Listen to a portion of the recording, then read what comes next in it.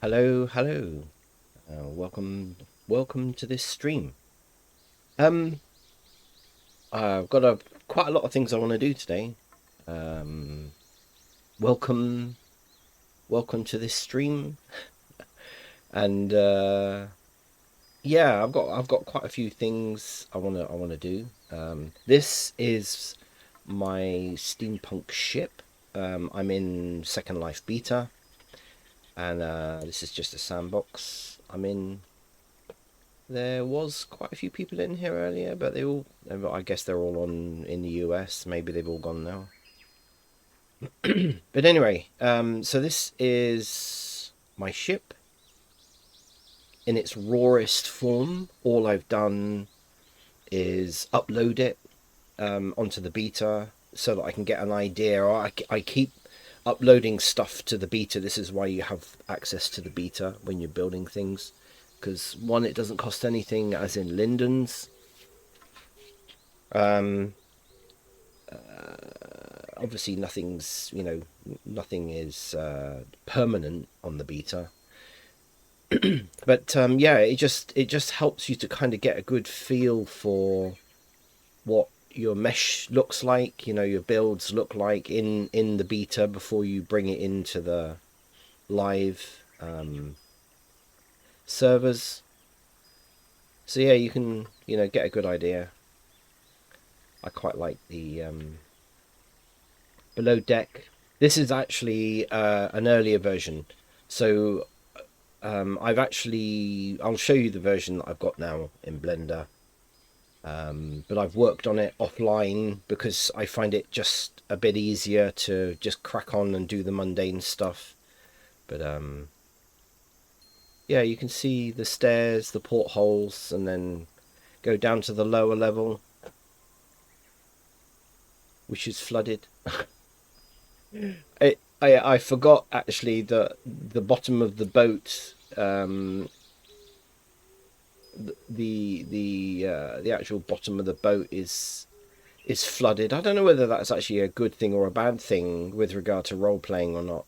I might have to just extend it down a little bit further because, of course, I needed to lower the boat into the water, the ship, so that it realistically looks like a proper paddle steamship, right? With the paddles going in the water and stuff. So, yeah,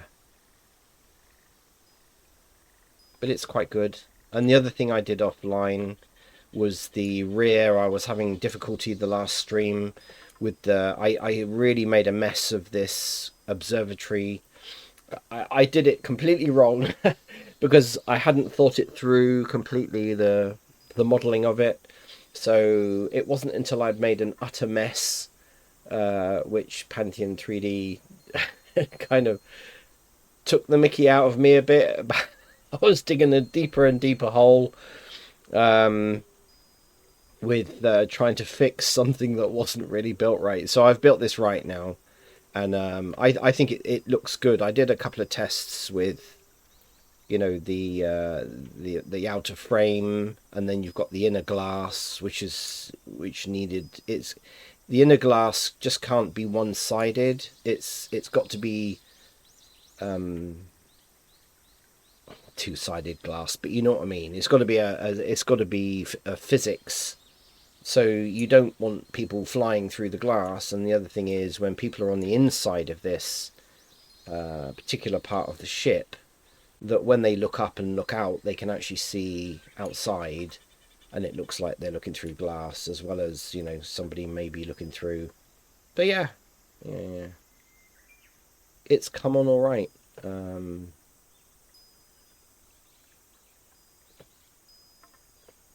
It looks good. I'm happy with it. I'm really really happy with it so far. It's actually really good at the moment. Obviously, the physics are not done. I've just literally brought this in world, and the physics are not done. So this is Second Life's attempt at doing physics, and yeah, I mean, it's just not going to work. What's going to be interesting for me will be doing the physics on a ship, which I have never done. I've never done physics for a ship before, and I don't know quite how that's going to work out. Yeah, it's going to be interesting.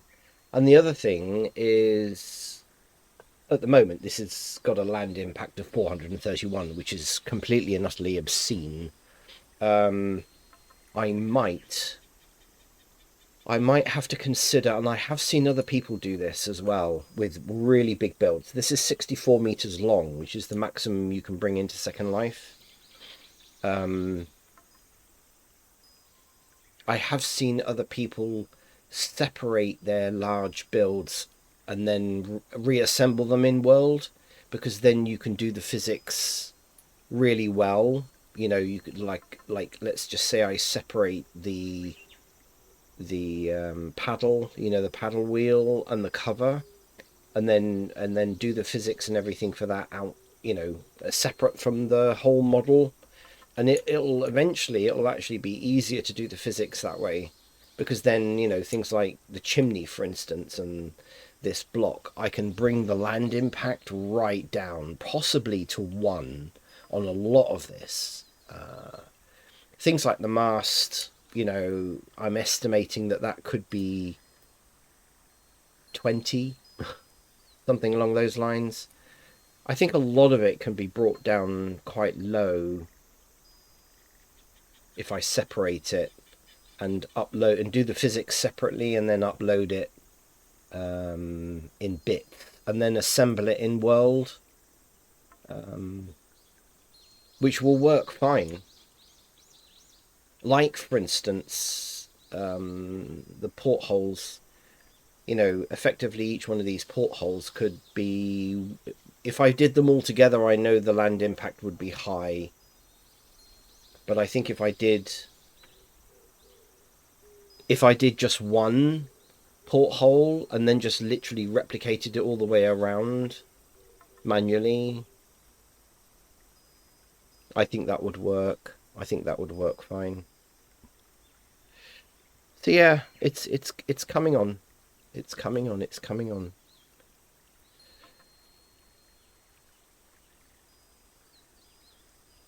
Okay. Anyway, that's the ship build project as it is at the moment.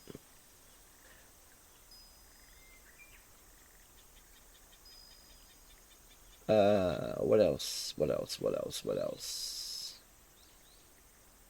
Here we go. Right. So I've done my layout a little bit different.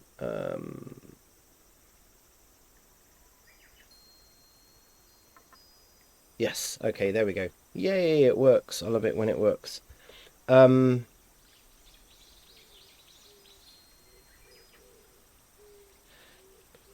this is the model as it is at the moment. That's not the same model that I've just shown you in Second Life. It's a version.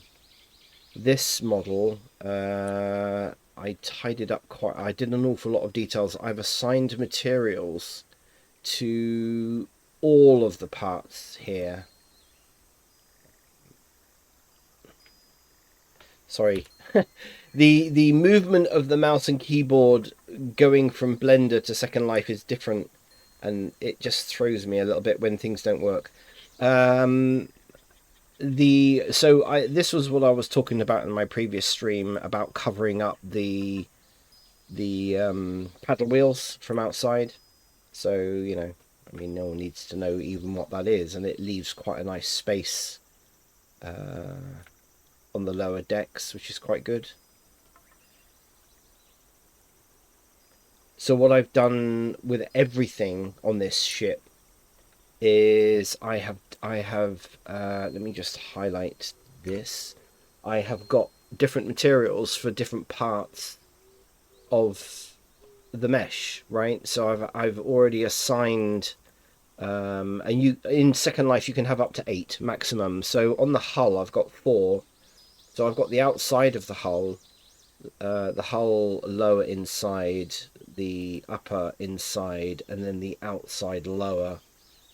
So if I deselect that, so this is going to be a slightly different, obviously, texture.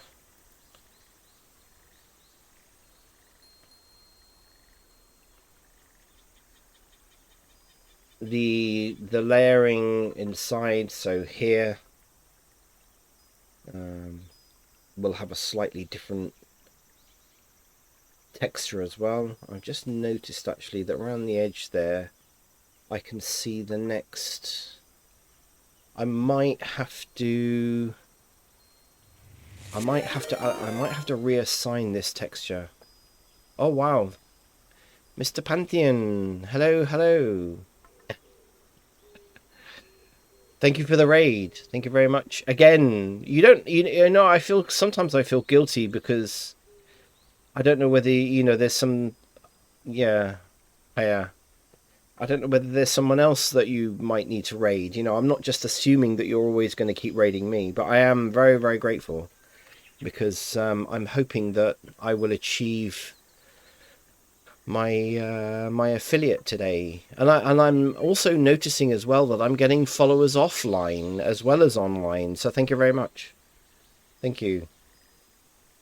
And I've also figured out how to raid other people. So yeah, it actually is really good. I love the community of Twitch. I really do. It's brilliant. So I got the file that you sent. So yeah, I will try and work on that later on. But yeah, I've just been explaining about this this project here. That yeah, thank you very much. So I was explaining here. This is my ship in Second Life. And this is what it looks like. So I'm quite happy with this. It's 64 meters long, and this is my avatar. This is my avatar's version. I kind of bought this in World. This kind of ninja thing. It's just it's beta, so. Ooh. Sorry, it's probably making people sick looking at this. But anyway, so this is my ship in World. The land impact, there's no physics or anything on it. All the blue shading is Second Life's own attempt at trying to do physics, which is not a mess. So I've got to do the physics on this and bring the land impact down. I mean, the land impact on this is just crazy. 431. I would be happy if I could bring that down to 200.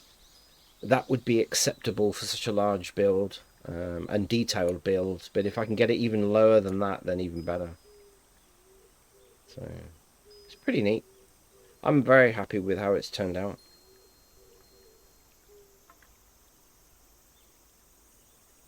So yeah, the lower. Yeah. Great. I'm sure you're gasping. I know I was. I'm still drinking my tea. Yeah.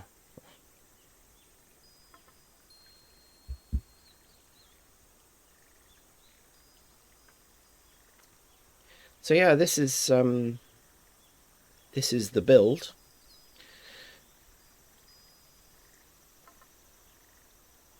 And what I've done offline was I was explaining what engine.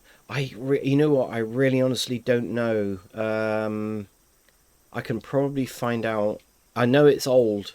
That's all I keep being told is it's old. Second Life. Engine. It's Havoc, if that means anything. Havoc. All I keep being told is it's old, and I don't believe that Second Life, the Lindens at Second Life, as they're called, I don't believe that they're particularly developing it or keeping it, there is rumours how true it is, but there is rumours that there's going to be a Second Life V2. I've seen several vlogs, from people in World What language? You're asking me stuff now. I don't know. It's language, Second Life language. Do you mean like the programming language? It's called Linden scripting language, but it says it's LSL with Linden scripting language is largely based on Java and C. Hopefully that means something. No. I'm not making a game. I am doing it for in-game. I make stuff for Second Life. That's basically what I do. So I'm not actually making the game. I'm using the Second Life world, right?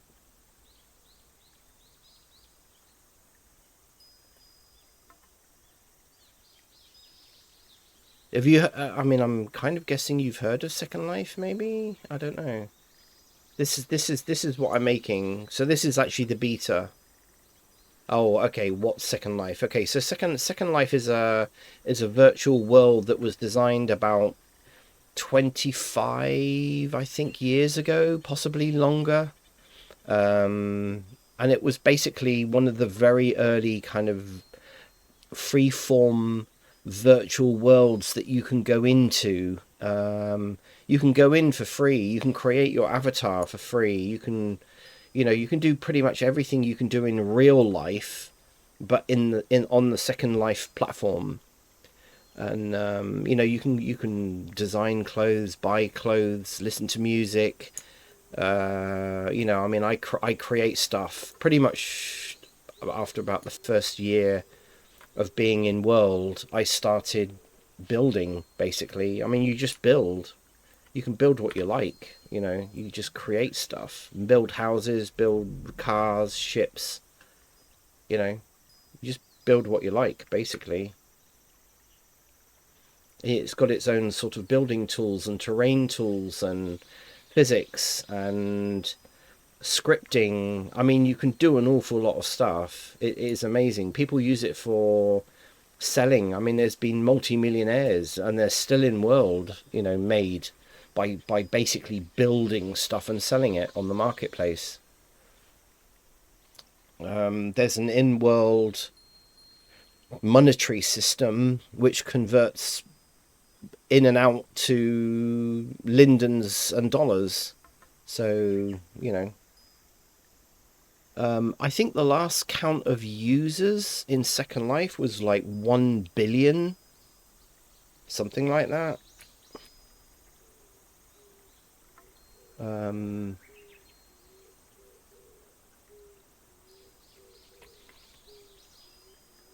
the population the population of Second Life at the moment is the total subscribers they've got is 65 million. That's people who are paying like me. That's people who are on a different tier level. You don't have to pay, but paying a subscription to them gives you access to other things, just like any game, really. It allows you to do things that a free user can't do. Do you know what I mean? But yeah, I mean, you can pretty much create what you want. You can create terrain. If you can own land, you can build property. You can, you know, it's quite clever. It's quite clever. So this is what I do, kind of in my spare time, as it were. I've tried for years to kind of make this a career, but it's hard. Have you ever heard of Earth 2? No. What is Earth 2? I've never heard of that. There's so many different platforms now.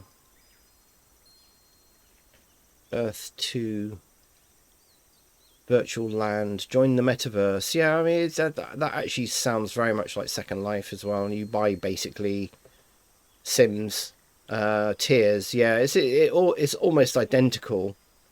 Yeah, okay. So this is just a variation of that. There's so many now. There really is. There's so many of them. Yeah, I've got it up. Yeah, I've got it already. There's even a kind of an equivalent to Second Life as well. What is it called? Is it called OS Grid? OS Grid, and then there is another one. I can't remember the name of it now, but there's another one that is absolutely and utterly free, and you can own land in it effectively. Whereas in Second Life, you have to pay. There's tier levels of paying and whatever. Open Sim, that's it. It's called Open Sim. Open Sim is absolutely 100% free, and a lot of people have got accounts with Second Life and Open Sim because they are similar platforms, I believe, if that's the right way of saying it. And I know quite a lot of people who have got accounts on both. The problem with OpenSim is that there's no guarantees for anything, and I've heard people spending years building stuff and whatever, and then an OpenSim for whatever reason crashes or something major happens with it and people lose everything. And of course there's no accountability because you're not paying for it. So it's like anything really. There's you pay for something, you've got some kind of guarantee, you know. But yeah, I mean, people build all sorts of stuff in Second Life. I've seen people, build whole houses. I've seen people actually building whole ships as well. I mean, I've seen people attempt to. The problem with the Second Life thing is that each block, right, is one prim.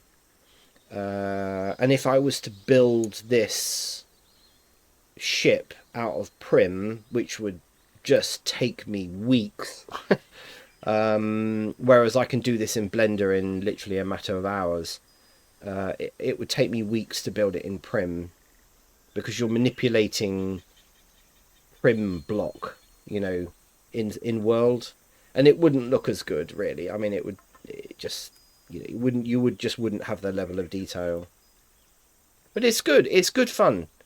It is good fun. I mean, people use Second Life for various different things. When it first started, it was basically being used as a social platform, a social media platform, and you had businesses, real big corporations, using it a bit like Twitch, like Zoom, or people were holding conferences, meetings, and all that kind of stuff. I mean, I guess they still do, because there are some sims that you're not allowed to. You can't get in there.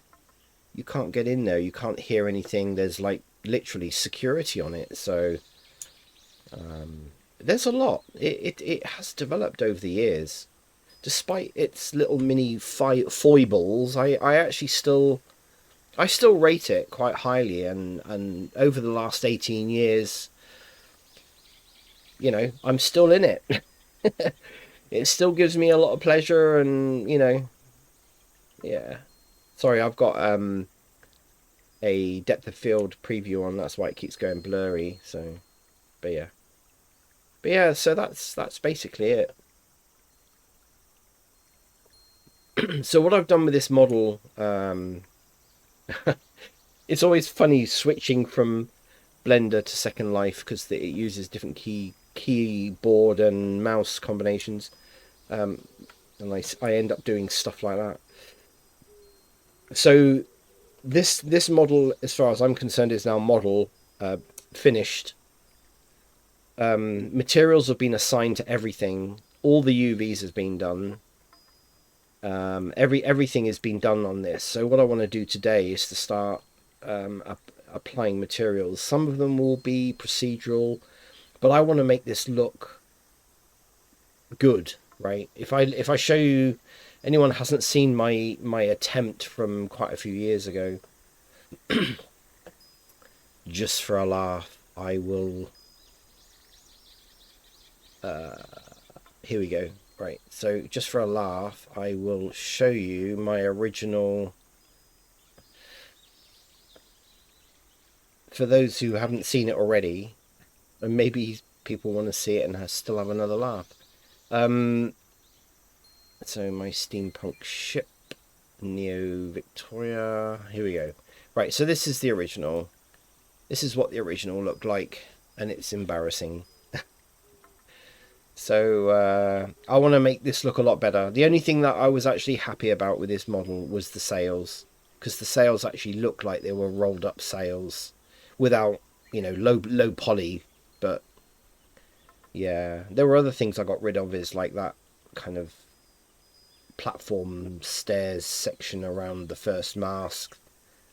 It was kind of unnecessary, really, but and it had 3 masts as well, which it kind of looks okay. I just thought it was a little bit too much, considering it's effectively a steam ship with sails.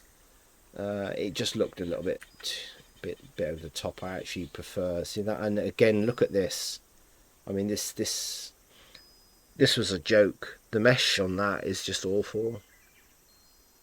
I couldn't get it right, But anyway, we've overcome everything. And we've now got a model that I actually feel happy with. This you can do stuff like this in Second Life, which I really like. So the original size is behind, and then you can literally squash it right down.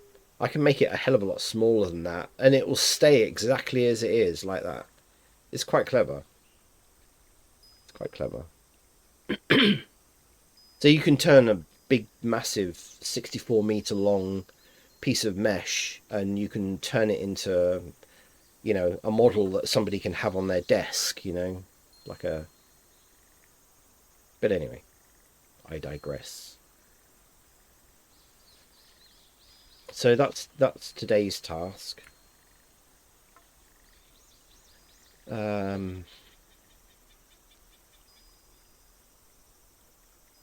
Some of it I think I can probably just get away with. I don't want to spend too much time doing the materials on this, but there are areas of it that I would like to try and make it look as authentic as possible, like the deck. I've got the physics to do for this as well, for Second Life, so that's got to be done. Yeah, I need to do that, and it's going to be interesting actually trying to do that. I've never done physics for a ship before. Yeah, it's going to be interesting because of the shape. Yeah,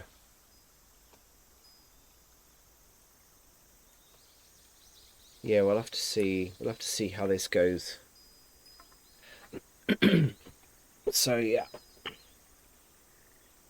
still drinking my tea.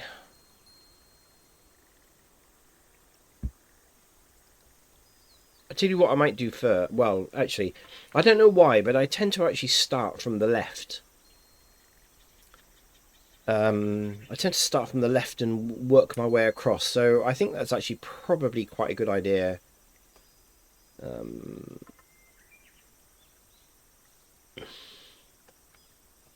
I was saying earlier that because this is obviously gonna, this model is going to be fairly high impact, that I might have to break it up. Right, so what I mean by that is we've got all these portholes. What I might do is I might do the portholes as a separate, break everything up, like the wheel, the captain's wheelhouse kind of thing, these air vents, the masts, right? And I've seen people do this in World as well.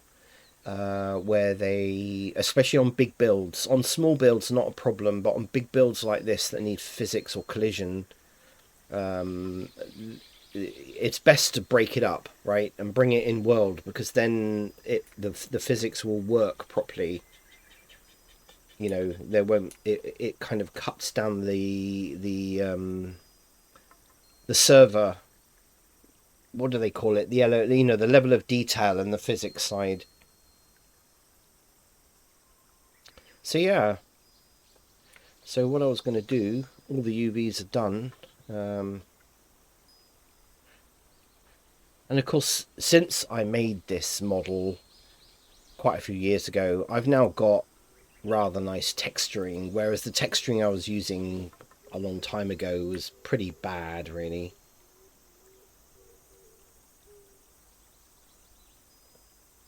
So let's just start. Let's just get in and start. Let me just check my messages 1 minute. Oh, cool. Okay, so Pantheon challenged me to a duel of UV unwrapping, because if anyone's heard this story before, I apologize. I'm going to create a cut down version of it. But I had real mental blocks with UVs, bad experiences years and years and years ago. Couldn't really understand how they worked. Watch literally hundreds of hours of videos and still couldn't get my head around it. And then last weekend, is it the weekend that's just gone or the weekend before? I can't remember. But anyway, I had a couple of guys come into my stream and they just totally transformed my appreciation and my understanding of UVs. And now I've got absolute confidence. In fact, I can pretty much about 95% predict what a UV is going to look like when I unwrap it now. You know, when I do all the seams and such like. So yeah, I feel like I got the last few pieces of a puzzle that I needed in order for me to get the UV unwrapping done, and now I can just fly through it.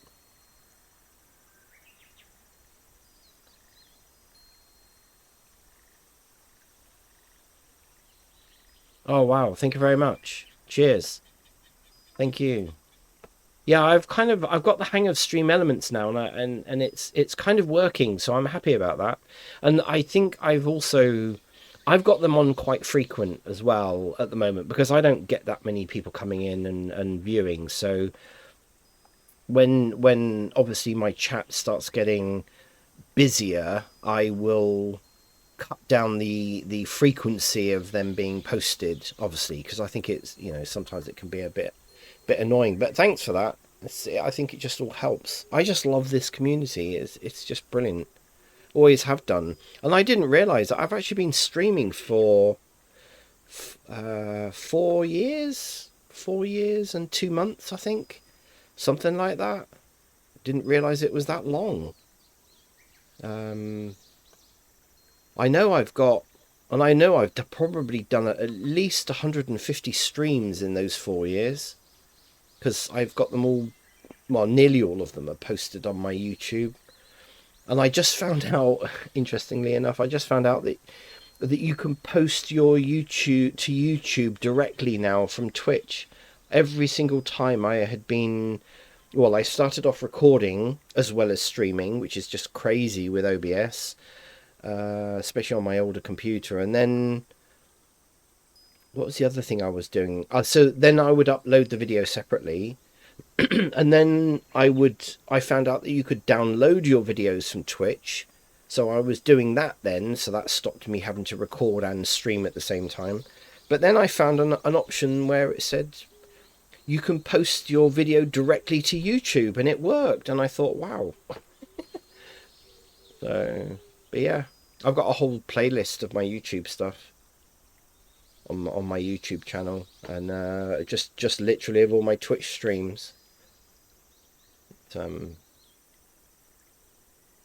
Okay, right. Let's stop talking and let's get working. I'm wondering whether to do your ninja model first, actually, rather before I get into this, because this could go on for a bit.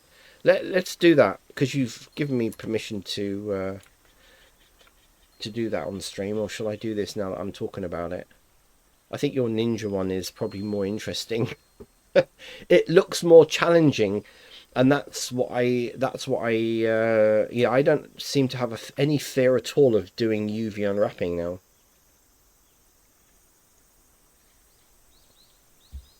Okay, I'll tell you what, let's open let's open your ninja model, because I'm quite interested in that challenge. I like that.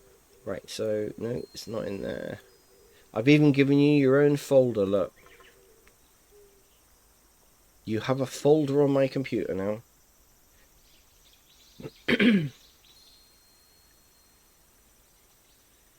Cool. So I don't know. Have you? I don't know whether you've actually. I obviously I can't unwrap the actual body, but everything that's on there I can unwrap. Ooh. Oh, of course it's picked up your. Oh, that's quite neat.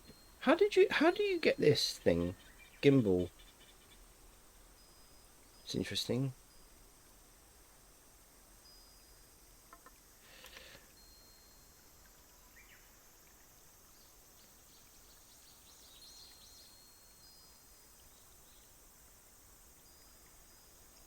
Oh, you've already done the seams on that. If we go here.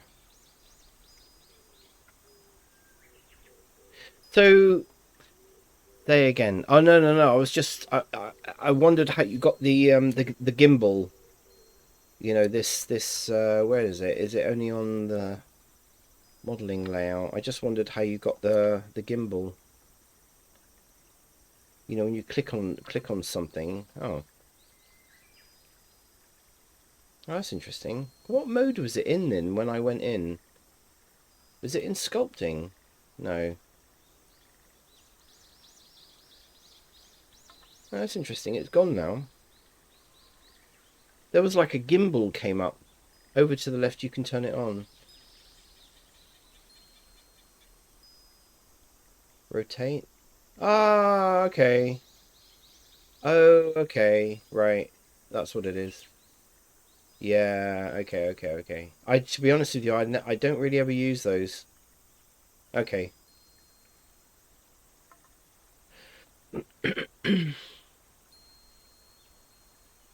I don't know what mode it was I was in then when it opened, because yeah, interesting. Of course, the thing that I used to find frustrating was unwrapping stuff. And now I understand how to do it properly, thanks to these two guys. Morny Stark was one chap, and I really honestly can't remember the other guy's name. But he was doing videos for me while I was actually streaming, and then sending them to me, and it was just like mind blowing. I mean, this is a you know. Oh, okay, okay, right. So how is this? Oh, okay. Right. I'm not gonna say anything negative, but what I have learned, and that I was about to say, when I used to UV unwrap my own stuff, and it used to come out like this, right? And I would like to do things like I'd use a procedural, you know, I'd want to layer something on there, or I would want to, you know, I don't know.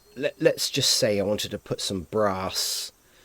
Not that a ninja would probably do this anyway, but let's just say on this armband was on a different character, right? And you wanted to put some, I don't know, scratches or something like that on there. Yes, you can go into paint and paint it on, and it probably wouldn't really matter. But see how this is has you've got layers upon layers of UVs, parts of this that have been unwrapped. The thing that I've learned, and this is the key thing, is that this is okay for this procedure, but if you look closely, it's not gonna be uniform. The cloth isn't gonna really make an awful lot of sense going around this, if you know what I mean. I'm only sharing what I've learned. I'm not criticizing. Right. Oh, of course, there's no lights in there. Oh, there is. Okay.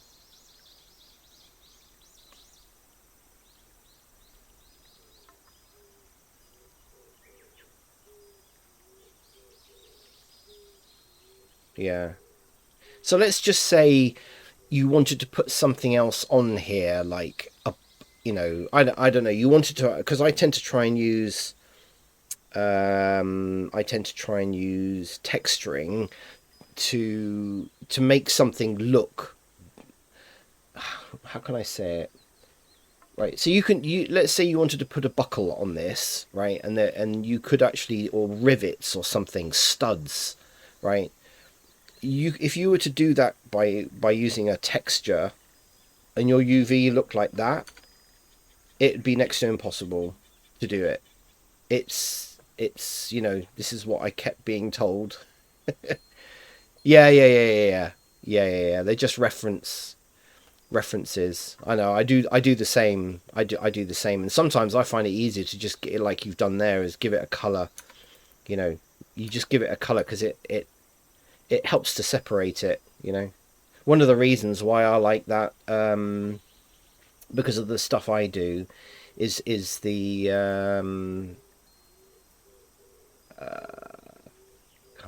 can't do it in that mode, can you?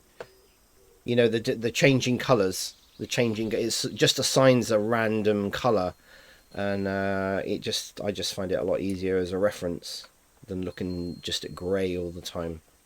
But anyway, so what I've learnt, wanted to share what I've learnt. Um, ba, ba, ba.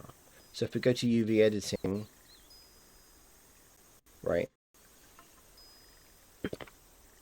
Okay. So we highlight that lot.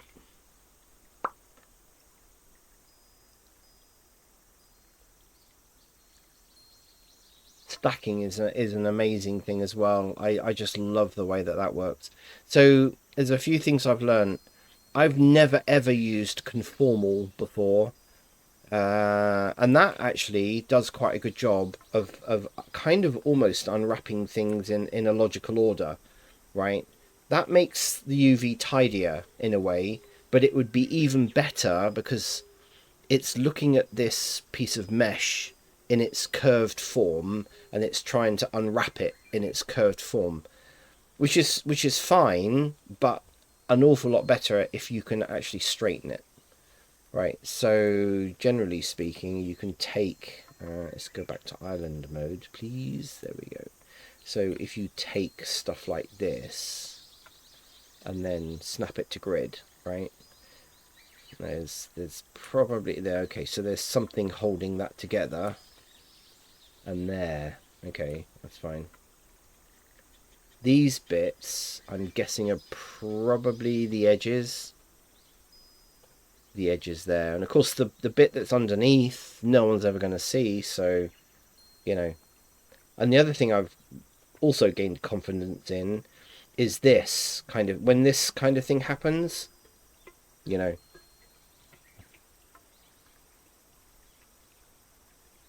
Uh, Sorry.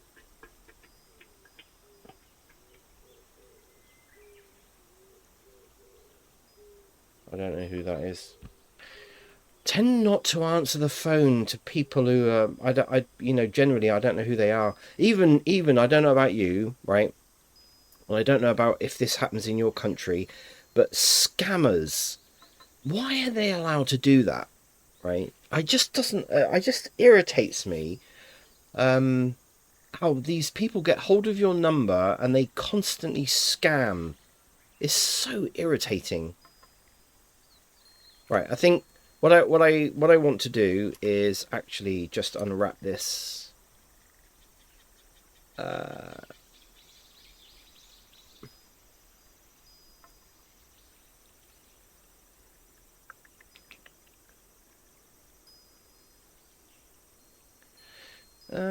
okay. What's happening there? What's happening there?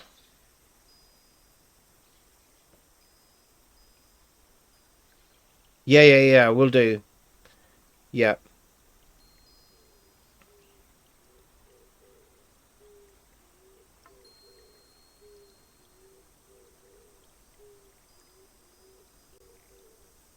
Ba-ba-ba.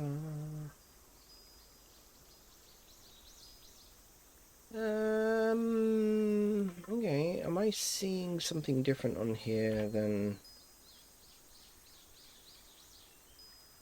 So,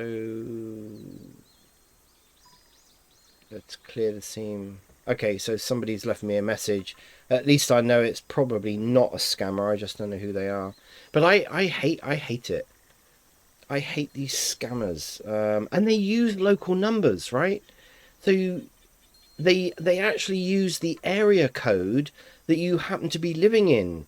How are they able to do that? Why are they able to do it? This is the thing. It just really irritates me. Of course, it's not surprising. People pick these calls up because they think, oh yeah, well that's a local number, but it isn't. It's a scammer who is obviously paying.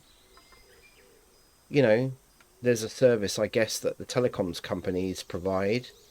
Of course, they don't care because they're getting money for it. But it's just really, really irritating. So what I will do is underneath.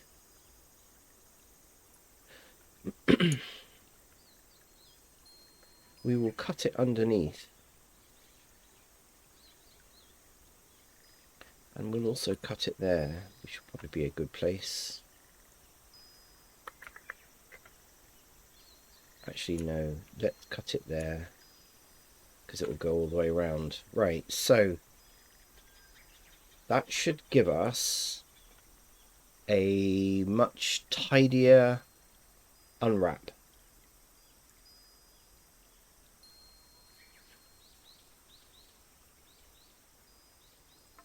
So if we go back here and we highlight that, and if we go UV, unwrap, conformal, boom.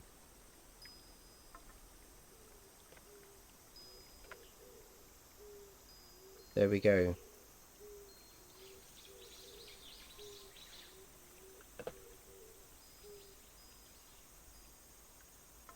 We can get that done.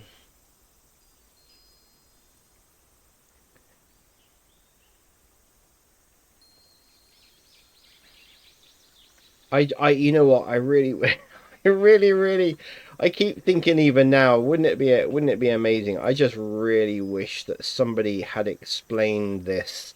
I attended classes, many classes in World in Second Life. That was another thing you could do years ago, and you still can. If you want to learn things like Blender, or it'll be all focused around Second Life, right? But if you wanted to learn Blender scripting, programming, building, whatever, you can attend classes in World. It's brilliant. And I have learned so much from that. See the way this is now? We've got two separate pieces, right? Because we've basically cut it into logical pieces, and this is the edging. And the other thing I love about this is that I can actually align. No, I still haven't really. Oh no, there we go. Click on the wrong things, right? So we can line all this stuff up. This could probably work as it is, but it would be better if you wanted to put things like, you know, texture studs or something along those lines, or, you know, you wanted to use an underlying procedural texture, but then over the top layer it with something else like scuff marks or knife marks or, holes or stuff like that, that you can actually layer that on the top and know exactly where along this UV you're going to do that. Um,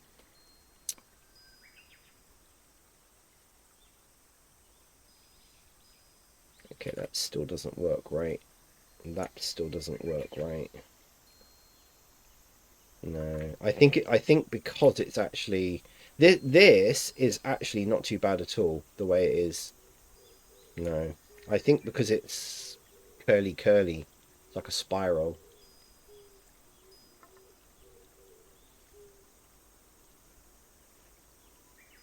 Um, it could also be that this needs to be a sharp edge, just to be marked as as well as a seam as also a sharp edge, and that way it would. Let's just try it, right?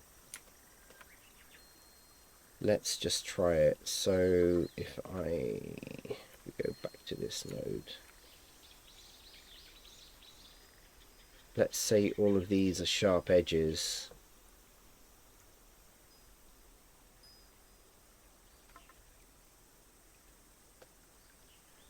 That might help.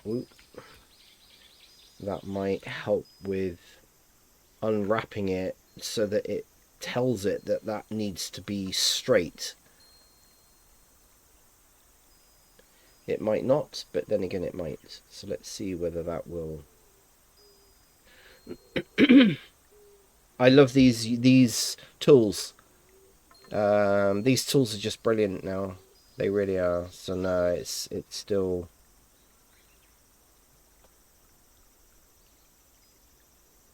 I think we have to cut it a little bit more.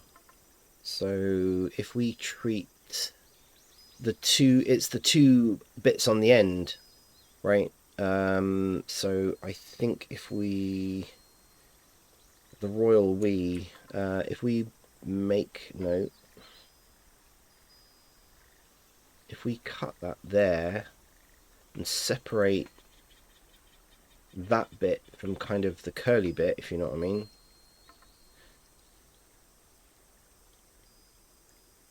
Mark as a seam, if we do the same here, believe me, this might look like a bit of hard work, and I now also fully understand why people spend so much time, especially when they're doing hard servicing objects, why they spend so much time doing UVs. I could never really understand it before because I didn't. Well, I knew they were important, but I just couldn't figure out why they were so important. Okay, that's right. So if we now do that, that should hopefully get around.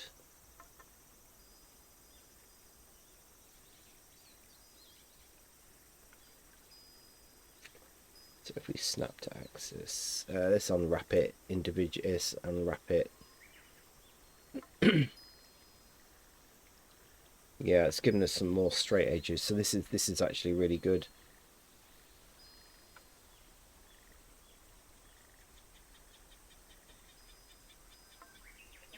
It's getting there. It's just sometimes it doesn't make sense why sometimes that's. Why is that going off that way? Don't really understand why. It's odd. But this is what we want to achieve. This is what we want to achieve. Thank you. They are a pain, but I feel so much more confident now knowing, right? And I almost feel it's a pleasure now to do it rather than it used to be something that I absolutely hated. Oh, I know why that's happening or not happening, because I didn't mark that as a seam. Oh. What happened to this seam?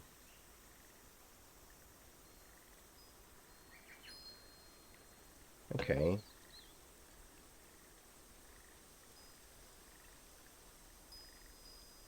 Right. And we've got that seam there. Okay, that's fine. I don't know, maybe I didn't do that right. So let's just unwrap it again. I like the challenge of this because it's a very artistic piece, and I watched Pantheon actually doing this, and it, you know, it is actually quite interesting because it is challenging. There we go. We got it. We got it. We got it. So, oops. See, there's still something. That's so weird. Is it? It almost. Ah, okay. Right, I see what's happening.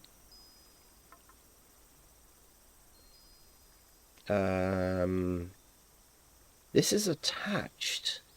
No, it isn't. Why is that there?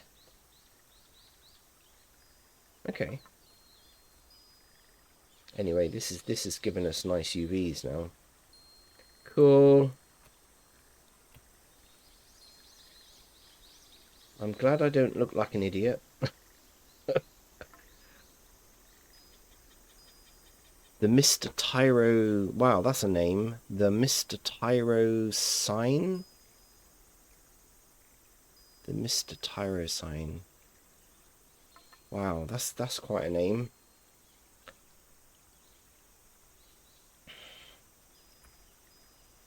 God, we're still getting this. So...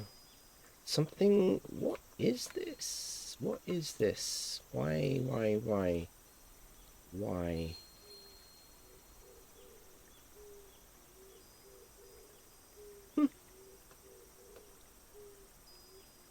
Right, I want to see where that is. There's obviously something... Where are you?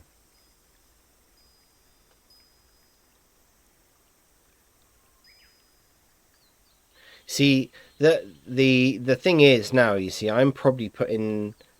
I pull Pantheon's leg about UVs, and I'm probably putting him off, but I was the same. To be honest with you, I was the same. I was exactly the same. I absolutely dreaded UVs, and I couldn't... A lot of the time, I couldn't really understand what the point was, you know. But then I also used to get frustrated because I would just apply either procedural textures to just get around the whole problem with UVs, but I knew that I wanted to do more, and that was the thing. That's the bit that drove me to learn, right? You know. So sometimes you need something. So that's here. So what's... I have this seam that goes all the way around. Why are you not... Why are you not breaking up then?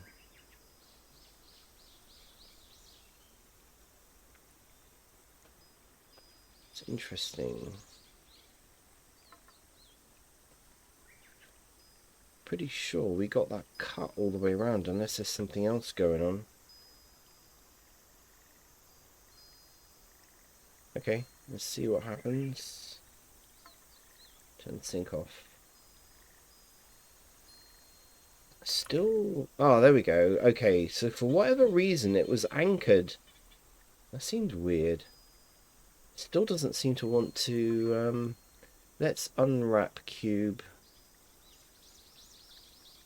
Yeah, that never really works. Why? It doesn't make any sense why it would unwrap. So, yeah.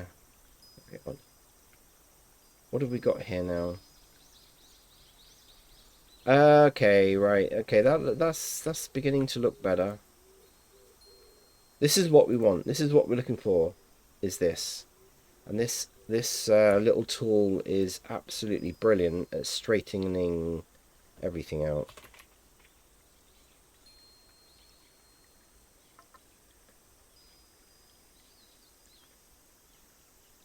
It is possible. Is that on the inside or the outside?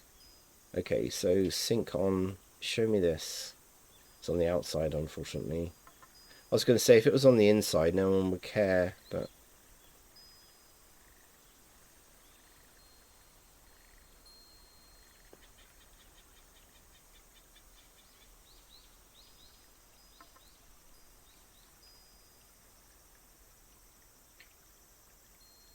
This is weird. This doesn't make sense to me. It's almost like it's the UV is twisted.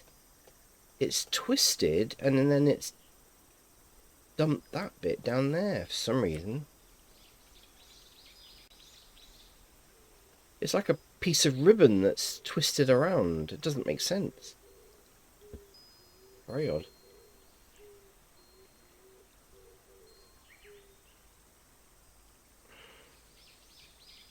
Don't know.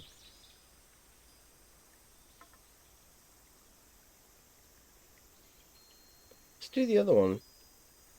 Yeah, see, that's what I was expecting, right? Oh no, see, for some reason, why is it anchoring down there? It's not attached to anything.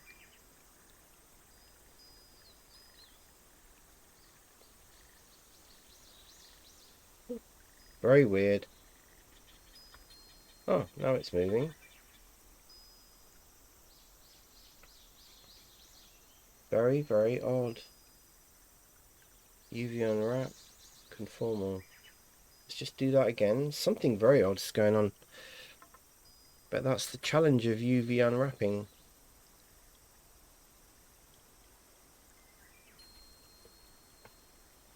Ba, ba, ba, ba. It's a chemical. Ah, right, okay. Tyro, okay. Overlapping face. Yeah, I did wonder that actually. I did wonder that. It's almost like there's something. I don't really want to mess around with Pantheon's his mesh at all. What I would do is I would go and clean up the, because when I'm doing stuff, I get faces doing all sorts of stuff, and you're pulling your hair out. What I would normally do is do a clean up, yeah, and merge by distance, but it's not my mesh, so yeah, I don't really want to. But it does almost seem like there is something. See, it's like there's something still attached here. This I think is what's causing part of the problem. Let me see if I can actually. I've only gone back very, very recently. In fact, less than a week. I've gone back to using UV tools because I lost them all. Can I? Is it possible for me? No, I can't. Okay. No, I don't want to do that. Clear. Can I separate that? Is there a... there's got to be a way of separating this. Mirror snap round. Yeah. Yeah, so it's weld all the vertices by distance usually does the trick. Increment and save and try at least. Yeah, it's an N-gon. I was thinking that there's something... I was just going to separate it. But I don't know whether you can do that on here.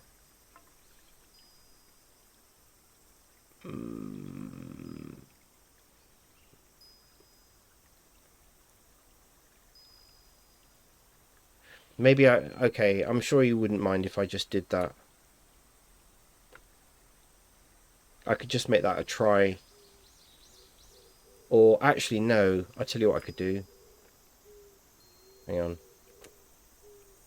Boing! I know what I could do. Yeah, just cut across. Or I could just join that there. Join those two vertices together. And then... yeah, then you've got quads. No, you haven't. 1, 2, 3... yeah, then you'd have quads, right? I'm sure he wouldn't mind if I just joined those two together. Because that would solve the problem. Still 5. 1, 2, 3, 4. No, make a quad there. This would be a quad. That would... yeah, that would be a quad. Let's just merge it to last. You've got, oh no, hang on, you're right. Yeah, okay.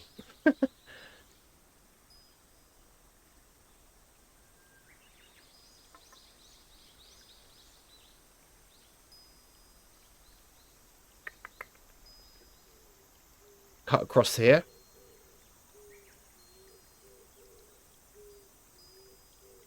I could just cut across there, couldn't I? No, because that still makes it... okay. Yeah, I would use the... yeah, I was going to use the knife. But if I cut across there... this... okay, so I think join this and then cut across there. Then we've got quads.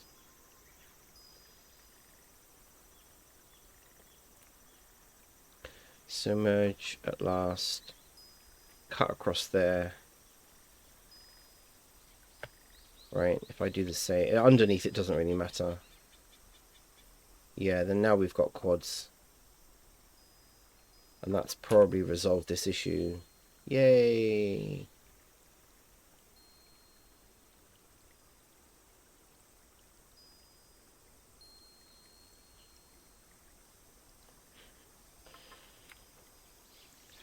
Ba, ba, ba, ba, ba. Okay. This should now get around our, what's the name problem.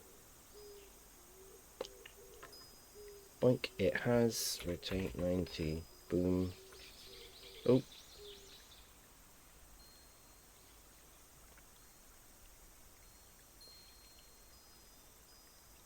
Perfect.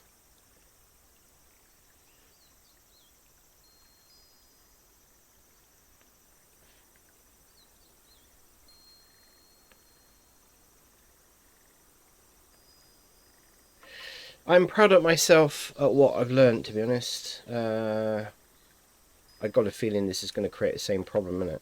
I got to do the same underneath. Otherwise, we're just going to get what? Not that anyone's ever going to look underneath here, but you never know.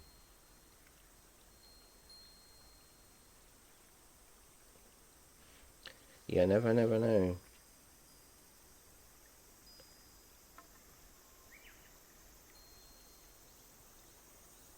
Have I?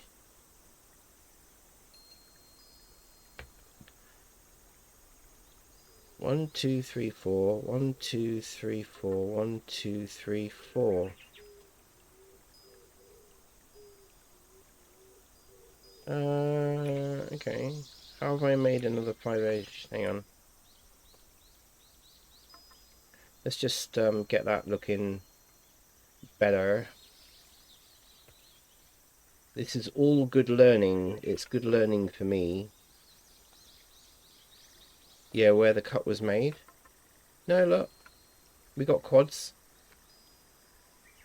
We have quads.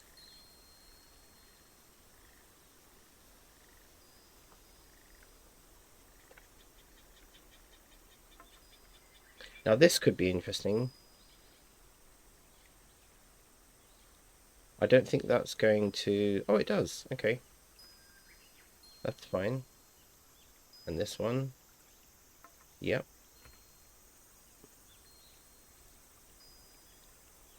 And the curly bits, which are the edges, got these two bits here, which are... It's fine. No one's ever going to see them.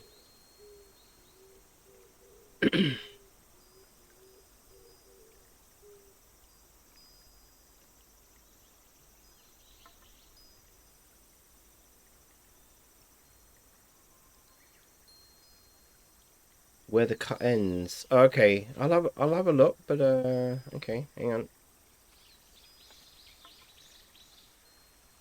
Ba, ba, ba, ba. I mean, if anyone was to take a closer look at the edges, you know, they'd say, wow, someone really knew how to do UV unwrapping. You know, I've got a reputation to keep up now. Expectations and all that. But at least now, if anyone did look at the edges, they would see that the threading of the material or whatever it is you're using, if you're using, you know, procedurals, it doesn't really matter. But for me, this is a good exercise. And even if Mr. Pantheon doesn't use this at all and couldn't care less, it's a good exercise. I'm learning, and but yeah. So we've now got UVs that we can use. So the beauty with this now is you could actually use this with you could bring in a you know, a leather material, let's say, that had studs on it, like a trim sheet. Yeah. Look at the model. The face along the strip has 5 vertices around the face to the right of the. So where I made that cut, yeah, here. Hang on, I can't really see it. where I made the cut. So I made the cut here.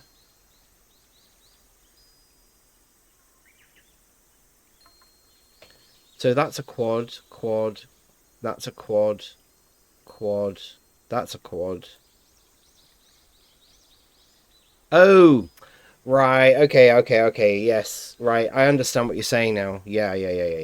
It's the vertex that I've made. That's yeah. Right. Okay, got you. Sorry, I.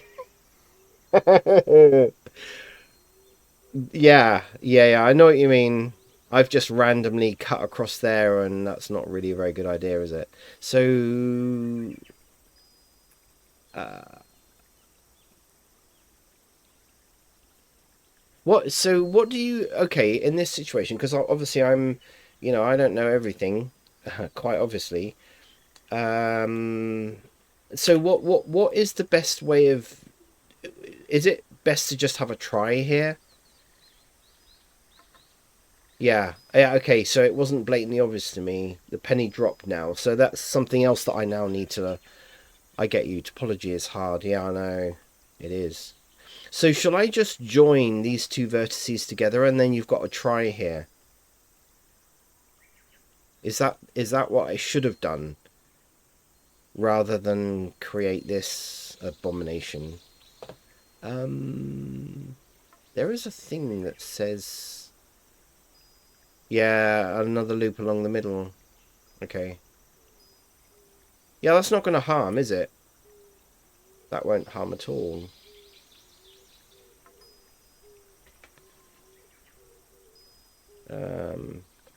Okay, so if we stick that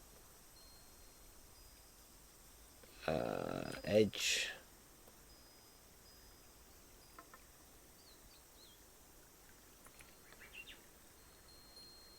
Okay, so if I put that there.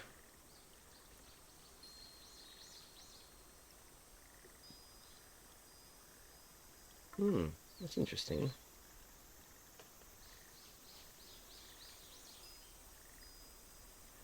You're right, okay. So you reckon just put a... Yeah.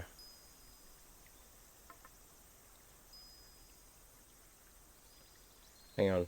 Okay, so again, see, this is what I love about doing this, is learning. Ah, got you. Okay. Right. So ideally what I need to do then is to dissolve that vertex. Oh shit. No. Can I get rid of that then? Because that's what I created, wasn't it? So I need to dissolve that edge. Yeah. Okay. Dissolve that edge. So the lesson is don't... Yeah, okay. Right, got you. Yeah. I've got you. Okay, right, I understand that. And... Oh. And I understand that. Right, got you. And now I join... Now I join this... Because we don't want that end gone. So we're going to go from there to there, right?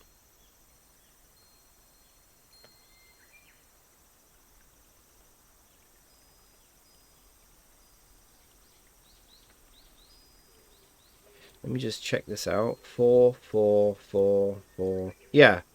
Okay. There you go. I think that's what needed to happen. So we go from there to there. Cool. And then I need to do that up the other end.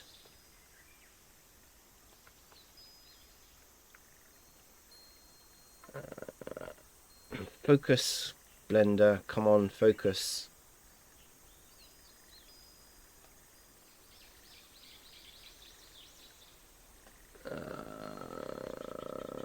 Okay, so we need to there from there. This is just good learning for me. It really is. This is just helping me to actually understand. And because this is someone else's work, there's, and there's an element of pressure to, work with someone else's hard work. So now we've got this. You can easily check for n-gons by selecting a quad, Shift G, polygon size, and Control I to invert the selection. All the non-quads will be selected. Whoa, hang on. You can easily check for n-gons by selecting a quad, Shift G. Wow, okay. Okay, I don't think I've ever...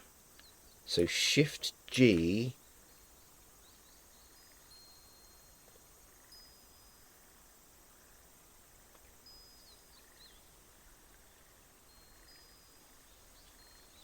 What?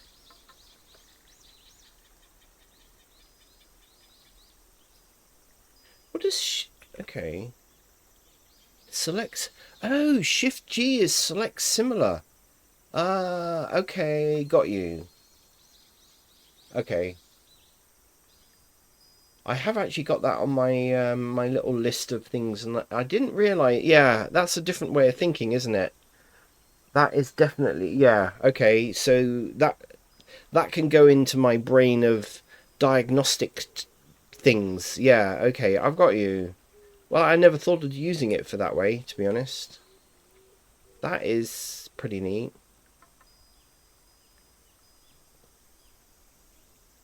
Oh, that's yeah. So that's a different way of thinking using that tool. That's neat. So I haven't got any n-gons now then. So that means that this will be, yeah, even tidier. Brilliant. Brilliant, brilliant, brilliant.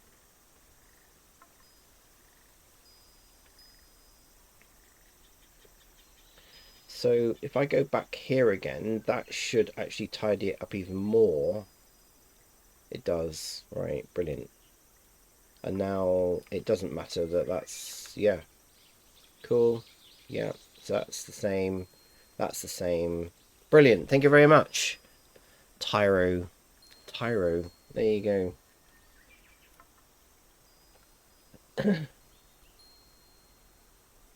Okay. Okay, I've learned. This is brilliant because I've actually learned more. And this is why I offered to do this for Pantheon 3D, because I just thought, wow. And when he was actually modeling this, I thought, wow, how on earth do you unwrap? Because that's just not something that I do, right? You know. Now, the thing. Oops.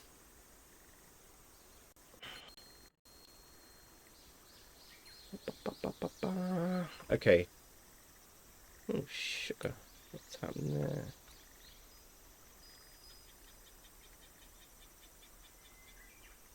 Eh?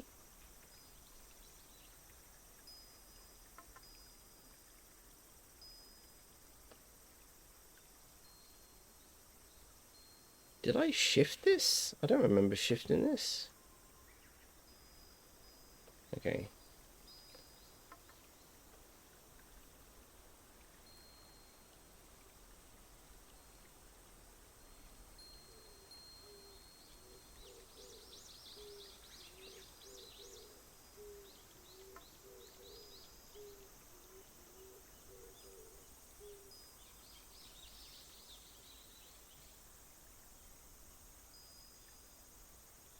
I just wondered whether this it's been mirrored.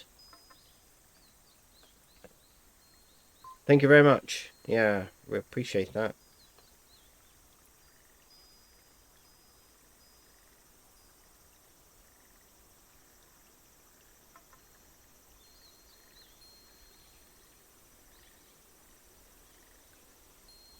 It is possible that I shifted. I don't remember shifting that, but it is possible I've shifted it.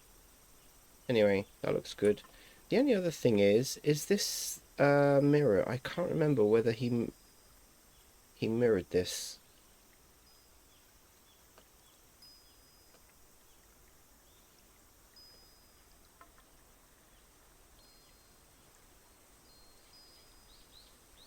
Does that look the same? It looks the same to me. Let's have a look. Ba, ba, ba, ba, ba.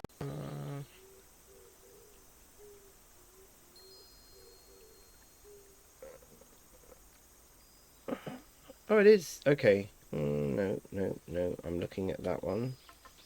I don't want to look at that one. You want to look at that one.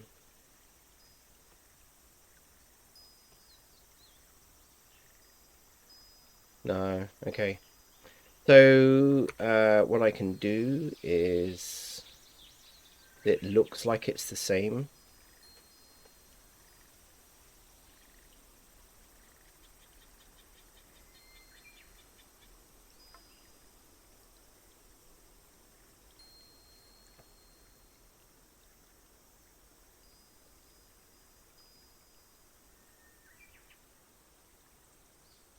No, it's not the same.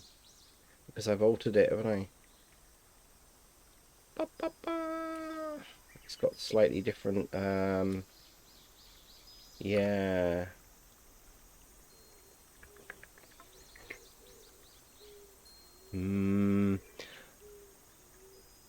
Okay.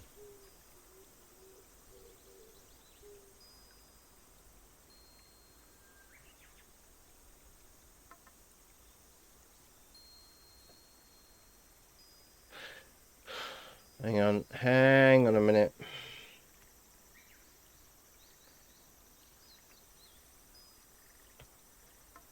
Hang on a minute.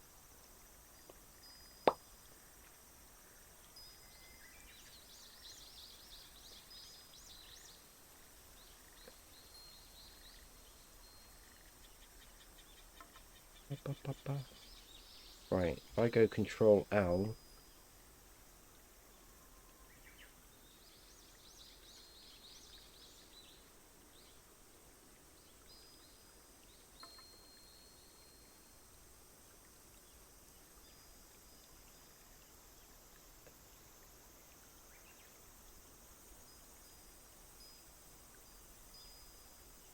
Why doesn't that work? Why? Did I do that the wrong way around? Right, so you select that one. Select that one. Copy UV. No, it's expected. Okay.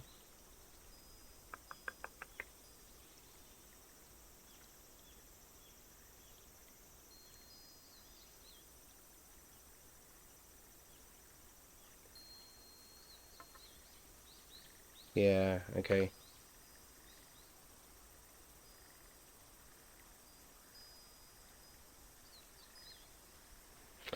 It's actually really interesting working on someone else's model because it's kind of I really really I don't know. It's not real life. It ain't real life, but it is real life if you know what I mean. This is someone else's work that you're working on.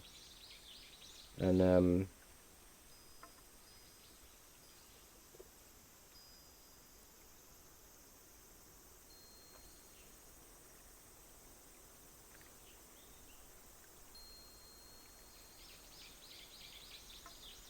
I've got to learn sculpting. I really have got to spend some time doing sculpting because it just fascinated me watching Pantheon do this, and it's just so cool, you know,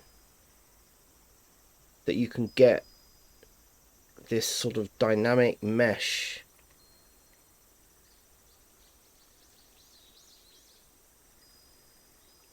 There we go.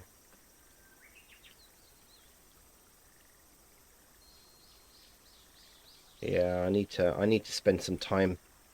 I really do. Actually, do you know what? I'm not going to alter. I'm going to save as a different. I'm going to save as a different revision just to make sure that I don't screw up anything. Two. Okay. Bum, bum, bum, bum. Okay.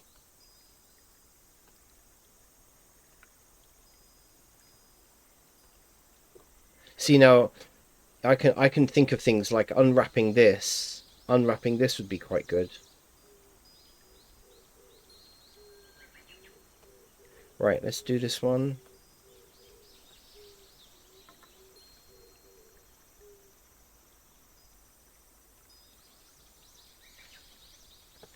Right, we might have to do the same thing with adding some geometry, but we'll check. So I'm going to try out this other rather interesting way of using Shift G to look for engons. Oh, that's just so brilliant. So Shift G, polygon. There we go. Fantastic. I love it. With an iPad or tablet, sculpting is really fun. Yeah.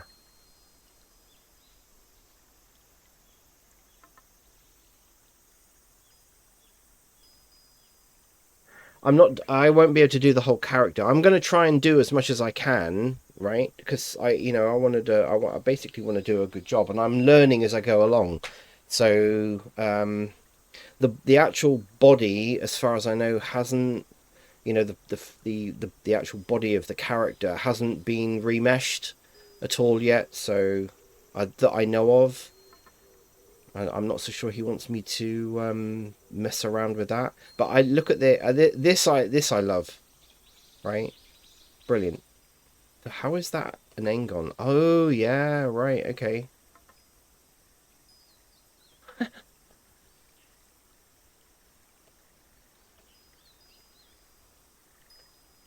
So that is a really interesting way of diagnosing and highlighting Engons. Brilliant. I see. I would never have thought of that.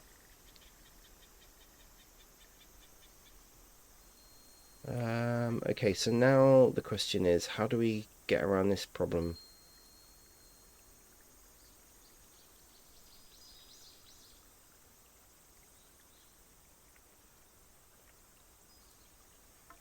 I suppose the thing is to...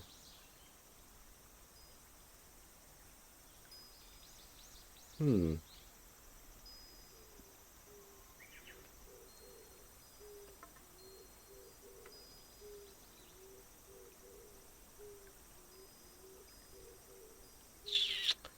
Okay. I'm just trying to think. How do we get around? I've got to try and I've got to learn how to do this. So in this situation here, right? We've got this as an Engon, right? So we've got this situation here. So my with my kind of diagnostic hat on, I'm thinking this needs to just be this needs to be got rid of, doesn't it?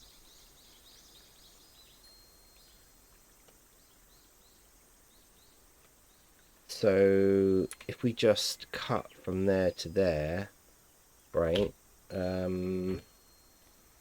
Get rid of that and that, with problem solved, isn't it? Yeah, it is. There we go. Okay, same here. So we cut from there to there. We highlight that and just dissolve it. There we go.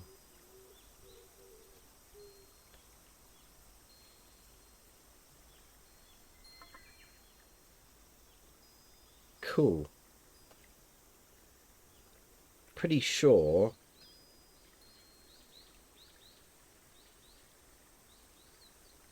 Yeah, there's the other one.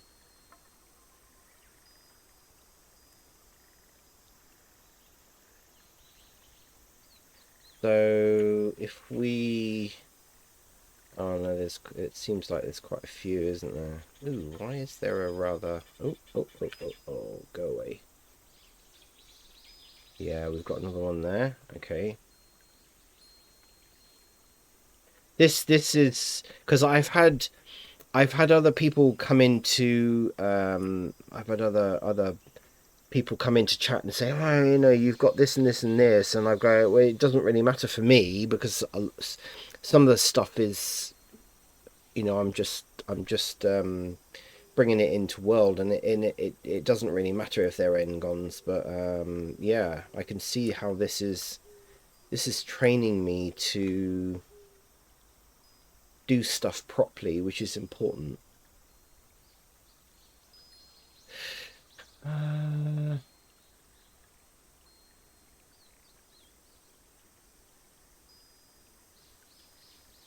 Okay, so what I'm thinking is do that. This doesn't need to be there, does it, really? As long as we don't lose the overall detail. I'm thinking...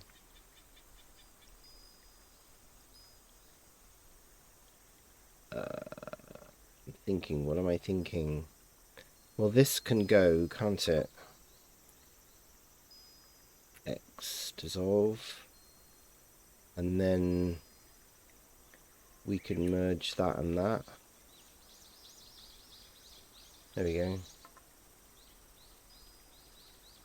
We do have a try, that's the only problem.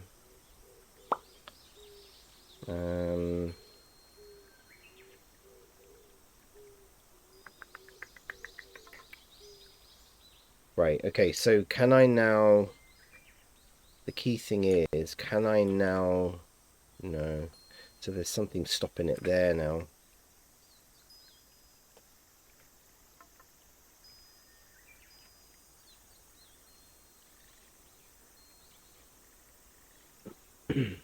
Shift G, polygon. Yeah, okay.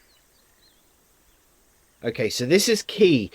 Now other things are now piecing together, because not only have we still got n-gons, but we've also got tries, and of course you can't you can't add an edge. It's going to stop. You can't add an edge where there's a try.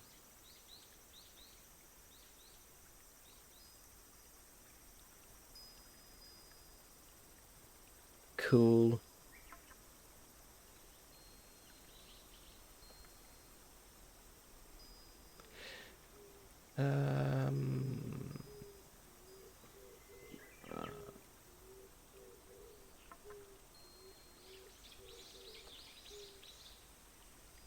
I'll stop scrolling. I wish it wouldn't do that.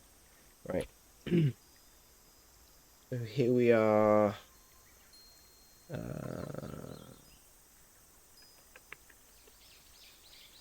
So if we just cut there, right, and we need to do the same on the other side.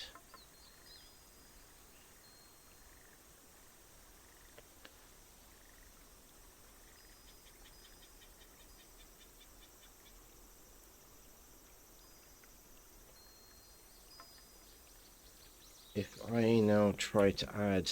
Oh, okay, we're getting further. Yep, we're getting further.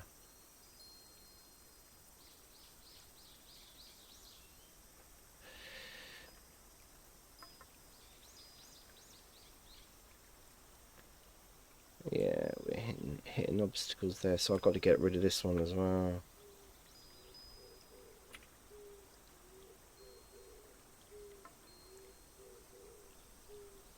This is all beginning to make sense. It might not look it, but it is actually making sense to me now. So really what we need to do is this, right?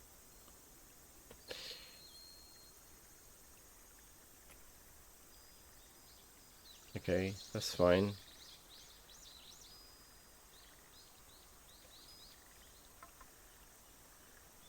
And now I need to, so 1, 2, 3, we've got quads there, that's fine. So if we go back to this, Shift G, polygons, yeah, okay, right, we're still,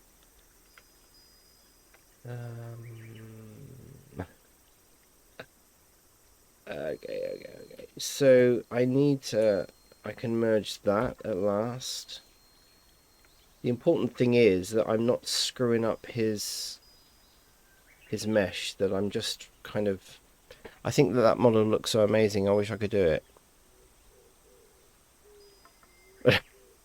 Are you pulling my leg? What, you mean doing the UVs? No, you're pulling my leg. I don't know whether you're pulling my leg. It's not my model. Oh yeah, all right, okay, yeah. No, I've already said this is not my model. This is not my model. Right. So let me just just trying to make sense of. So really, what we need to do is go from here to here. Right. Okay. Now that will give us a yeah. Okay, that's good. We got farther. Yeah. Well, I'm learning. That's the thing. I'm learning. So that's why I kind of when I saw you doing it, I thought I would love the challenge of trying to actually do the UVs for that because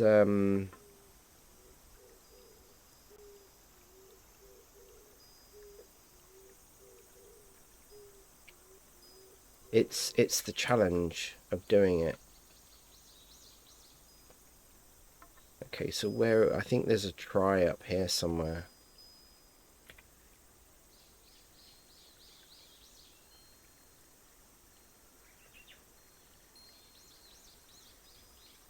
Okay, let's do it the shorter way. There we go. I knew there was one here somewhere.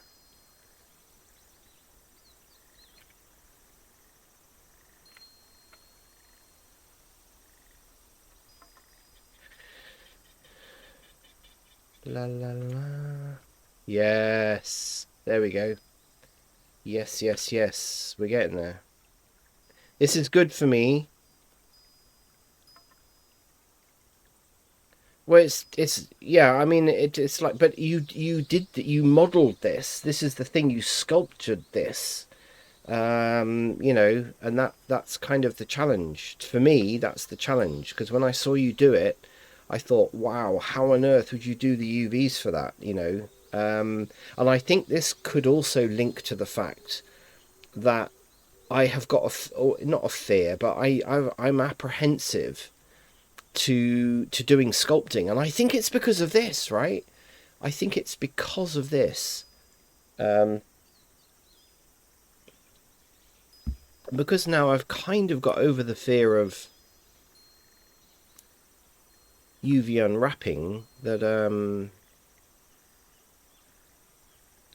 you see, I don't know, Tyro. I think you know obviously more about this than. So should this be in inverted commas tidied up as in? Let me show you, right? If you're still watching, should I do this, right? Like so that it kind of lines up. I mean, is that a thing? Because obviously I'm going to slice down the center. We've got an end on here, so I need to go like this.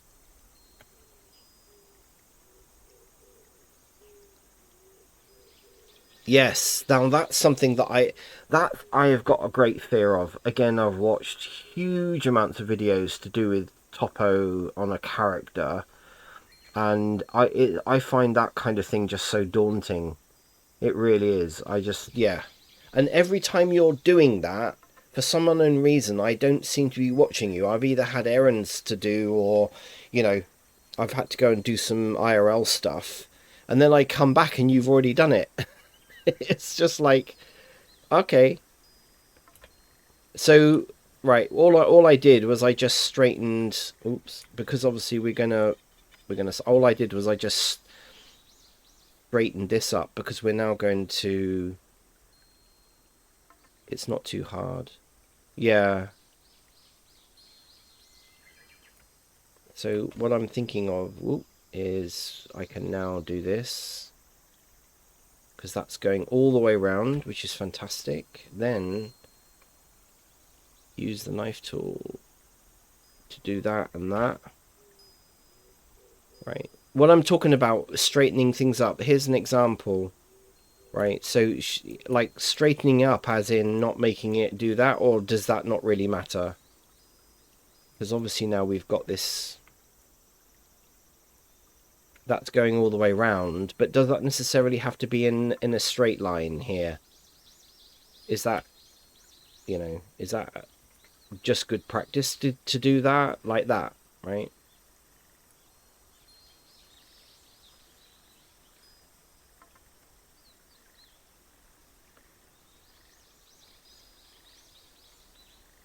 The topology collection on YouTube does face high.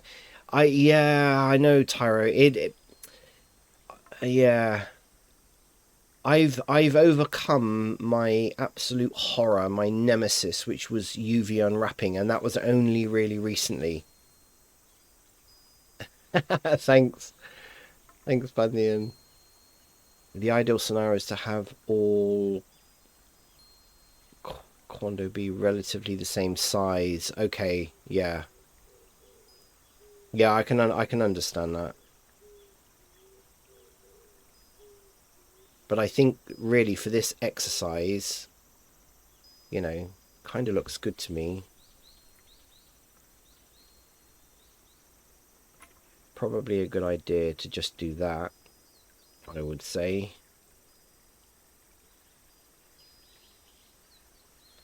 And if we do, we get all the way through? No, because there's a try somewhere, I guess. But even, see, what I love, quads, yeah. What I love is what you just said about this. You see, I would never really have ever thought of just doing that to diagnose where stuff was not. See, there we go. I knew there was a try there, right?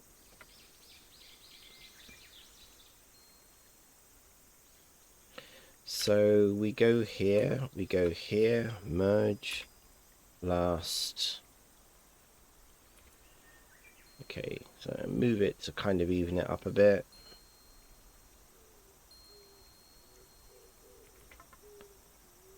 Yeah. Yes, save. Yes, thank you. Touch wood. The last computer I had, which I've only just replaced kind of in the last 2 weeks, I had for 15 years, never had a problem. I touch wood never ever have had a problem with Blender crashing. Although saying that now, I probably will have a crash. But yeah, I've been very fortunate. Good for games as of right now. Yeah, I Second Life isn't really that bothered, but I know quite a few people who watch this. There we go. Quite a few people who watch my streams say about games and stuff, and I don't think I'm good enough to do stuff for games, to be honest. I'm still a noob. I think that I'm still a noob. So what I'm going to do here now is, in inverted commas, my very basic kind of get off, kind of tidy up that I can understand when people talk about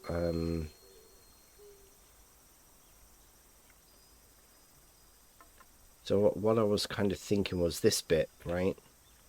So, you know, this is obviously a bit squiggly. So I just straighten that up. It's good practice anyway. And I have seen people do this kind of stuff, and I've often wondered why it was important. And I now kind of actually understand why it's important to do this.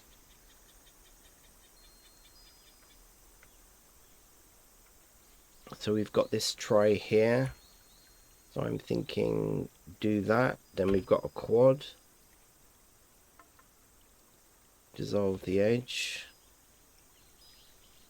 Yeah. The model you're working on doesn't seem too polygon heavy. Kills. Yeah. Yeah, I didn't check out what the numbers were on that actually. I mean, this particular piece isn't that heavy. So we've now got that bit unwrapped. Hopefully now, let's have a look.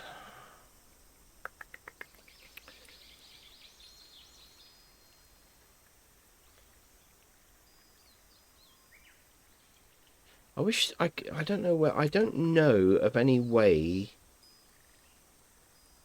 I'm I'm just thinking whether there should be... God, it's down to 50 million. Wow. 50 million are scary. See, I don't know whether 50 million is high.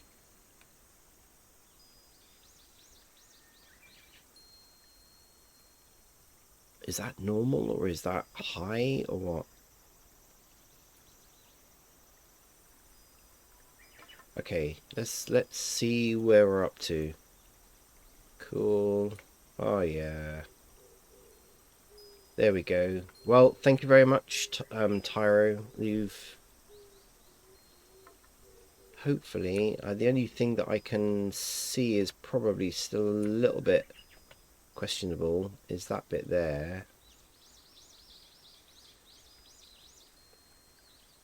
But a lot of this has come out really well. Okay, so we're probably talking about if I stick sync on, if I highlight this. Yeah, I thought so.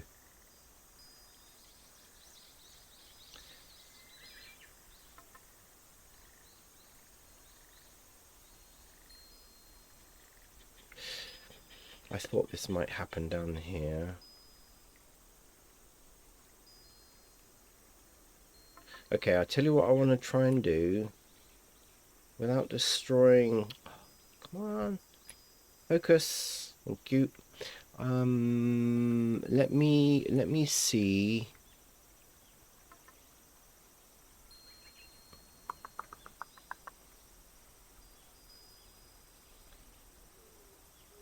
Because this is a curvy bit. Okay, let me see what that's going to give me. Let's see, sync off.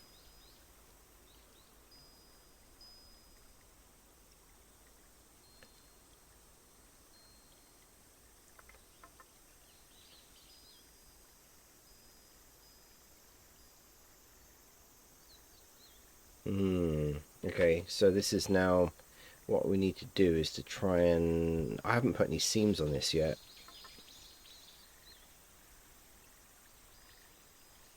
Cutting that way. Multi-res still on the model, and I will take high to low. Yeah, I thought so. Yeah. Yeah. So it's just good to play with the let's call them the accessories, you know, the bits that the character's wearing. It's just a good exercise for me. So with my we need to cut there, I think. Yeah.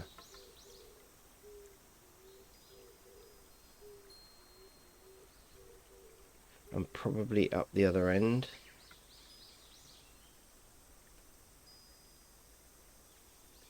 See, I often wonder why it says that that's a sharp edge. Why is Blender said...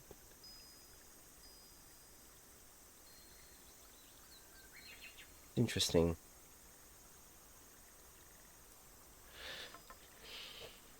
I got hold of a version of ZBrush many years ago.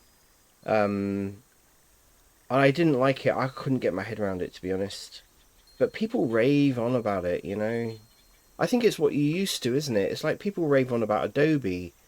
And if back in the day, we're talking whenever before they went to subscription, I had Adobe. I used it in my photography business, and you know it was fantastic. And then they went subscription based, and I just absolutely refused. I think what I might do is I might clear all the themes and start again.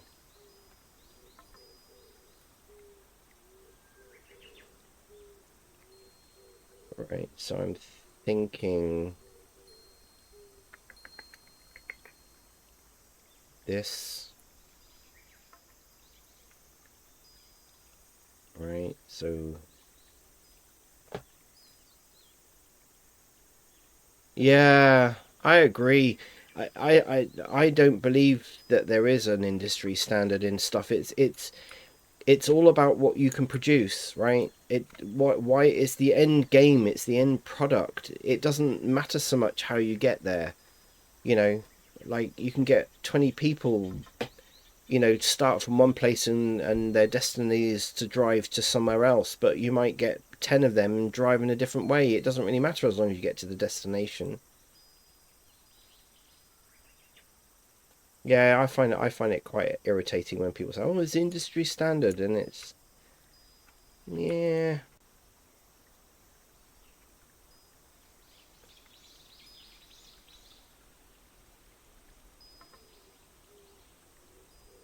I mean, the reason why I think people say that is because big corporations are usually the only people now that can afford, you know, um, a lot of these subscription-based apps now. I mean, it's kind of crazy. Cool, that looks actually really good, and I think that will cut it rather nicely. Woohoo! We've still got this though. Let's just unwrap it again.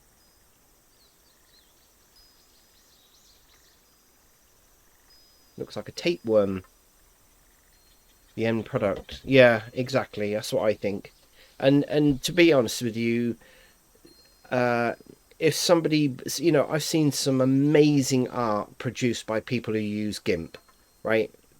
Who cares whether they used GIMP or whether they used Paint, Windows Paint, or whether they used Adobe, or whether it really just doesn't matter. Yeah, I agree. I don't like it when people start saying things like that. It's like, oh, well, it's industry standard. Yeah, but who says? You know.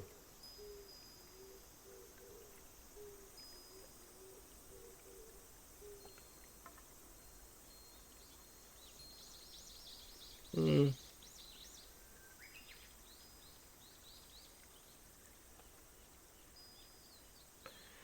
I tell you what seems to be happening. I'm noticing.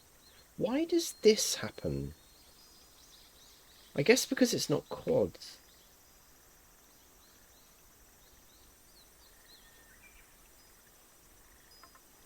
It's just kind of a bit weird, really.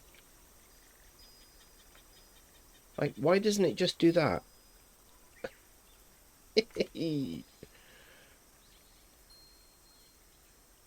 Makes sense if it just did that. Adobe has some great tools that are hard to match. Yeah, well, they've got the money, haven't they? But some of their software really isn't up to industry, like Premiere Pro. Yeah.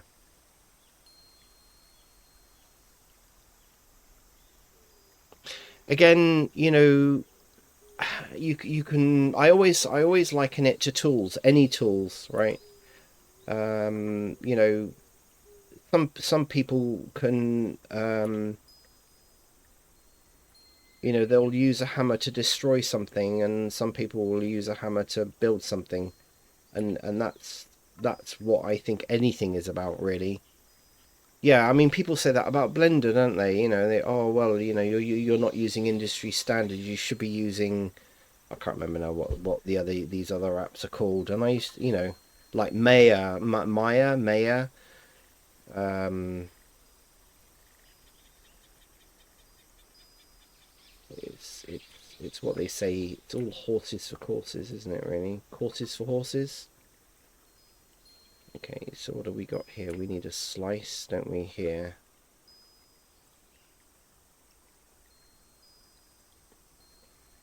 Oh. Okay. Okay.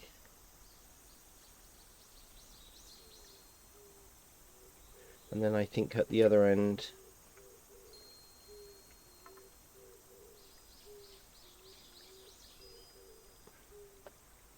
Focus, Blender. Just focus.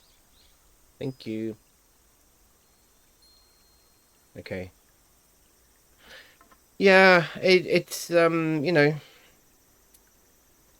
of course there's different varieties of hammers, isn't there? And some people will say, well, you should only use a Stanley hammer, or um,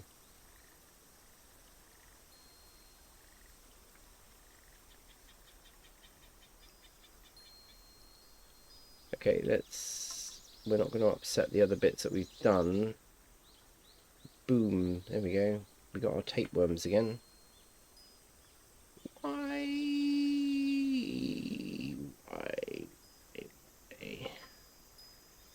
It's interesting how it's doing this. It's sort of gone.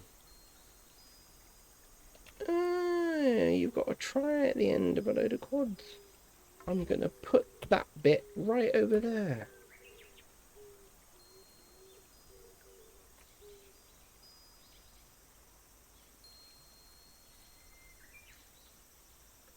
Okay. Yep. Yes, we are. Morning Stark, how are you? I've just been saying about you. Again, always keep... Are you modelling yet? No, I'm not. Well, modelling. I'm actually working on a model done by Pantheon 3D. He's been streaming this for like the last... So if you're not following him already, stop talking about me. But no, I was just saying how, I'm working on a model produced by Pantheon, and I watched him making this. I'll show you in a minute. It's a ninja. He's sculpted a ninja, and created a ninja model. And I watched him creating this by sculpting what we're working on just now. I'm unwrapping, so I'm using all of my unwrapping skills. And when I saw him actually sculpting this bit, and I was just thinking at the time, wow, that would be really interesting to try and unwrap it, because I don't do sculpting yet. Let's say this bit doesn't really matter. Okay, so we've got that. Brilliant. I'll show you the model that we're working on. This is what Pantheon has done. So I took up the challenge. I might get the wrong idea and think I can actually blend. Well, you certainly taught me things, and I'm now, look, this you should be proud of how have grown up in the last week, really, because I would never ever have attempted this. I did the whole unwrapping of that steamship. I did it offline, unfortunately, because I don't know whether it's boring for people to watch or what. I don't know, but I did it all offline, and then I unwrapped the whole thing, literally every single piece of that ship, and I reckon all in all, it probably took me an hour. It took me about an hour. Now, if I'd have done that 5 or 6 years ago, it would have just taken me days. I don't know. I don't know what the inspiration was for him on this character, but it is actually. Let me save the work that I've done. I also need to just transfer everything over. So if we go, boom, it's pretty cool. My poor little graphics card. Let me see. Okay, where's statistics?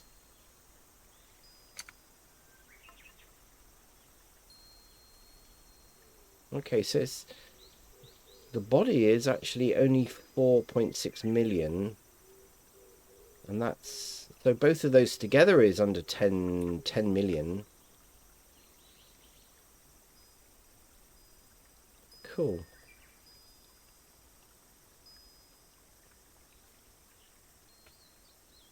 Let me get out of that mode. Oh,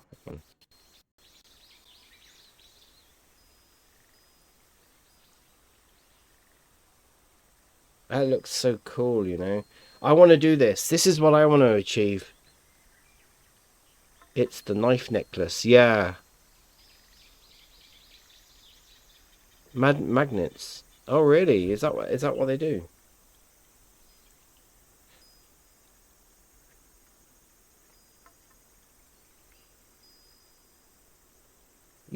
meet this guy in the dark, would you?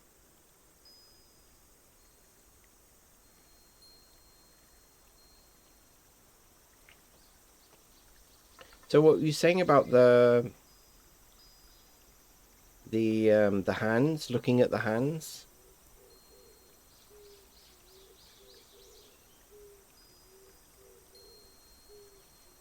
Oh wow. You see, okay, so this, I think, again, this is just a learning, isn't it? This isn't baked. No. Yeah, look at the mesh.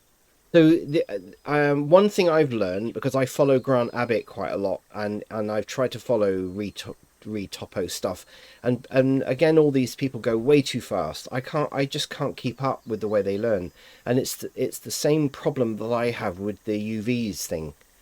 I just, and I guess once you've done it once and a few times, it just becomes second nature.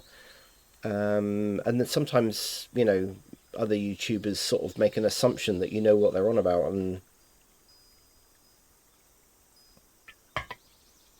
I'm surprised.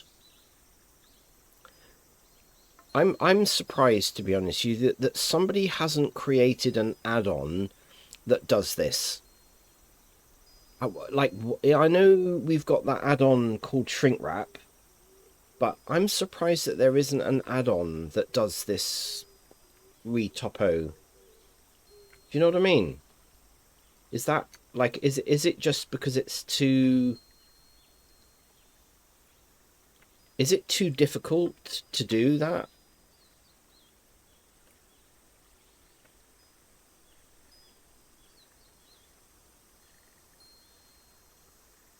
Retopo Flow and a bunch of others. Check face.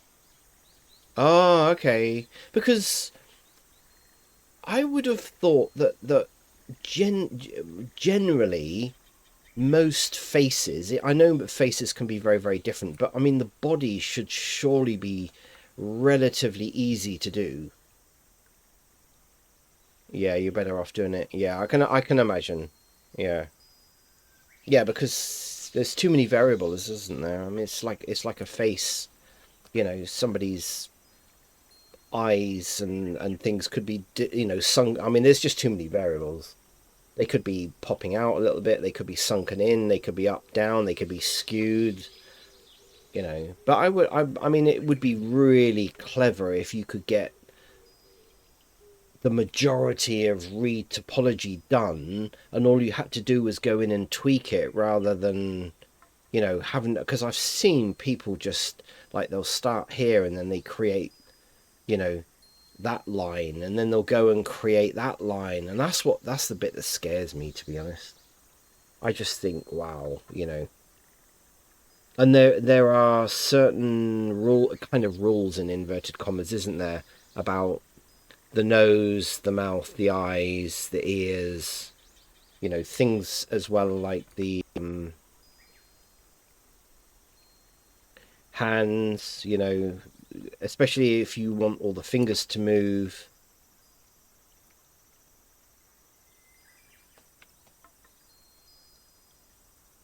Yeah, you see, like nails, you're having to put this all the way around, and you're having to keep something optimal and different way of doing a demo. Ah, okay. What of read to what is it called? Retopo flow.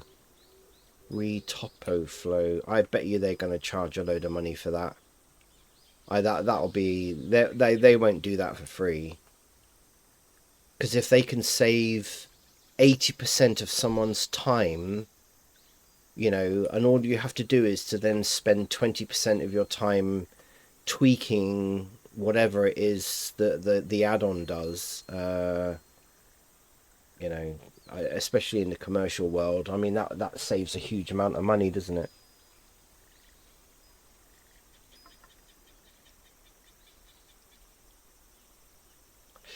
Yeah, very clever.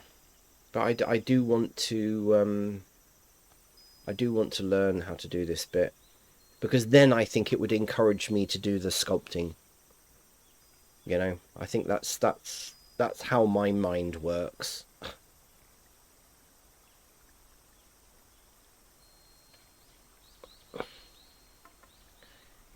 Come on. What are we doing? Go away. I've got windows popping up on stuff that I don't really need. Hang on. I don't need this stuff. Right, okay, let's just keep that open and that open. Okay, right. Where are we? Quad mesher that does the retopo bit, of course, not as good. Yeah.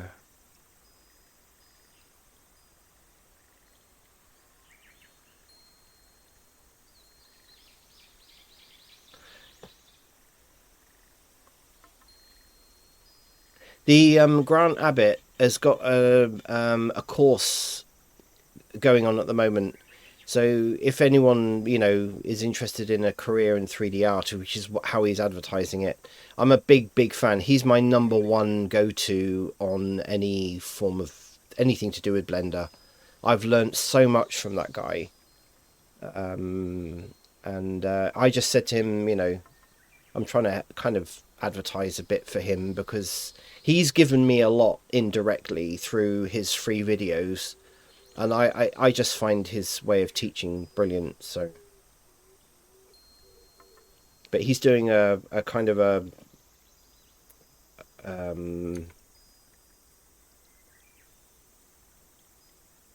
do you call it?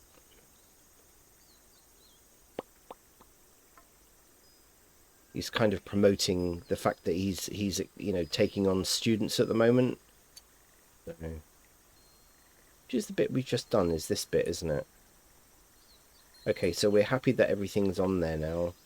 We've got nice UVs.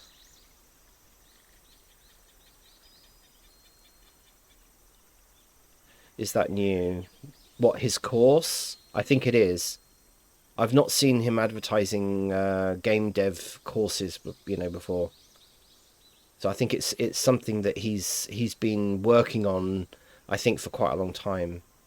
And oh, by the way, I finally got my stream elements to work properly. And I think when I start getting a lot more viewers, commenting, then I will calm down this thing a bit. But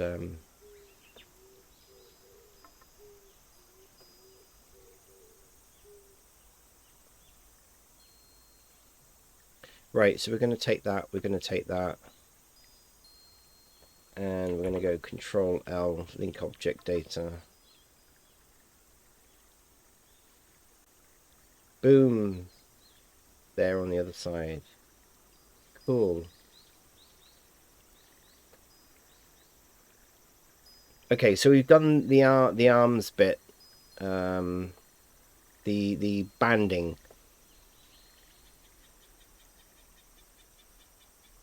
Yeah, I will do. I was trying to get stream elements to work, and it was screwing up big time. But yeah, I will actually put them in my bio instead, because it's not really very good to keep putting it into chat all the time.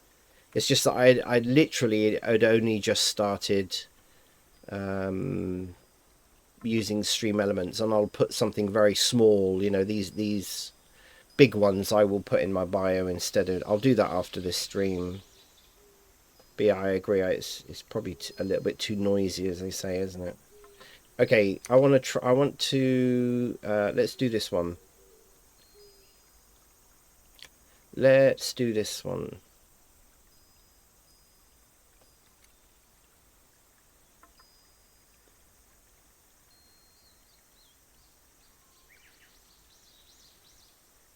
Okay, so we got a seam there and a seam there. I think I'm pretty sure I actually saw you doing this already.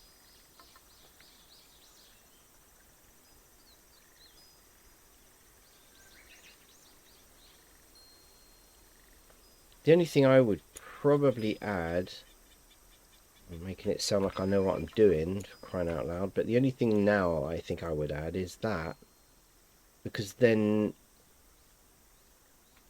you could use the legs then. Yeah, there we go, perfect.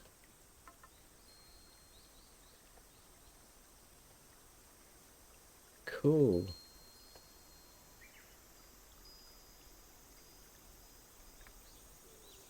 We don't need those down the bottom. Oh yeah, hang on, this is solid, isn't it?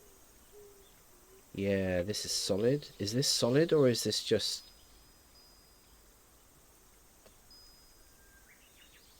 Oh no, it isn't. Okay, that's fine. But we don't need that and we don't need that. And I think you wanted this band at the top. Yeah.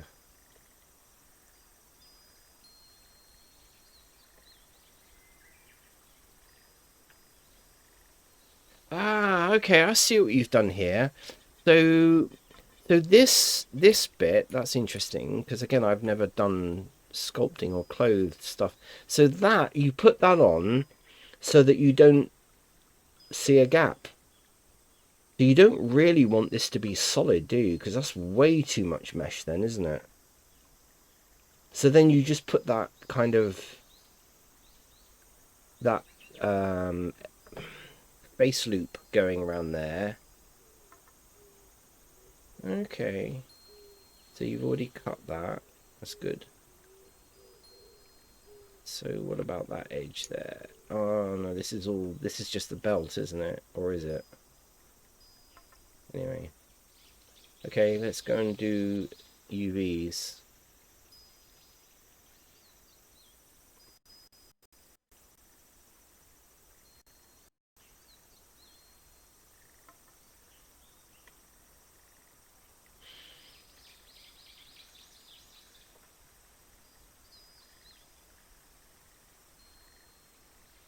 Ba, ba, ba, ba, ba. Unwrap, conformal. There we go. Cool. Right, so this is the bit that goes up round there. Why? Oh, okay. Right, so if we get rid of that one, hang on.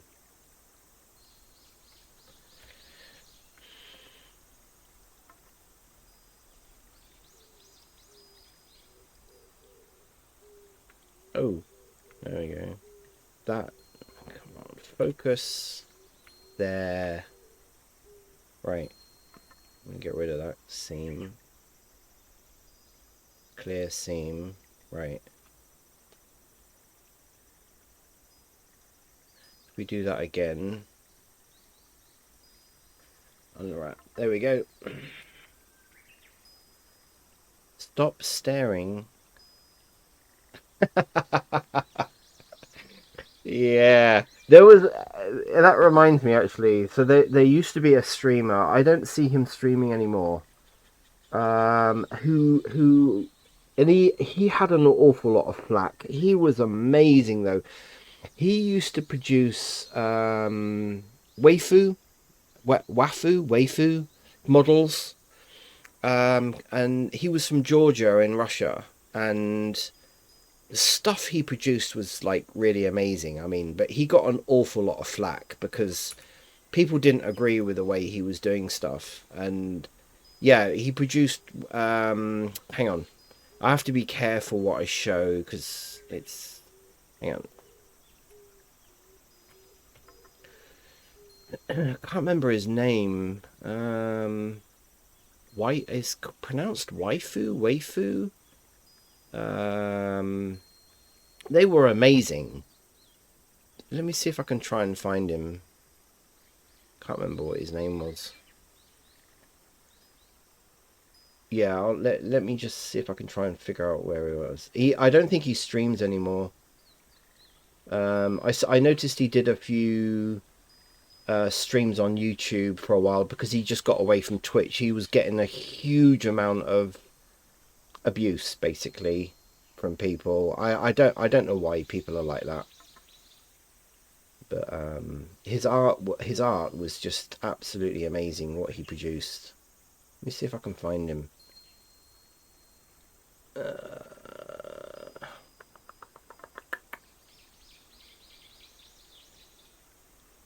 Hmm. He may have even deleted his account. I don't know.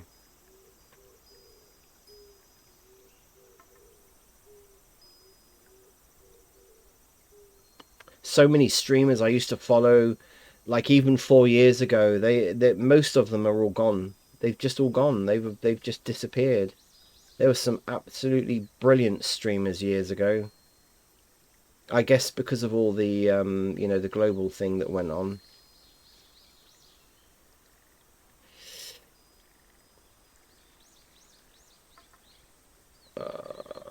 I'm wondering whether he's deleted his account now.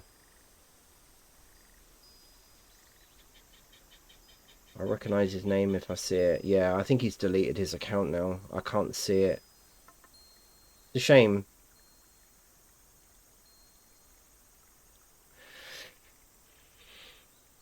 To be in a yeah well no he used yeah he possible I don't know. I don't know. I haven't seen his art around for a long time, and I used to follow a lot of it. Not because I was, I mean, it was obviously very attractive art that he produced. It was all. How do I explain what a waifu? I can't put it on screen because you just yeah. Let's see if I can. He's probably got his art somewhere. Waifu. I think they call it waifu. If you just type in Waifu, but I don't hold any responsibility for what comes up. But it's that style of thing, and he used to model it, and it was just amazing. And he used to, put atmospherics on it, and so it's Waifu. I'm intrigued. It's not it's a genre of art. Let's put it that way. And I as I say, I never really understood why he got so much abuse. To be honest, I mean, it was just fascinating watching him modelling, and he started off with the most, amazing kind of. There we go. We're good. We're good. We're good. We're good. Why is the belt bit so split up? Which mode am I in? Oh my god, no wonder I can't see anything.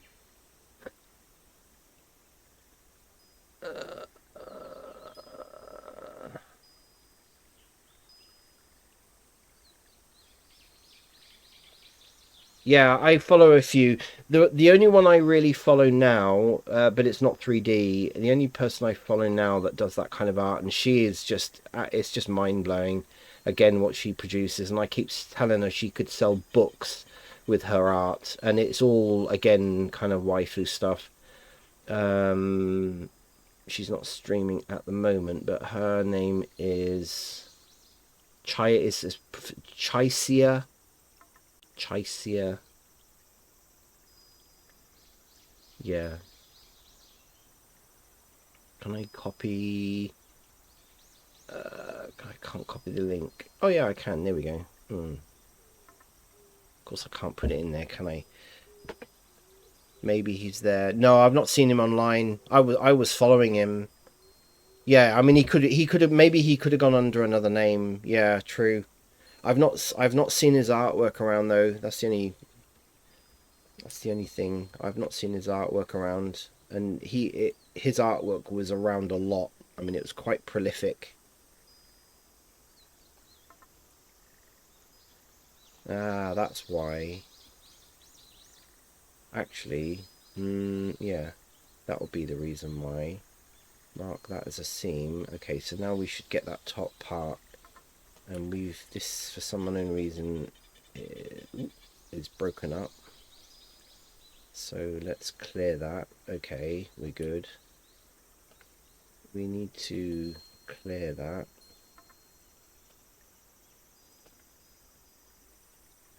Is that part, is this a belt? I'm kind of guessing that's a belt.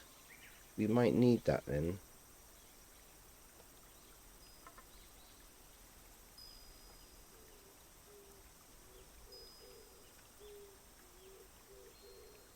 Yeah, I'm kind of guessing that's part of a belt.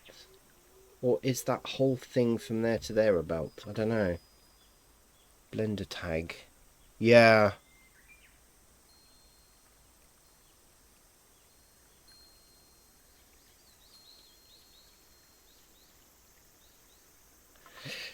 Yeah, because the only thing, I don't know whether that's part of a belt. Because that's already got a seam on it, so I'm guessing that that's actually part of the bit above it. Maybe I'm going to take that off.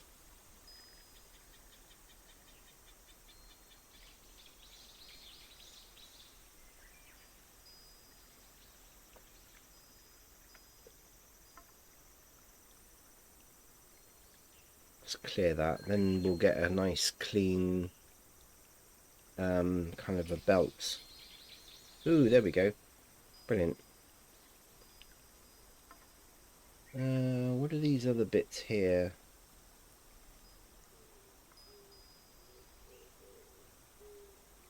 So that's the kind of crotch area. Why again is that?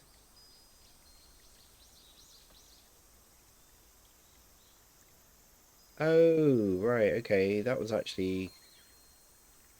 kind of alright like that. No, no. That's probably actually okay. I think if this is pushed together too much, it will start mucking up the material. I think this looks alright. I mean, some of this stuff is actually the edging. The key bits are this, the legs.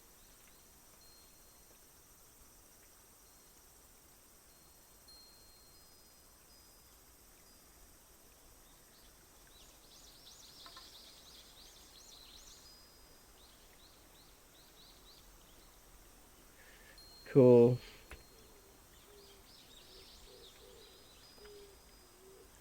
These bits on the edge.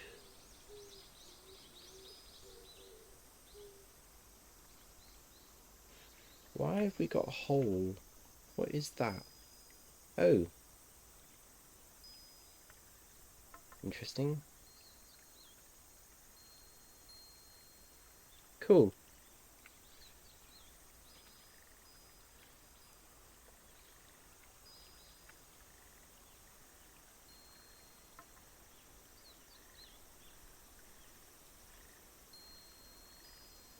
Ba ba ba la ba.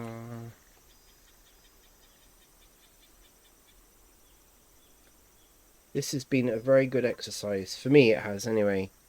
Uh, yeah, it's been actually really a good exercise. So these need to, yeah.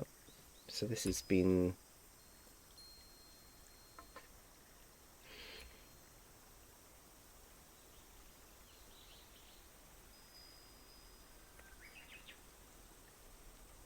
Let's see if we can straighten them out. Yeah, that's good. Good.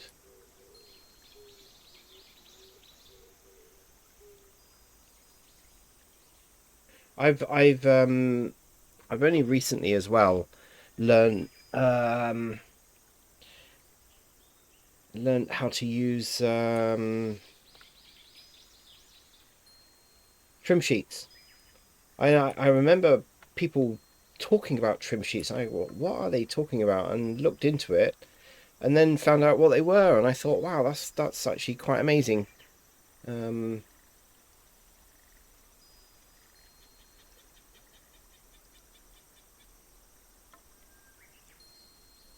yeah, I think that's probably about right. If I remember rightly, of course you can't really tell what size.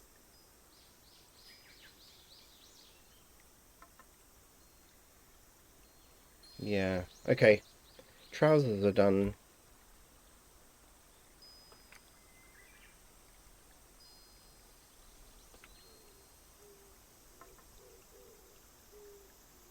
Yeah, I think that is a belt, so that's fine. That's working fine. So we've done the straps, we've done that. This I could do the knife. How's the knife looking? Okay.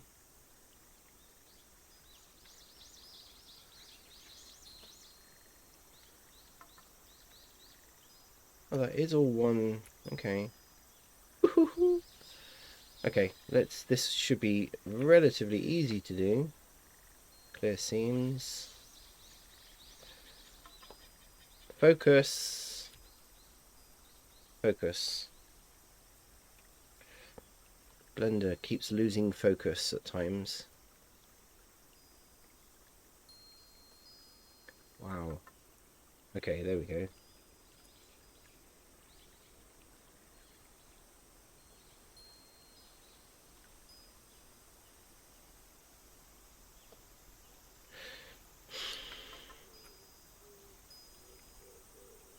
There we go.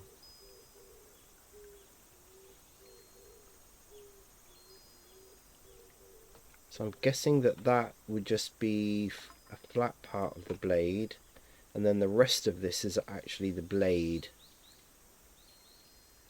right? This part just needs a seam there, really. And then the ring, we could put a seam there. Ooh. And we could put a seam there. Okay, just in case, you know, might want to put some artwork on the blade or something. I don't know whether he'll go down to that level or not. There we go. Nice. So we've got the blade. Then we've got the face of the blade. And then we've got the handle, which isn't a curve, but it's a tube. I don't really know why that came out like that. And then we've got that, which is... Oh no, that's probably... I don't know.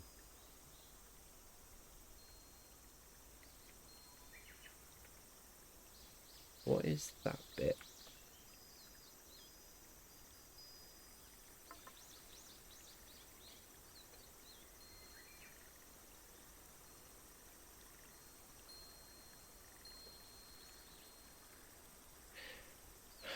Okay, computer, show me this. Show me this. Show me this. Oh, that's the ring. Okay. So why is this...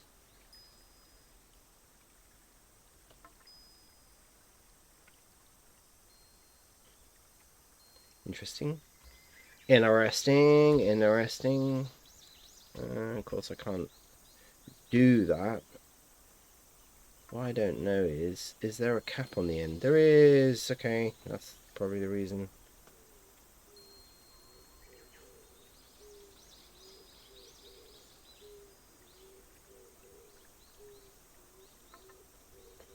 Oh, it's probably the other end as well.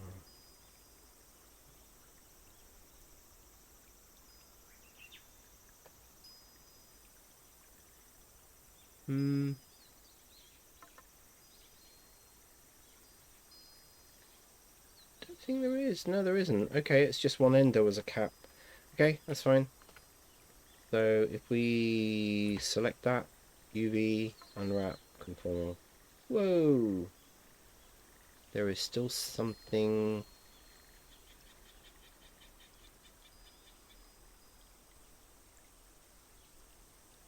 What's in there?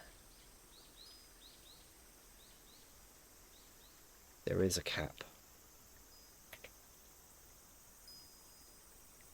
Face, rather.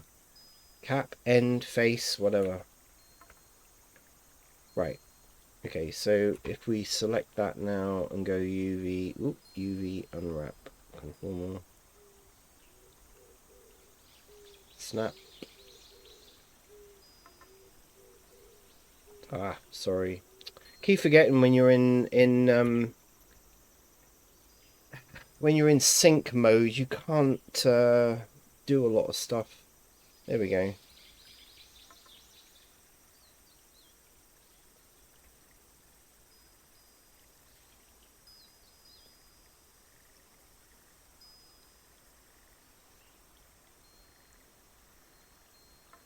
Okay. If we make that nice detail. put some etchings on that.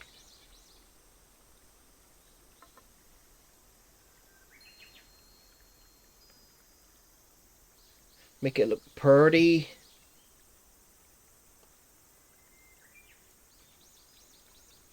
Okay, so that one's been done. We select all this. There we go. Control L. Link object data. We select one of these. We should get exactly the same. Brilliant. Let's do this. Plate. Oh, okay. This looks like... So is that's attached. Okay.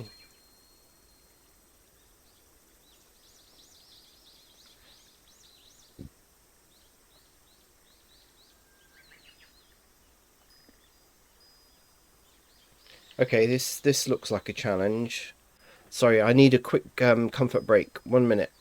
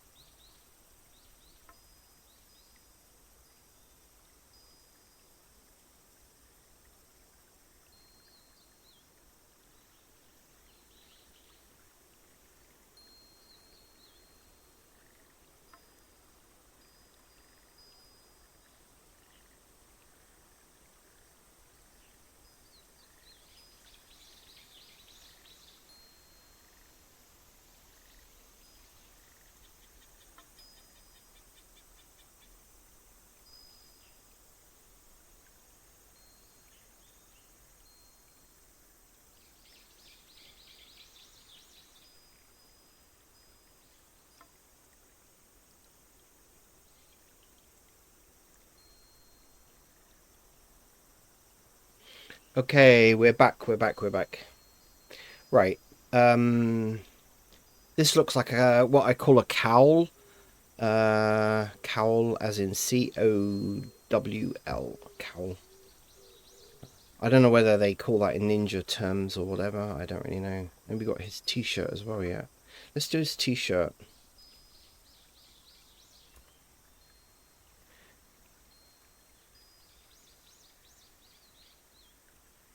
That is his t-shirt, isn't it? Or his top. Yeah. Okay, let's do this. Yeah. Yeah. Actually, this is probably already done. Oh yeah, it's already done, look.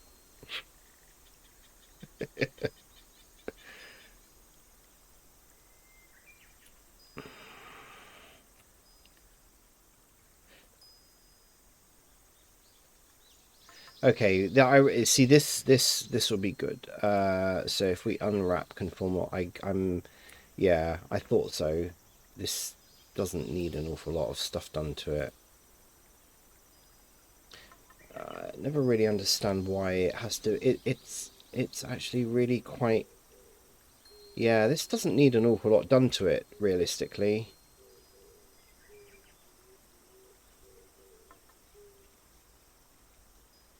But it's now uniform, right? So the good thing about that is that you can now put things on there like a logo or a badge, and you'll know exactly where it goes, right?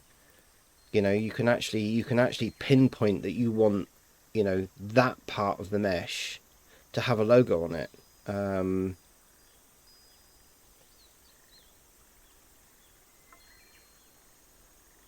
That's what I've learned anyway.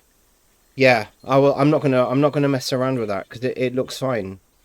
It looks absolutely fine. I don't really know why, even though this is all...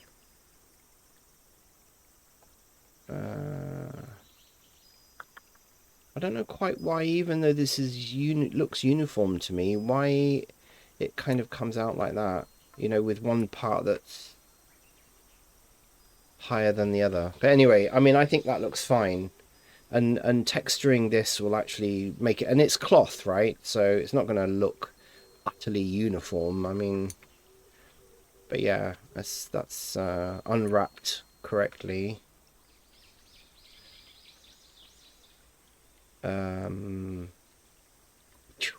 Let's do this bit. So knives are done. These straps are done.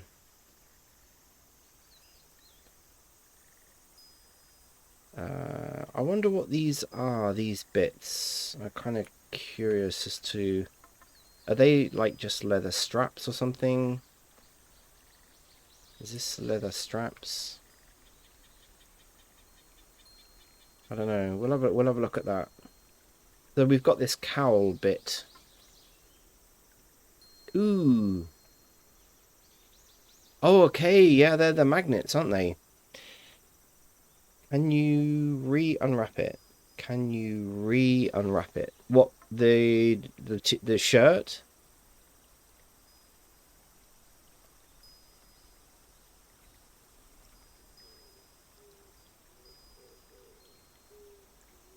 Re-unwrap the shirt? You can do. I mean, we could go angle. Oh, there we go. There we go. It was angle based. Right. There we go.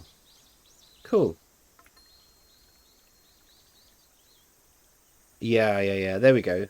That's kind of what I was expecting it to be. So the conformal bit, I'm kind of still trying to learn the I mean, I use the conformal nearly all the time, to be honest with you. It's made such a difference. We go 180. And then, of course, we want to... we want to kind of resize these as big as we possibly can. Well, actually, why am I doing that? I'm kind of got into a habit of just doing it when I can just do that. No. Yeah, it's interesting. There we go. Sometimes it doesn't really pack it right.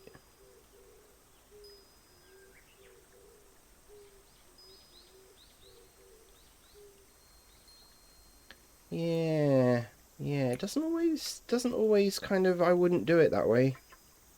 See, I would turn that 90 degrees, 90.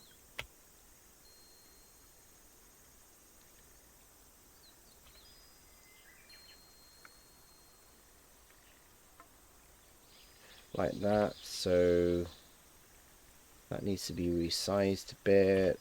So sometimes, you know, manual, yeah, manual works. Sometimes it's you know, just do it manually, especially with something like this. Doesn't look, it looks good actually. Yeah.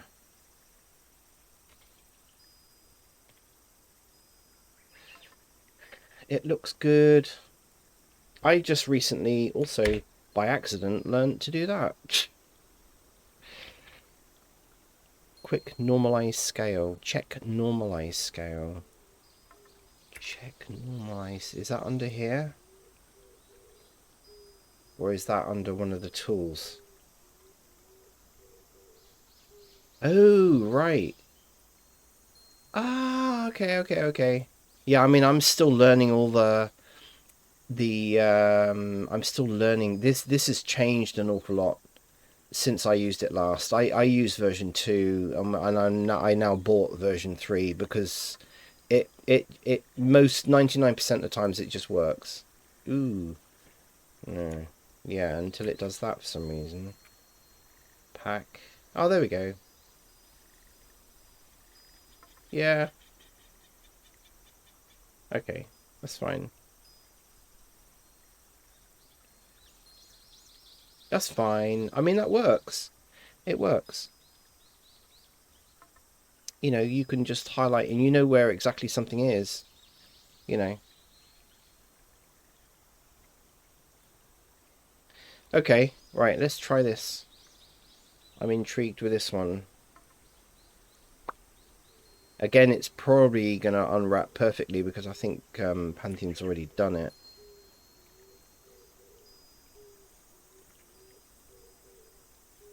Oh yeah, he's already unwrapped it, look.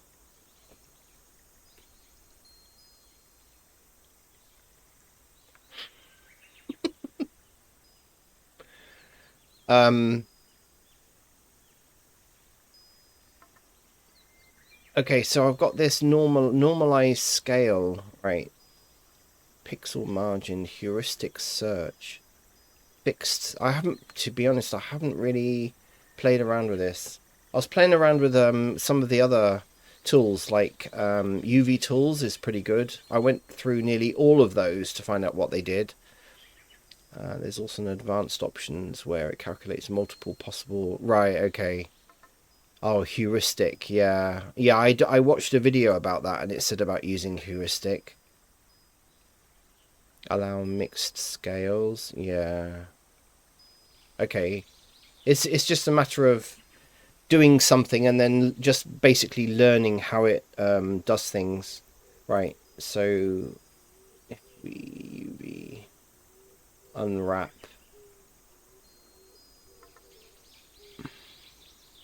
Hmm.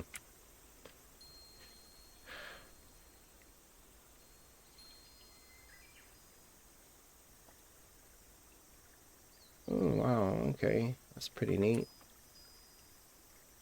That's pretty neat. It looks like these can be stacked. What is this? I wonder. Yeah, that looks good actually. That looks these bits look good already. I'm guessing these are the shoulder. Um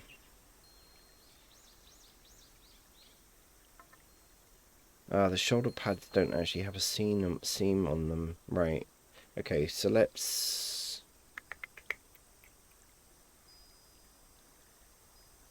Is this the shoulder pads? Yeah, I think it is. Yeah, okay. That's fine. Shoulder armor, I guess it is, not shoulder pads. Shoulder armor. Let's turn sync off. No, we're good. So if we go round there and round there and round there.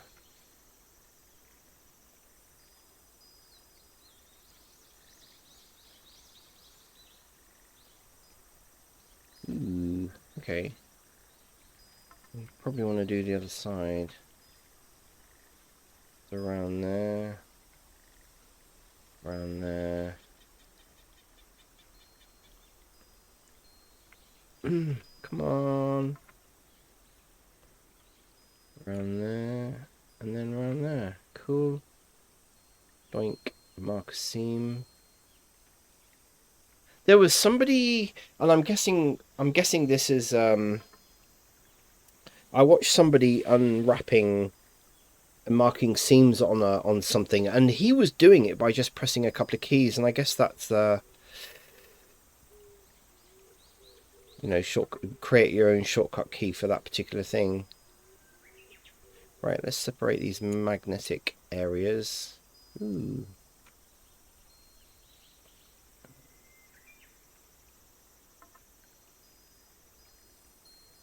Okay.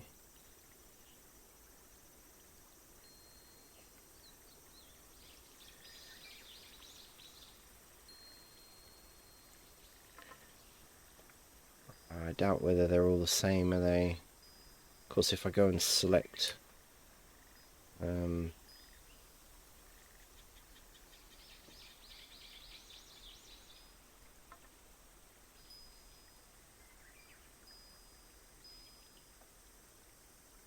this probably has to be done manually.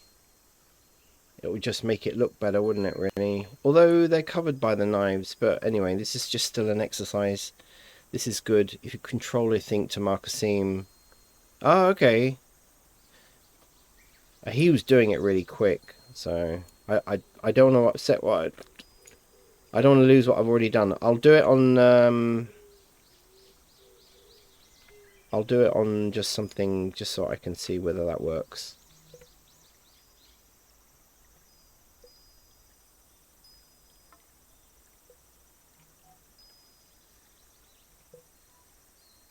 Who's this? Oh, bear with me 1 minute.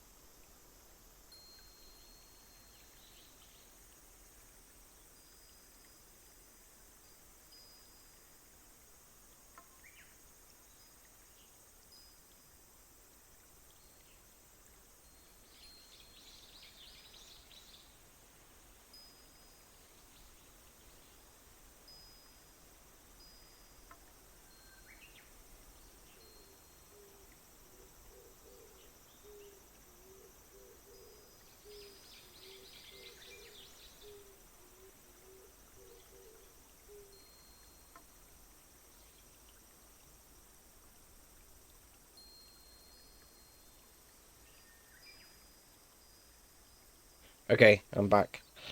That was a VIP called a wife. Control E and then M. Ah, okay.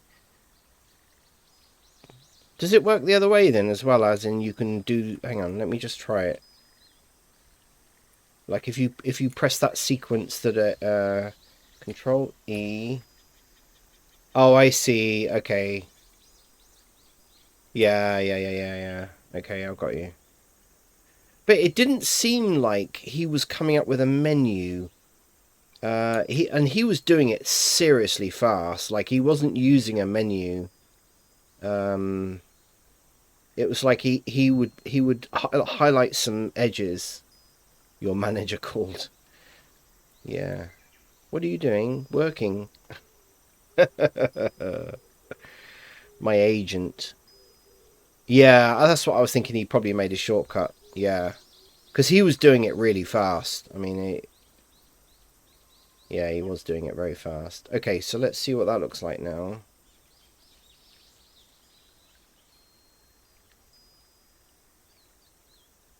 And all these little bits here are. I don't know. Anyway, UV unwrap conformal. Oh, okay, so now we've got the magnet. Yeah, we've now got the magnet bits, so something's not right there. So show me this, please. Yeah, okay, so it's actually that one. Yeah. I thought something had got screwed up. I'd done something. I think I clicked an edge that wasn't actually part of the...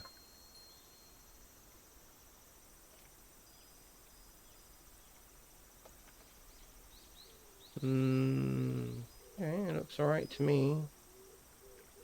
Ah, yeah, I thought so.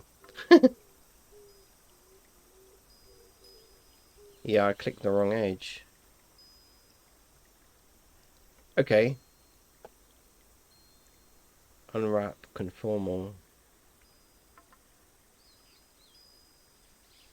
I've still screwed that bit up. What am I doing with this bit?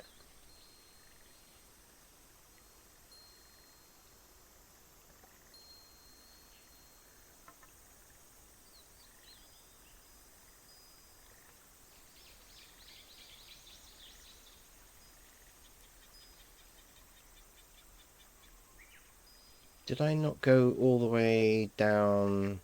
Yeah. We are looking at that bit, right? Oh no, we're not. Okay, this must be another little bit then. Where are you? Are you separate? You're separate. Why is this? Oh, come on. What are you doing? What are you doing? Oh no, okay. Why does it keep doing that? Oh no, it is separate. Okay.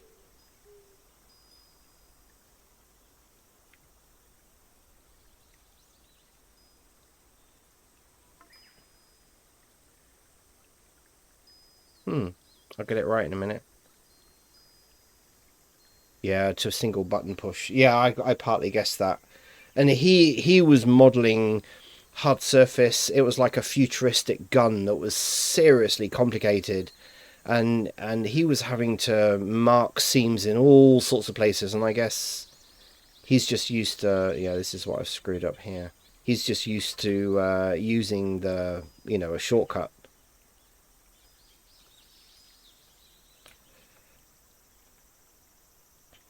Yeah, I thought screwed something up there. Oh, good God. I do partly, mark, seam. Okay, let's go again. Oh. UV, unwrap, conformal. Here we go, we're getting there.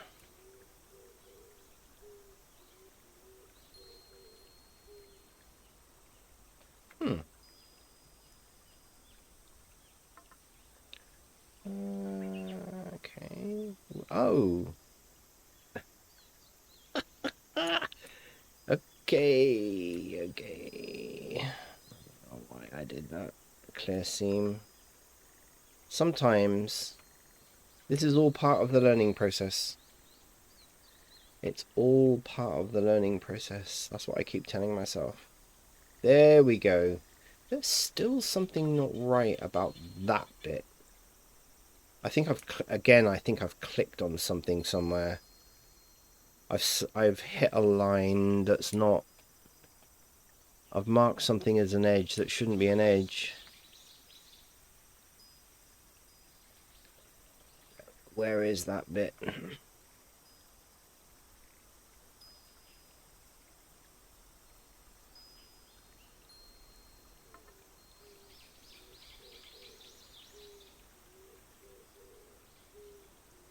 Oh, it's there. Okay. Oh, my goodness.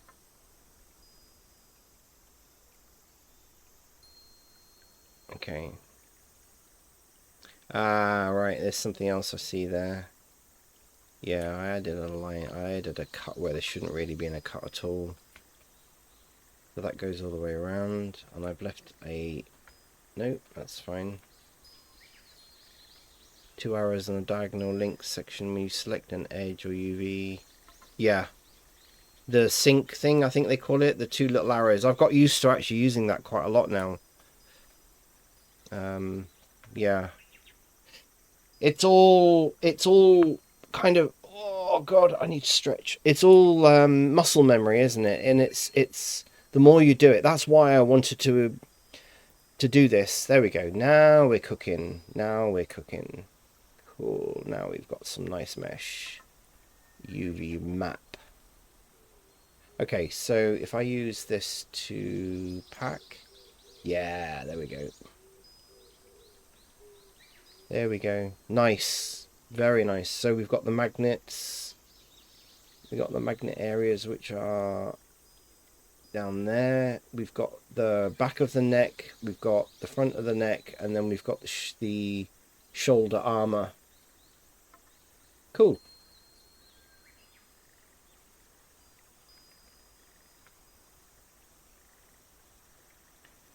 I think the only thing I would add to this is on the shoulder armor. Oh, I keep forgetting to take that sync thing off.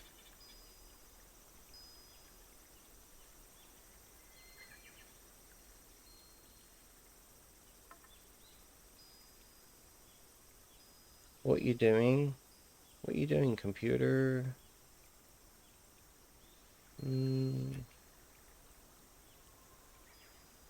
Why is that scrolling around like crazy?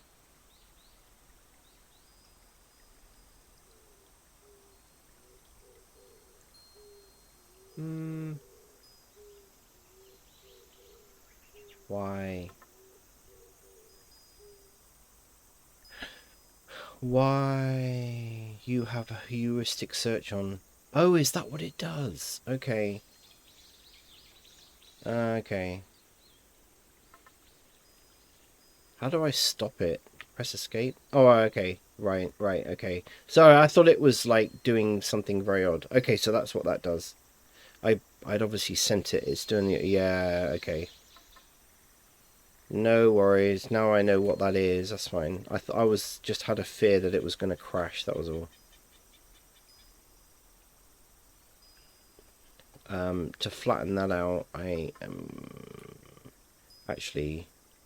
It probably needs it on each corner, doesn't it? To help flatten it out. No. Okay, we're good. Again, those little videos that other guy that came into chat over the weekend, just brilliant.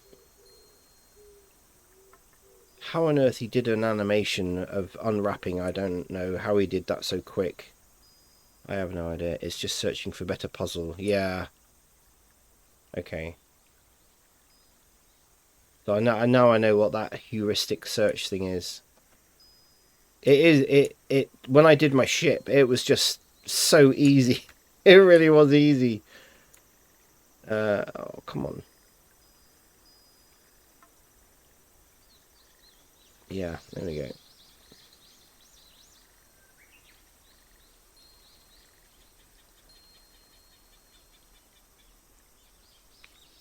Oh.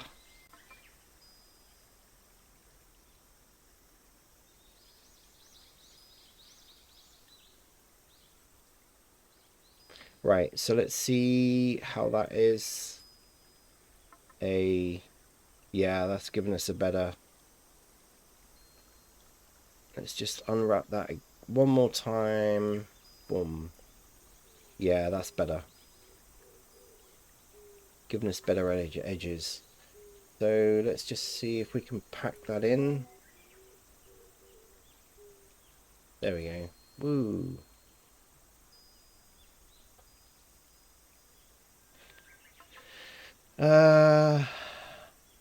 Right, this looks good. It's looking good.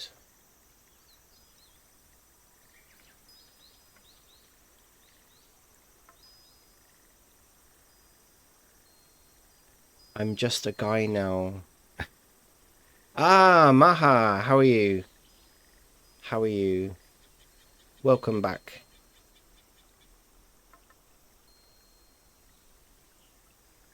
Sorry, I couldn't remember your name because I didn't write it down. I knew it was M. I knew it began with an M. Yeah. Now I recognize your name. Let me write it down because I keep saying the other guy and I couldn't remember. I didn't write your name down. Let me write it down because it'd be good if I get a pen that works.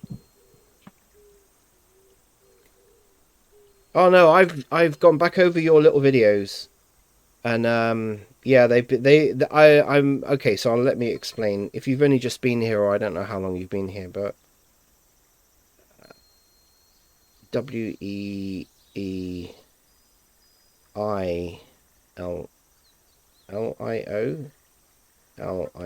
There we go. Right, I got it. The other guy. Yeah. Yeah, the other guy. So your videos helped immensely, and I took on a challenge today from Pantheon 3D to UV unwrap the clothing and whatever on his character, this ninja character that he's done, and yeah, it's been a really good exercise. And now I'm getting, I don't, I think you saw my ship, steamship. I completely reset everything on there, the whole lot, and started it from scratch and just unwrapped the whole thing in about an hour. And yeah, it's perfect. I assigned all materials and everything to it, and now I just got to do the textures. So this I've taken on as a bit of a challenge to just give me more, because I don't do sculpting of any sort. So I just thought it'd be really interesting, and I saw. Thank you. Yeah, yeah, yeah. If anything, I'm proud of myself with everyone's help.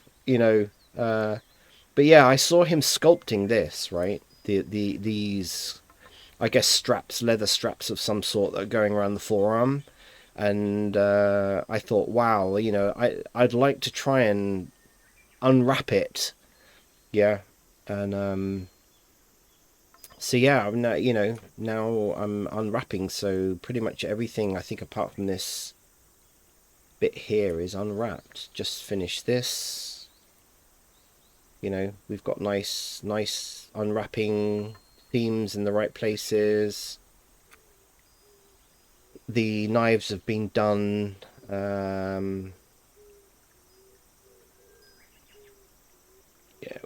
we could probably have a look at this as well. That's been done. The top's been done. Yeah, I mean, pretty much everything is done now.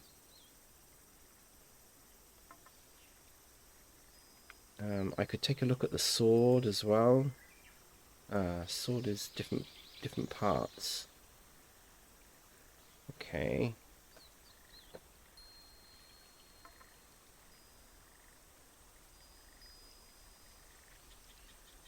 Let's just have a look at the sword. I wonder why it's in different parts.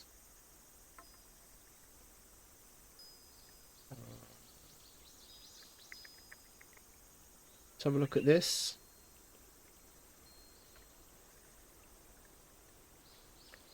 Ah, okay, so he's already...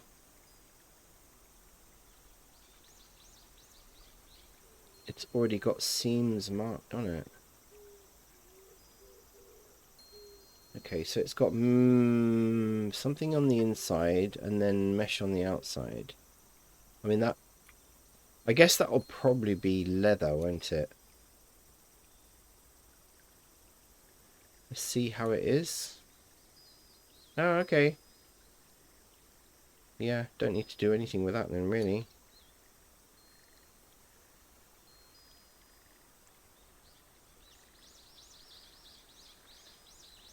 Okay, that's pretty easy.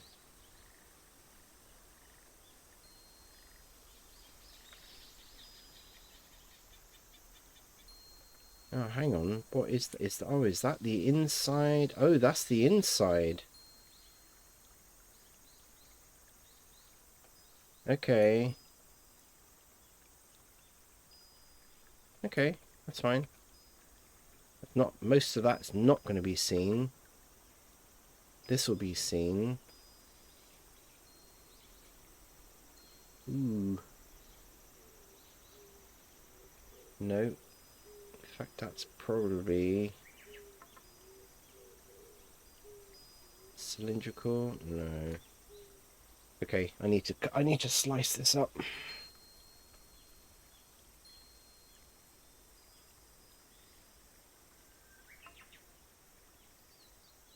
clear seam. So to get a good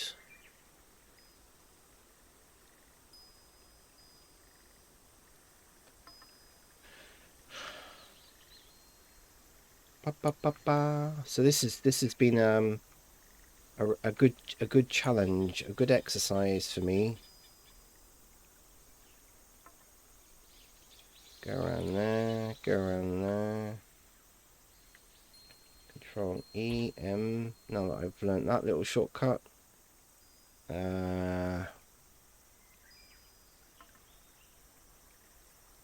Ooh.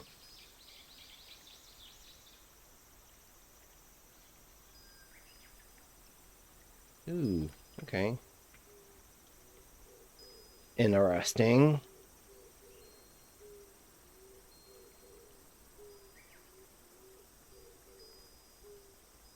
Okay. Why? Why? Hmm? Okay.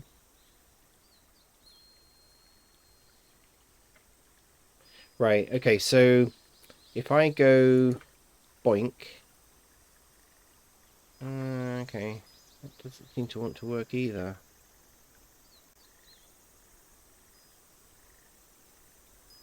Oh, that only work. Yeah, okay. If I go into edge mode, should that work? No. Okay. Hmm.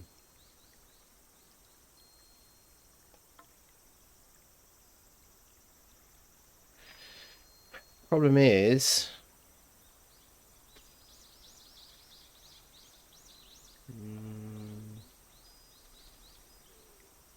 be a shame because that would be.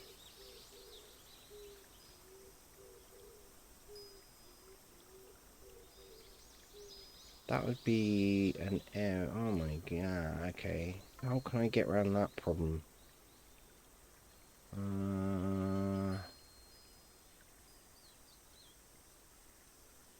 They are literally. They're not. Don't seem to be. Oh god, my shoulder hurts. Wow, it's nearly 3:30 already.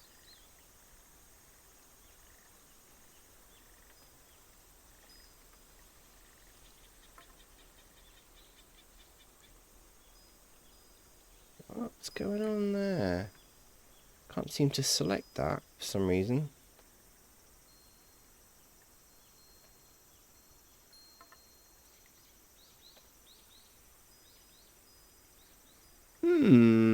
I don't know. I don't know why. Okay.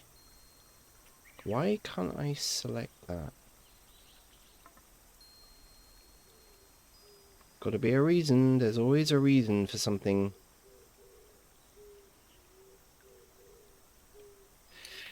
I wonder, does it just need cleaning? What happens if we... No, it's fine.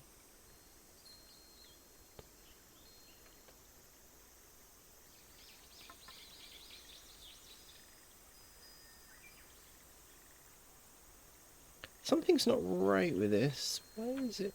Okay. It seems to be selecting very strange edges.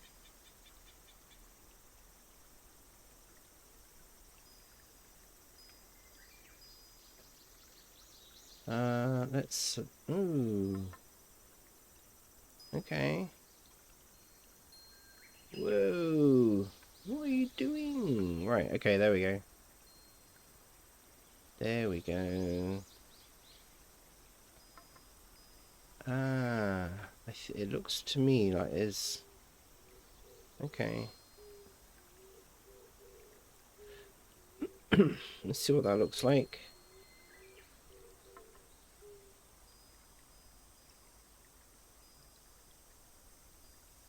Hmm.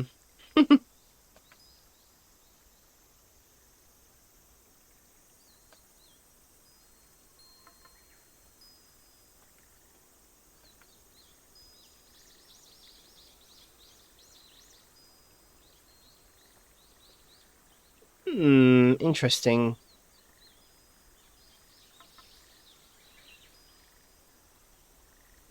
Okay.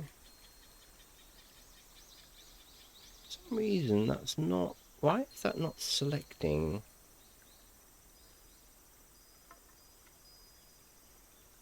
N-gons when it comes to selecting. Yeah. Yeah, I got given a nice little tip about actually diagnosing that earlier, which became very useful because I never thought of using God, I never thought of using what was it, Shift G to diagnose N-gons, to highlight N-gons and tries on a, and quads on a mesh. It's very useful. This is not my build, by the way. I'm doing this as a challenge for someone else, so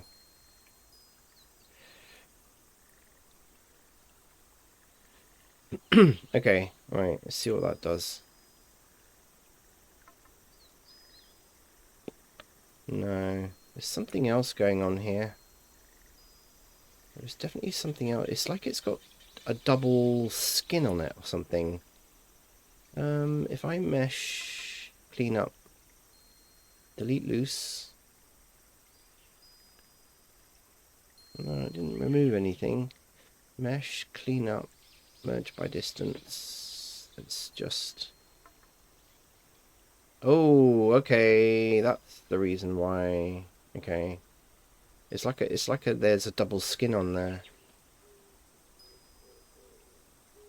Yeah. Yeah, that removed quite a lot. I think there was just a double skin on there. But then it's kind of destroyed. Oh no,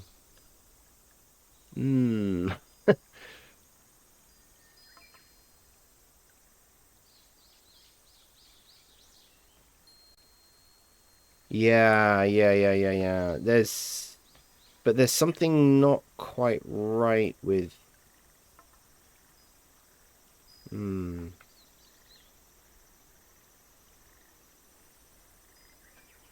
Let's not do that then. So we've got a cut that goes all the way round.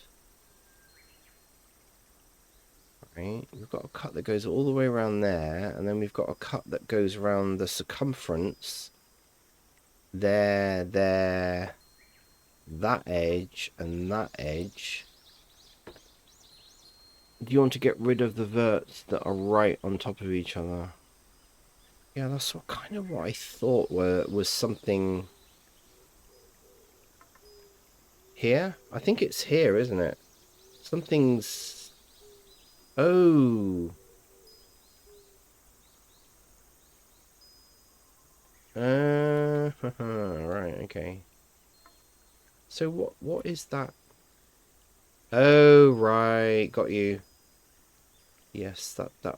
Ooh, it's kind of all the way around as well. Okay. Yeah.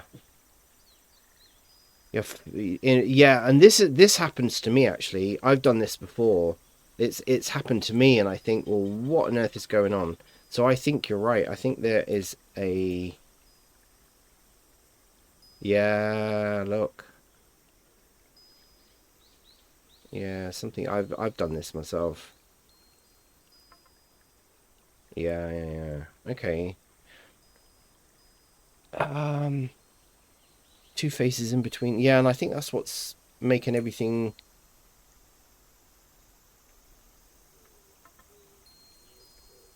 Yeah. It's like it's folded on top of each other.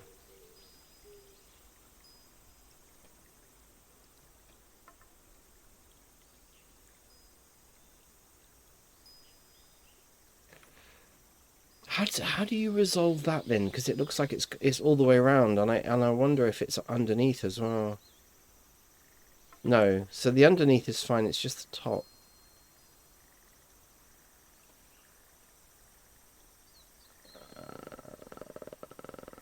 Why is that? Marked as clear seam. There we go. Yeah, it's gone all the way around. I clean that up. Okay, let me see if I can figure out how to clean this up.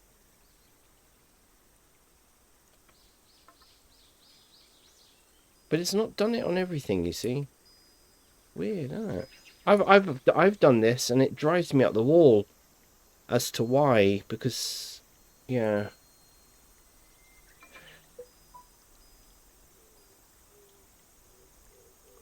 Somebody's trying to contact me a minute. They keep messaging me and I don't know who they are. Bear with me 1 minute.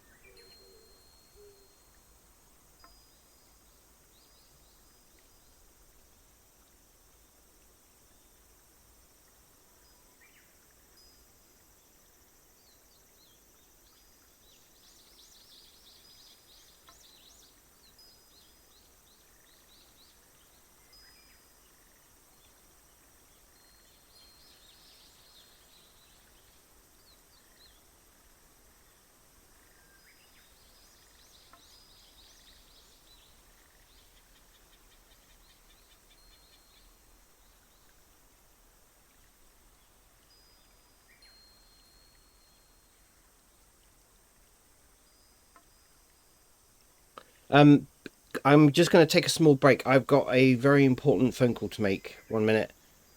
Uh I will be back ASAP.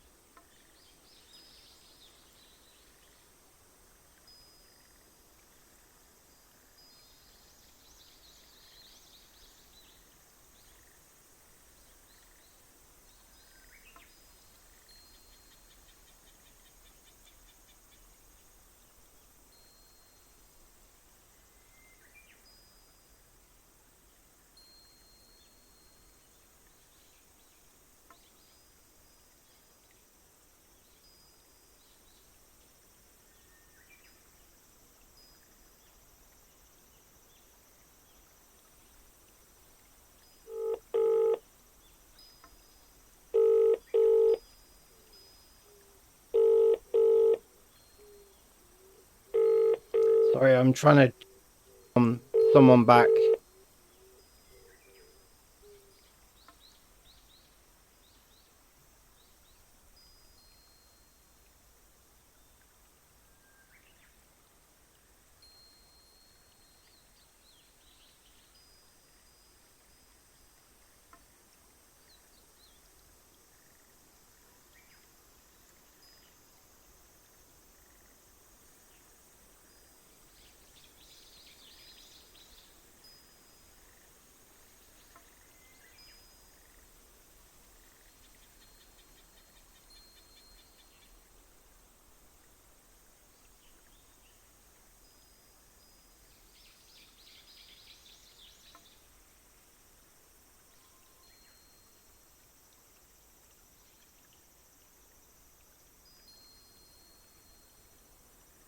Okay, sorry about that. Yeah, it's a rather important call, and yeah, I need to answer it as soon as they.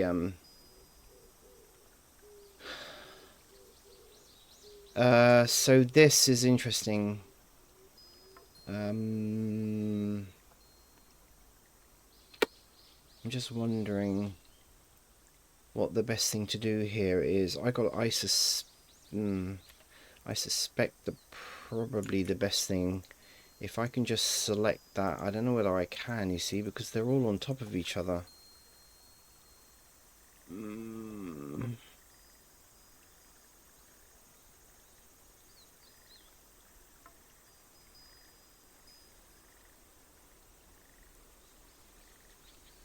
If I go...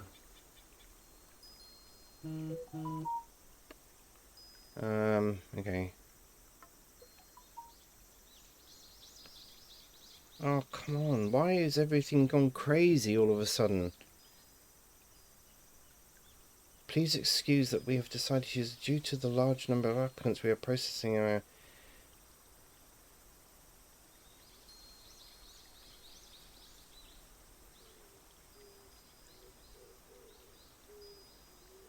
Okay.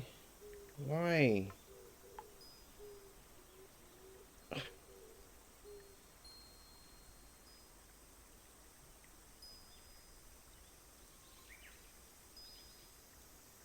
It's so interesting, right? Sorry, I'm in the process of trying to apply for jobs. I've been searching for jobs for kind of 7 months.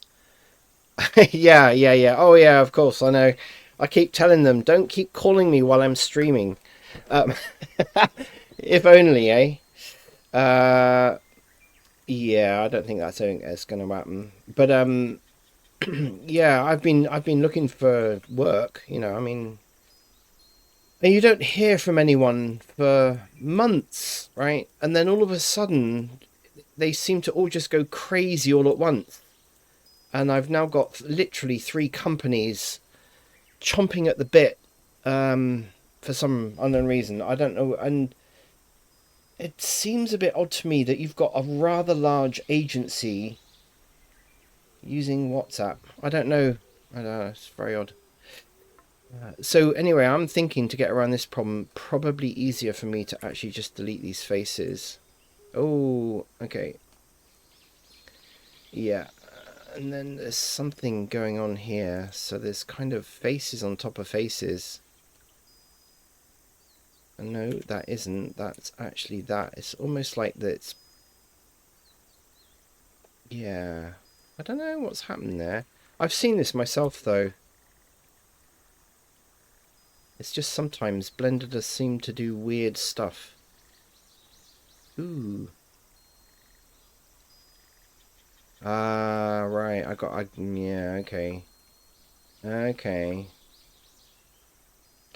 Focus, Blender. Focus. It's all exciting, but it seems odd how, I could stream for like 5 hours and absolutely no one... no one's contacting me. Now's the time to make them compete. Who's going to give... Yeah, exactly. I'm kind of in that process. I have to be careful though, but yeah, I know what you mean. It is a little bit of a competition. And every time I've had interviews, I said, well, you're not the only company I've had interviews with. Well, and yeah, you do. Sometimes you have to play their game, you know. What? This sounds very suspect to me.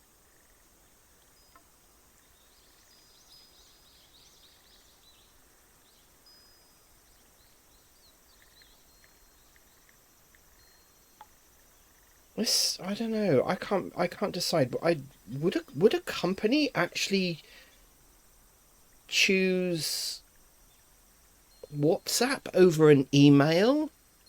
Why would somebody do that? That seems very odd. I mean, they're claiming they're doing it because they've. I mean, you know, yeah, I would agree. Okay, so they place a job, and I don't know.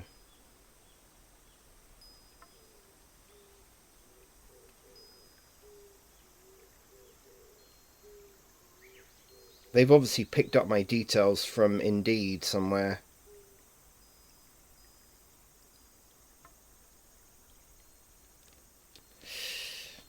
Seems a bit too good to be true that they're gonna pay 10,000 per month. Yeah, I don't know. Yeah, exactly. Yeah, that's what I'm thinking. I haven't given them anything. It does sound sus. I'm always suspicious of stuff like this.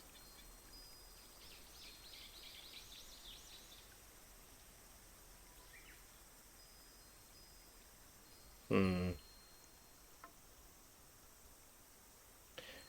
Okay.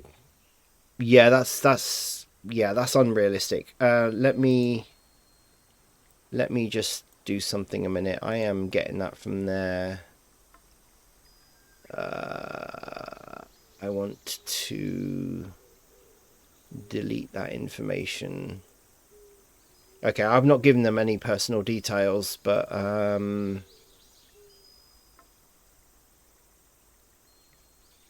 they are persistent. I will say that about them. Yeah, I'm not clicking on anything. But yeah, I mean, in even with my qualifications, that seems a bit excessive. If it's short-term contract work, then yeah, but it does seem a bit, 10k. I do IT, so I'm qualified in IT. Yeah, I'm a little bit suspicious actually about this. I will not answer anyone that's not in my address book, but they've persistently messaged me on WhatsApp. I don't really know how they've got hold of my number because it's unlisted, but I have got it on a couple of websites, so I guess they're trawling. Let me just check out their number a minute. So, sorry. It's entertaining, if anything else. Of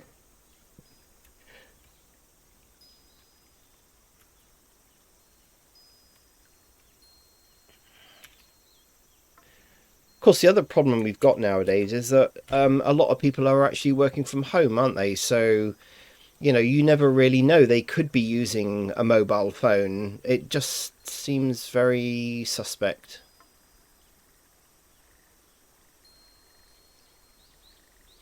Yeah, it's not coming up with anything obvious.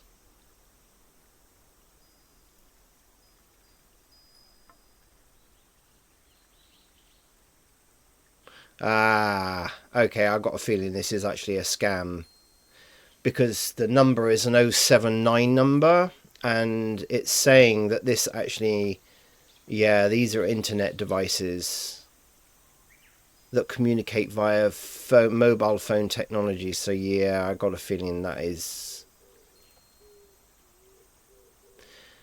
yeah. Yeah. That's definitely that's getting blocked for a start. block. Um,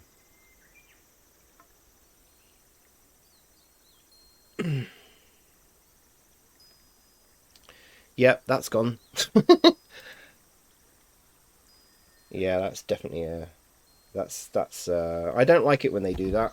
And I was saying earlier, you know, you get these phone calls from your local area, your local code, and yeah, I don't like that either. Scammers, eh?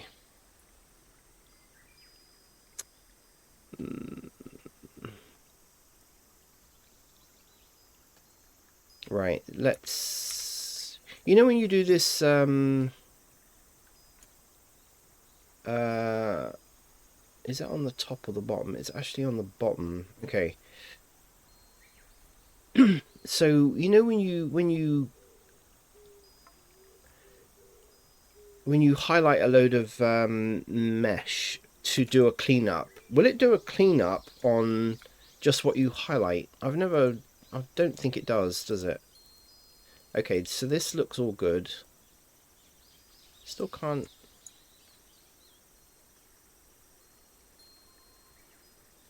Yeah, okay.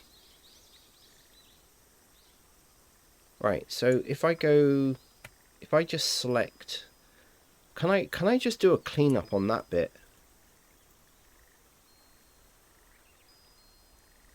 Scam paper, that would, yeah. So much medical insur. Oh yeah, medical insurance. People claiming that they're calling from Microsoft. You know, crap like that. I mean, I just don't understand why governments even allow them to do it, or why telecoms companies allow them to do it. But of course, it's all related to money, isn't it? They don't care because they're making money out of it. They don't care whether they're scammers or whether they've just phoned up some old dear and got into her pension account and taken all of her money. Do you know what I mean? Um, Removed. Ooh, crikey. Okay. There's something kind of going on with this little bit of mesh.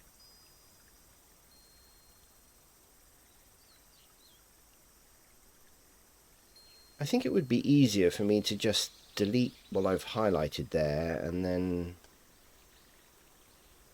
why don't I just delete it and then redo it? Because oh, sugar. No, there's something not right there.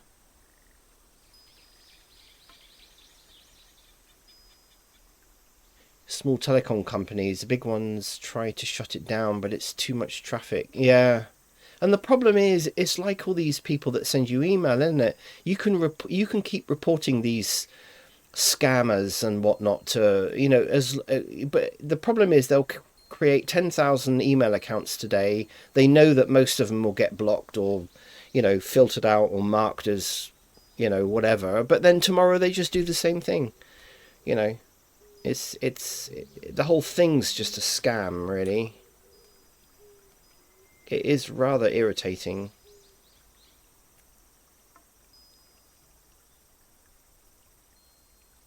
It's just a waste of people's time, but it's also just so bad how they're able to get away with it, you know. I'm going to try and clean this up. I'm sure Mr. Pantheon is not going to mind if I clean this up. It's less of a headache for him, and it's more practice for me. But I will be getting a phone call in a minute, and I do need to take it. He said 10 minutes, though.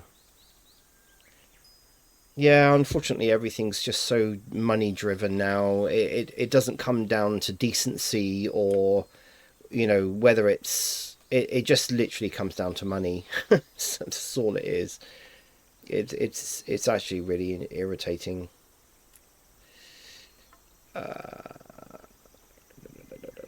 Okay, have I screwed that up now? Yes. Wow, there's something else going on with this.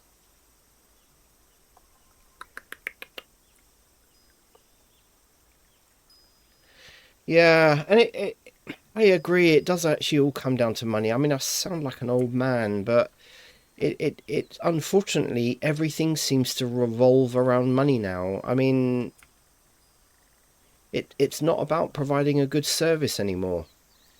You know, it's not about enhancing people's lives and then uh then people will reward you for a good service. It's all about ripping people off as much as they possibly can before they disappear, right? It seems to be what it's about. So insurance companies, you get your car insured or your house insured, for a reasonably good amount of money, and then next year they've quadrupled the price. So you have to go and move somewhere else. I mean, what is that about? Again, it just doesn't make sense to me. Why companies? Why wouldn't they want? Why don't they seem to want loyal customers? I don't know. I don't know. It just doesn't make sense to me.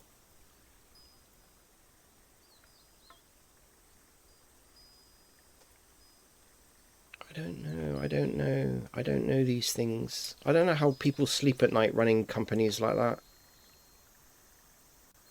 I really don't. Let's see if we can faces. Ooh, okay. Ah, there we go. There we go. I haven't destroyed his work.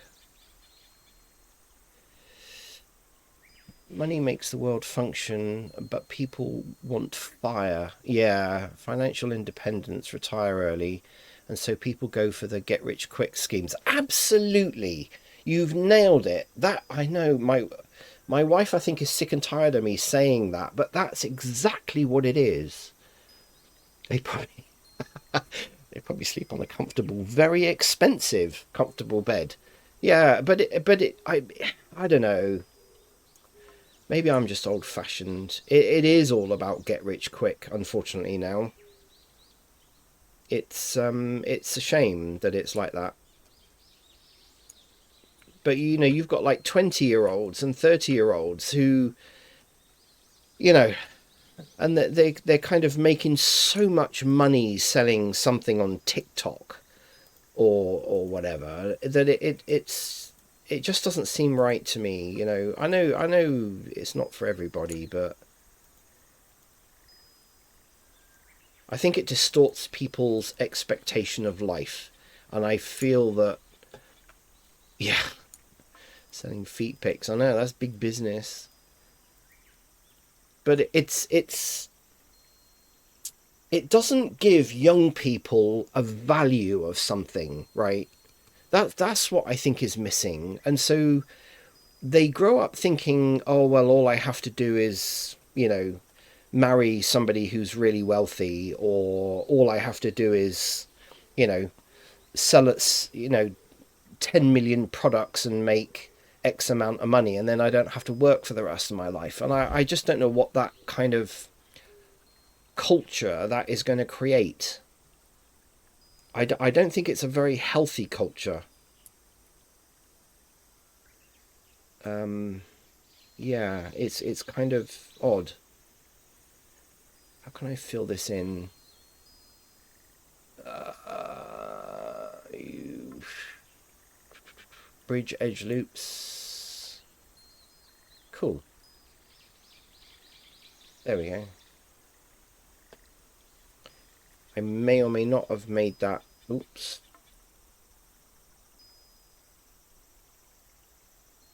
Oh, that's neat. I was going to say I may or may not have made that loop. So anyway, now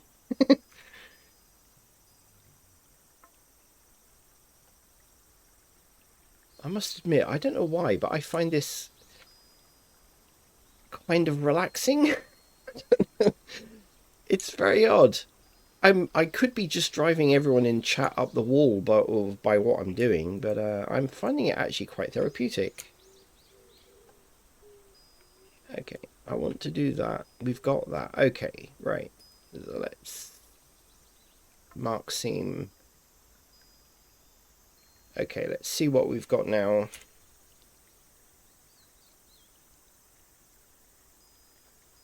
Yeah, we've still got a bit of a mess. And it's because I can't cut round these round holes. I don't think it's very healthy either. No, thank goodness we have access to information and freelance journalism. Yeah, yeah,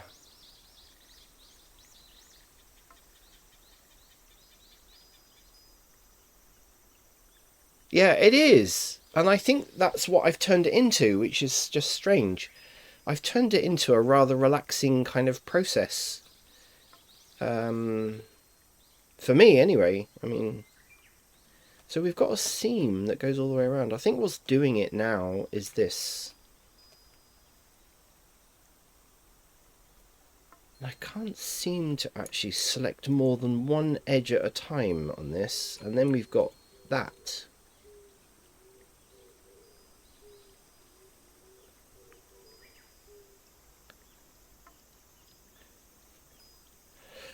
You do have to be so careful nowadays as well. I mean, there's just so many. I got an email. In fact, I don't know whether I've still got it open. I got an email that allegedly came from a sale from eBay. Now, I've never seen the reason why it flagged up as me as a red flag straight away because they got the wrong email address, right? So I knew it wasn't a genuine email, but it did make me go into my PayPal and my email account to make sure that somebody hadn't, spoofed something.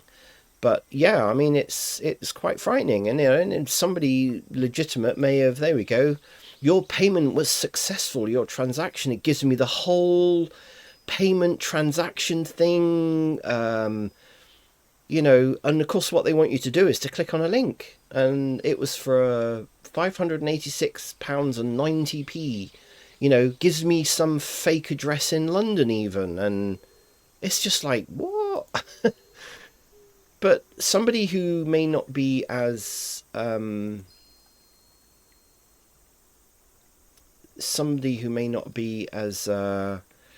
aware that, I'm suspicious of everything. So I'm suspicious of telephone calls, emails, everything. I mean, there's this woman that keeps coming to my house every day. She says she's my wife, but I don't. No, I'm joking. But you know what I mean? You have to be so careful. You have to really be on your toes because it takes that one click, that one click on something. Um,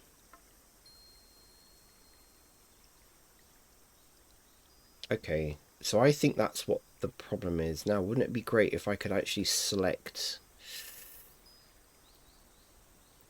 similar?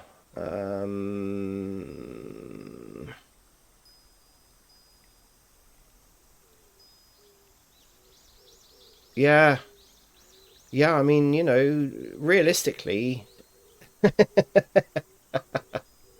yeah, she's got to prove it. Yeah, no, I'm only kidding. But yeah, it's kind of frightening. It is kind of frightening how I don't know how these people sleep at night. I really don't. Yeah, they really.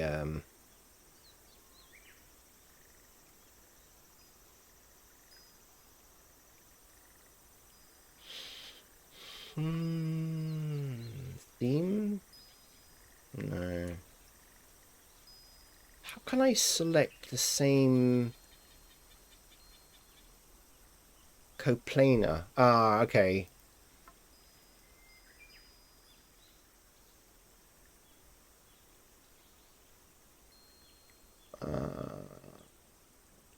Length? Coplanar. Where have I seen that before?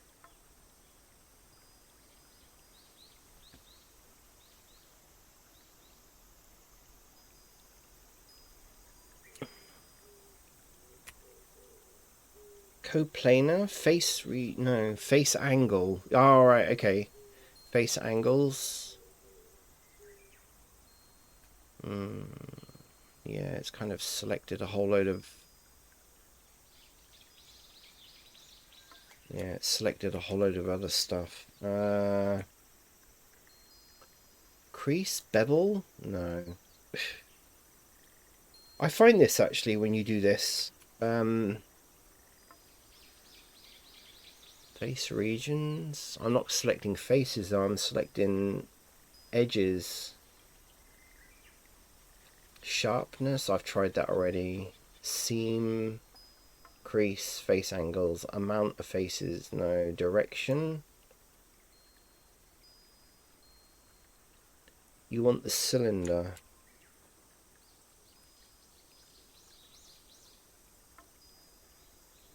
Yeah, but then I only want to really, because I think I need to put creases on this, right? So I need to put seams around just those parts, not all the parts in the middle in this. Do you know what I mean? All I want is all of these circles. Unfortunately, I don't know why, possibly because they were Boolean. I can't actually, I have to go round. See, look, why is that selected? Doesn't make sense.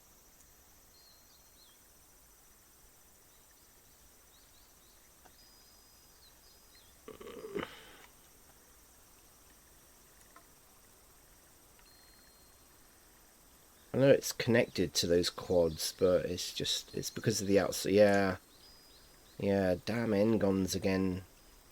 Them Ngons are a pain. Yeah, I realise that it's following the path, isn't it, of the Ngon? That's why it's selecting these. But why it can't kind of figure out that I actually only want that bit, I don't know. Damn. Okay.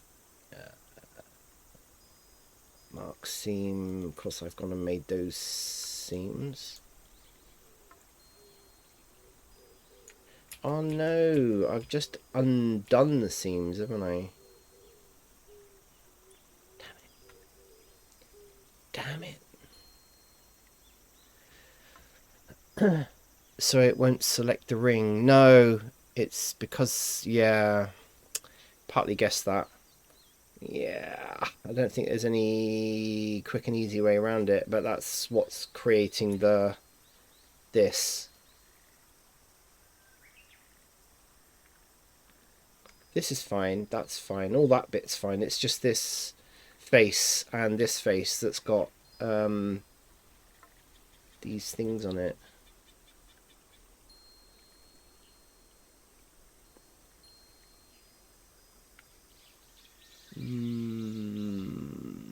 I only really want the top edge.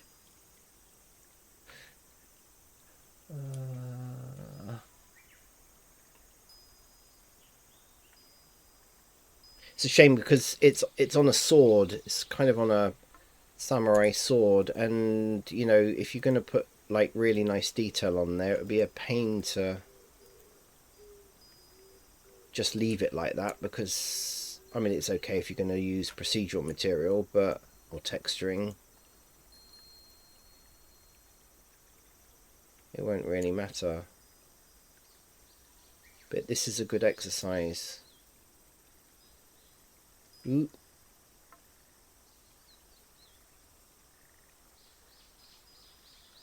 Only 15 more holes to go.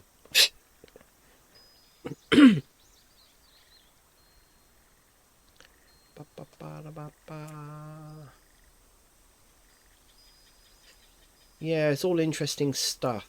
It's all interesting stuff.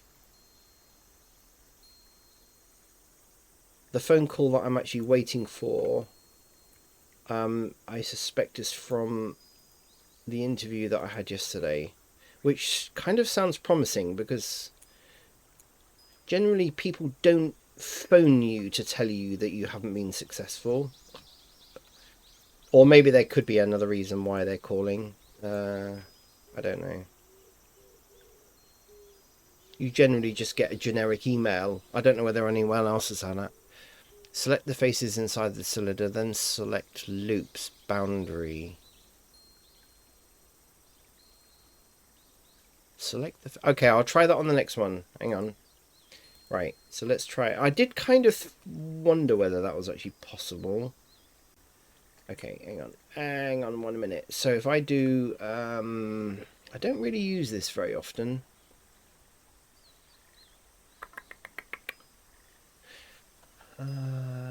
There's kind of a select thing, isn't there? There's an option where you can do circular select of some sort.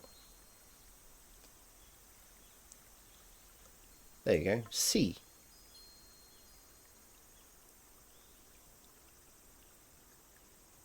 How does that work then? Oh, okay. It's interesting. Okay. Okay. How do you get out of that? C minus C. Select. Oh no. Oh, okay. Right. C. Click. Ooh.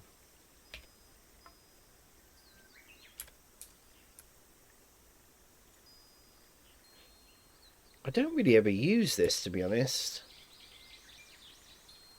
Right, okay. I'm guessing I need the faces. Right, then I can go C, click, and then, right, okay. What is it now? In face mode, you can just go Alt-click to get the ring. Yeah, that's not working because of the quads, of course. So I have to do that 4 times, which seems crazy. But yeah, I've got the circle select thing seem to work.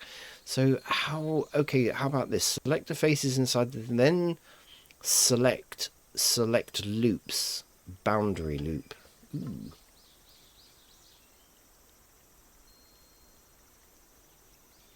Select loops, boundary loop. Ooh. You've done it. Wow, thank you very much for that one. Okay, that's definitely speeded up the process. So if I stay in face select mode, C select face. Oh no. Z. Right, okay. I need to be in face mode. C select, then right hand click to get rid of that, then select again.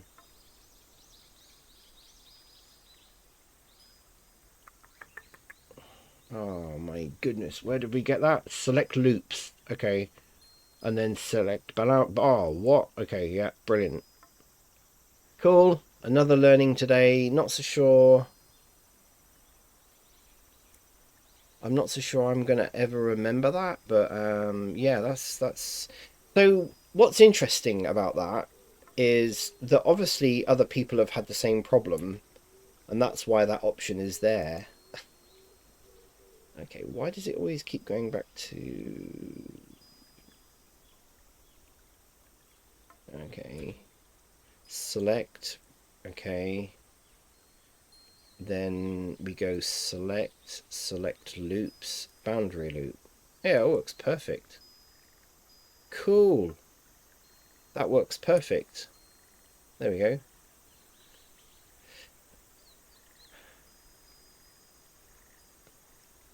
I admire anyone who's still following me from 4 hours ago. Yeah, yeah. We're working actually on. I'm working on. It's not my build, not my mesh. But I saw the person doing it who's Pantheon 3D. If you're not following him, go and follow him. But yeah, it's his model, and I saw him sculpting various bits and pieces, and I thought, you know, building my knowledge of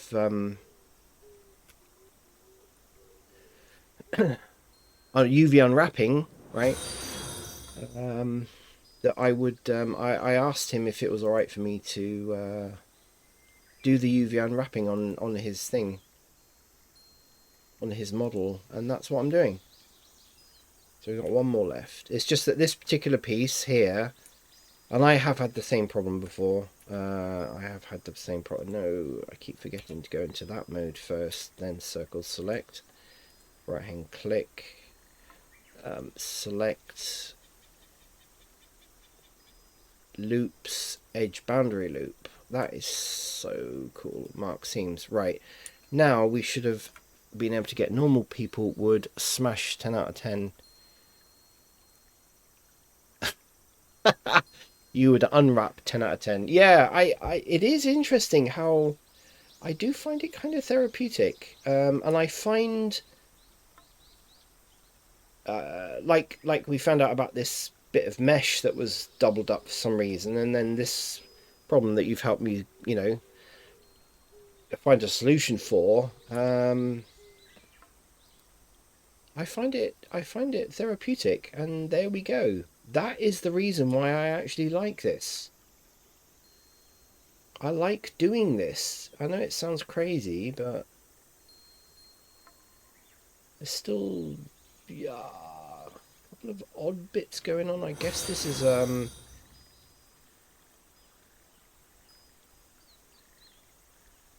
there's a ring around there and a ring around there.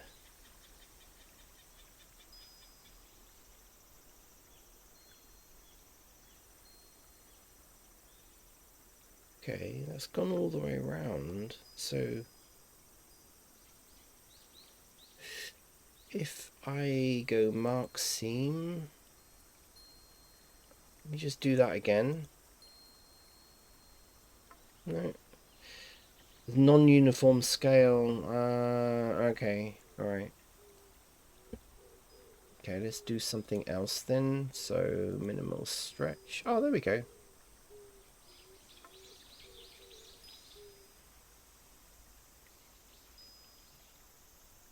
I still think there's something here that's doubled up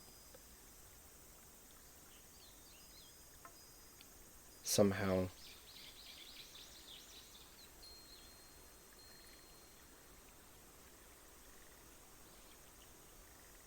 There's still something that's not quite right here. Looks alright to me. I don't know why that would cause a problem. And we're going all the way down there. Fine. What's psychology and other stuff? We talk about. I'm a trained psychologist, and I'm still licensed. Other stuff, like we were talking about scammers and stuff earlier. And I've seemed to have attracted some kind of scammer on WhatsApp offering me £10,000 a month. Hang on, I've got to get this phone call. Okay.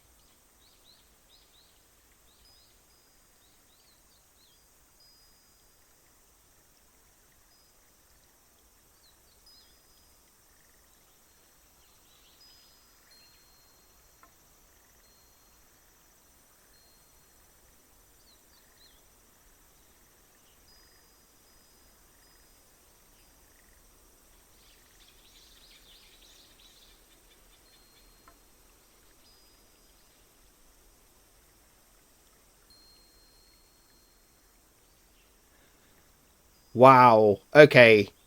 Um, wow, that was an amazing phone call. Literally, well, I could the other stuff. If you want to know what other stuff is, RZX 502.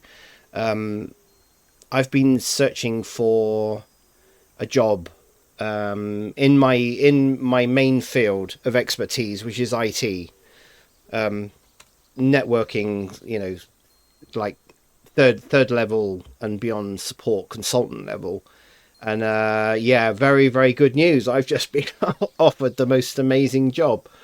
I've held out two other job offers to find out whether this second interview would actually accomplish anything. And yeah, wow, he's just come out of the meeting with the CEO, and yeah, they, holy moly, I can't get over it because I've spent 7 months. I have applied for. I can tell you how many jobs I've applied for. I mean, if anyone has been ever recently, if it, in the last year or so, has been looking for a job, you'll know what it's like. It is shite, right? And you apply for jobs that you're skilled at doing, and you don't hear anything, right? And I tell you what, it's so irritating that you hear nothing back from these people. And I would say, literally, out of all the jobs, how many have I applied for? Now I'm just checking my. Oh, okay. Let me just check the amount of jobs I've applied for, and we're talking about in the last 7 months, right? Actually, no, since July, so that's 8 months. 8 months. Bear with me. I'm just going to get this up. Um, I have applied for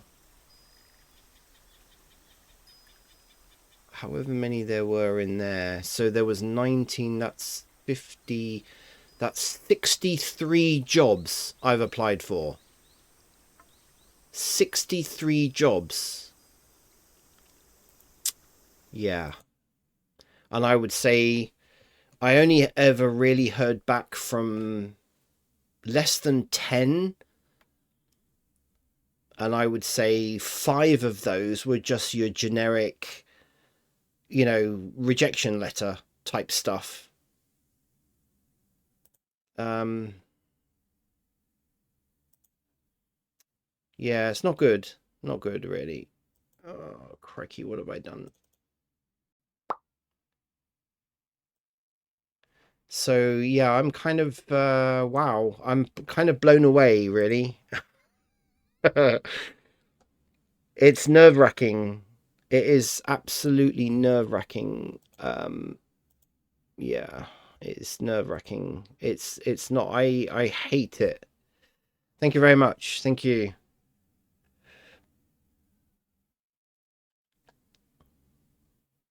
I just started. It's a nightmare. What, looking for jobs, Tyro? You've only just started. It is a nightmare. It is a nightmare. I've been searching since July of last year. I was in a very prestigious organization, let's say, and it was hell working for them. Absolute hell. I just couldn't, there was 6 people left within 2 months. I left, and I have found out this is in one department, and then I found that since then about another 4 people have left. Yeah, my company is going under. Yeah, I lost basically 3 businesses during lockdown. Yeah, I was a consultant. I had about 120 active clients, and I lost everything. I lost the whole lot during the lockdowns. Got no, not zero help from government. People kept saying to me, "Oh, well, you should just apply for blah de blah de blah," and it was like, yeah, basically the government just said, "Fuck off," and I couldn't believe it. I really couldn't believe it. Zero help from our government, nothing. And I lost everything, you know. It's just mad. It was a bit of a mad time. But yeah, I feel sorry for you, man. You especially when it's your own company. People who are not self-employed or don't have their own companies, they just don't actually really understand, you know, the impact of losing what you've built, you know. And it's heartbreaking. It really is heartbreaking.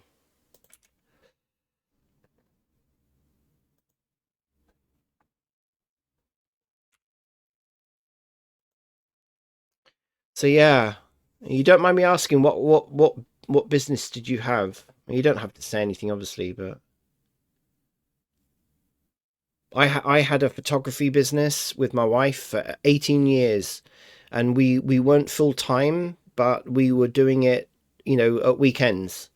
And then I was a full time IT consultant, and I'm also a qualified psychologist. And what I tried to do over the last 7 years was build up my psychotherapy, hypnotherapy, you know, as a business, as bit as that being my main income, because I could see quite a while ago that the photography business was dying. Uh, and the photography business basically died by the end of 2019, and then of course, you know, it really knocked it on the head when we had the whole global situation, and the IT business just died. I mean, you're self-employed, you get no money, no benefits, no holiday, no sick pay, and all that kind of thing. And then, of course, you know, lockdowns happen, and you get nothing. You get zero report, you know, zero help from anyone. Most of my clients, if they didn't, and they were small businesses, right?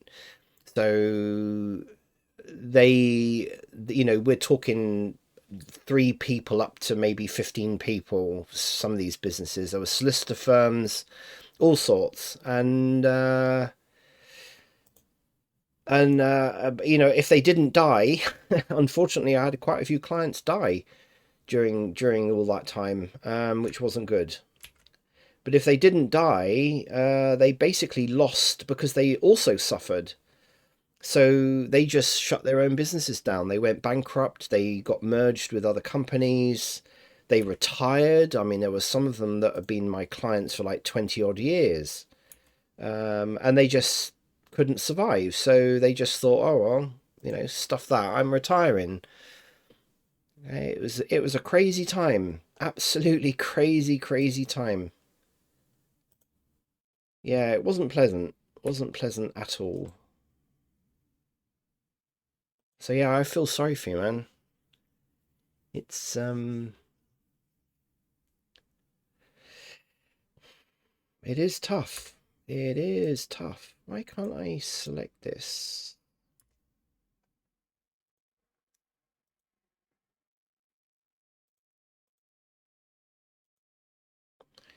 Ooh, this is still doing weird stuff. I think there's something still not right about that circular bit. Apologies, when I said my company meant the one I'm employed at. Yeah, I mean, I've been in the same. Yeah, it's a small office of four. We made CGI videos in industry. Yeah, we changed management and he didn't manage to keep the ship running. Oh, yeah, I could talk about that. I've worked for companies that, yeah, fuck. Yeah, yeah, yeah, yeah, yeah. That's tough. I've been there myself over my career. You know, I've worked for quite a number of companies that have done exactly the same thing, and it nearly always comes down to management.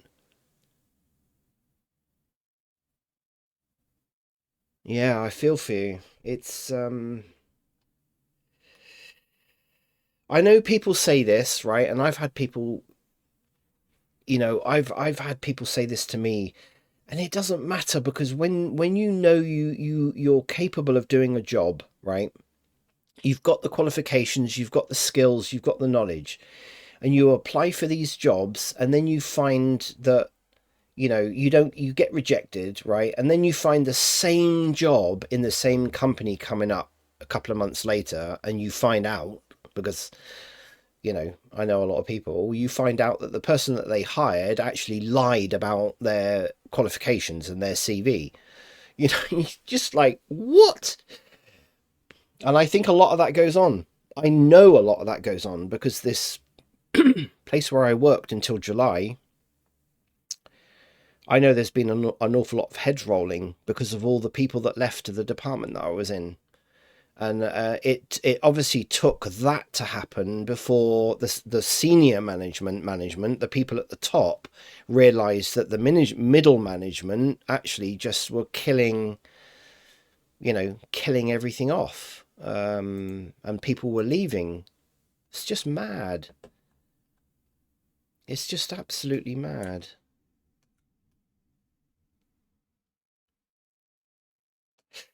So yeah, we talk about other stuff. We don't always talk about modelling.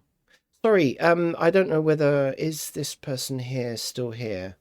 You were saying, what are you modelling? Sorry, it's been a bit of a day today. No, okay, that's fine. Hiring people who lie about their skills. Yeah. But that's the crazy thing, though, isn't it? I've actually met people who have said, "Oh, all I do is I put some words into a some AI thing, and it will create a CV for them." And I just think, what? Do you know what I mean? Like, why would you even do that? But of course, what you can do is you can generate a CV with as much crap on it, or you highlight.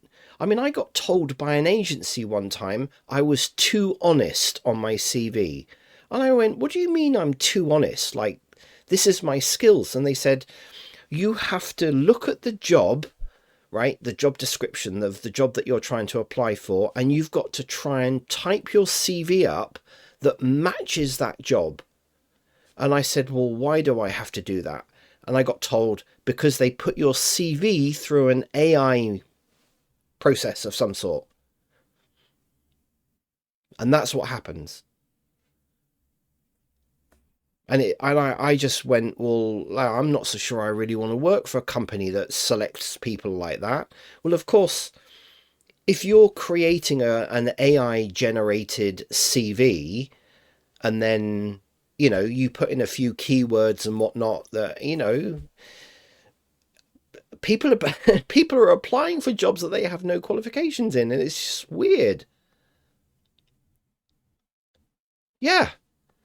So an AI CV is happy with another AI CV. Yeah. So the filtering, I got told this by the managing director of another agency, of a recruitment agency, that's what they do. So I kind of refused to do that in a way, because I thought, no, I'm not going to generate my CV for every single job that I want to apply for. I mean, like, if somebody's not bothered to read my CV, then am I really bothered to try and work for a company that is not bothered to read my CV and only listens to some AI filtering system? You know. Yeah, I mean, okay, so the problem, I could talk about this for hours. I won't, but HR departments, right? There are good ones and there are bad ones.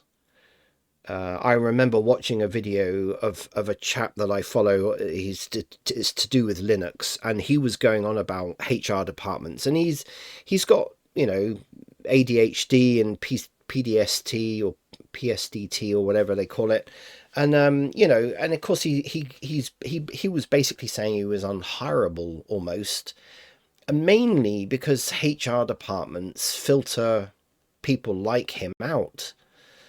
And all they're doing now is they're just using AI to filter people out. And I'm not saying that all game studios are the same, but you get a small business who can't afford to have a HR department, but somebody in the finance department maybe is a HRE type person, or they use an agency. They don't want to sit there looking at people's CVs, you know.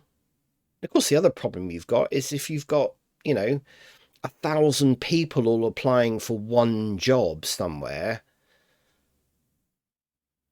they're not going to read everyone's CVs, unfortunately. I mean, I hate to be the bearer of bad news, but unfortunately, that's the reality we live in these days. People are just too lazy to do anything anymore. And that's the reason why they get crap applicants. Okay, there's more to this cylinder than meets the eye, really. I might just call it a day on that one. But yeah, it's spitting facts. Well, that's why I put down, psychology. I have my psychology hat on. Um, I've been studying psychology and I have qualifications going back to the early 2000s. And I can't, and I refuse to go and work in what I call manufactured psychology places, because they're not helping people. I want to help people, and I've got a proven track record of helping people with their mental health and their psychological issues. But unfortunately, um, you know, I don't really want to talk about it. People are just not being helped at all. They're not being helped. But with my psychology hat on, a lot of this that happens nowadays is just doesn't make any sense. It's madness. And it doesn't help people. It doesn't help people find jobs, and it doesn't place the right people in the right jobs for that, for a particular business. And it's mad, It is. It's just mad, and I think businesses are missing out purely because they one can't be bothered to find the right people by reading their CV, or they're trusting certain people in HR departments that actually are not really doing their job properly. I have come across some amazing people in HR, right? And I think the place that I've just been offered a job at, I also get the impression that they've got what I call a good HR department, a HR department that actually does their job. And where I came from, they were probably one of the worst HR departments I've ever experienced. In fact, actually, if we go back 20 plus years, there was a company I worked for that used, there's the term constructive dismissal to get rid of a whole, and I was part of middle management, and it was a rather large company. Okay, we seem to be gone away from Blender now, but it was a rather large company, and there was about 16 middle management, and I happened to be one of them, right? And they used the most unbelievable tactics to clear out the middle management level. And it was by constructive, dismissal. And it was a crap situation. I successfully sued that company for a lot of money on constructive dismissal. I actually had the HR of British Gas helping me with that. Unfortunately, she's passed away now, but yeah, she helped me through that 20 something years ago. And yeah, that was a real nasty experience. But I won the case and I came out thankfully on top.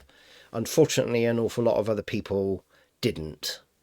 And I found out there were 17 of us were basically we were kind of separated, and each of us, I didn't find this out until afterward, I bumped into someone who had also gone down the same route as me. It was really, I've never experienced anything so nasty in my life. And found out that, he said, oh yeah, do you realize you were actually only one of 17 of us that actually were treated like that? And I thought, flipping heck. I mean, that was just unreal. But yeah, there are some pretty nasty companies out there. Cool. That turned out all right. It's not bad at all.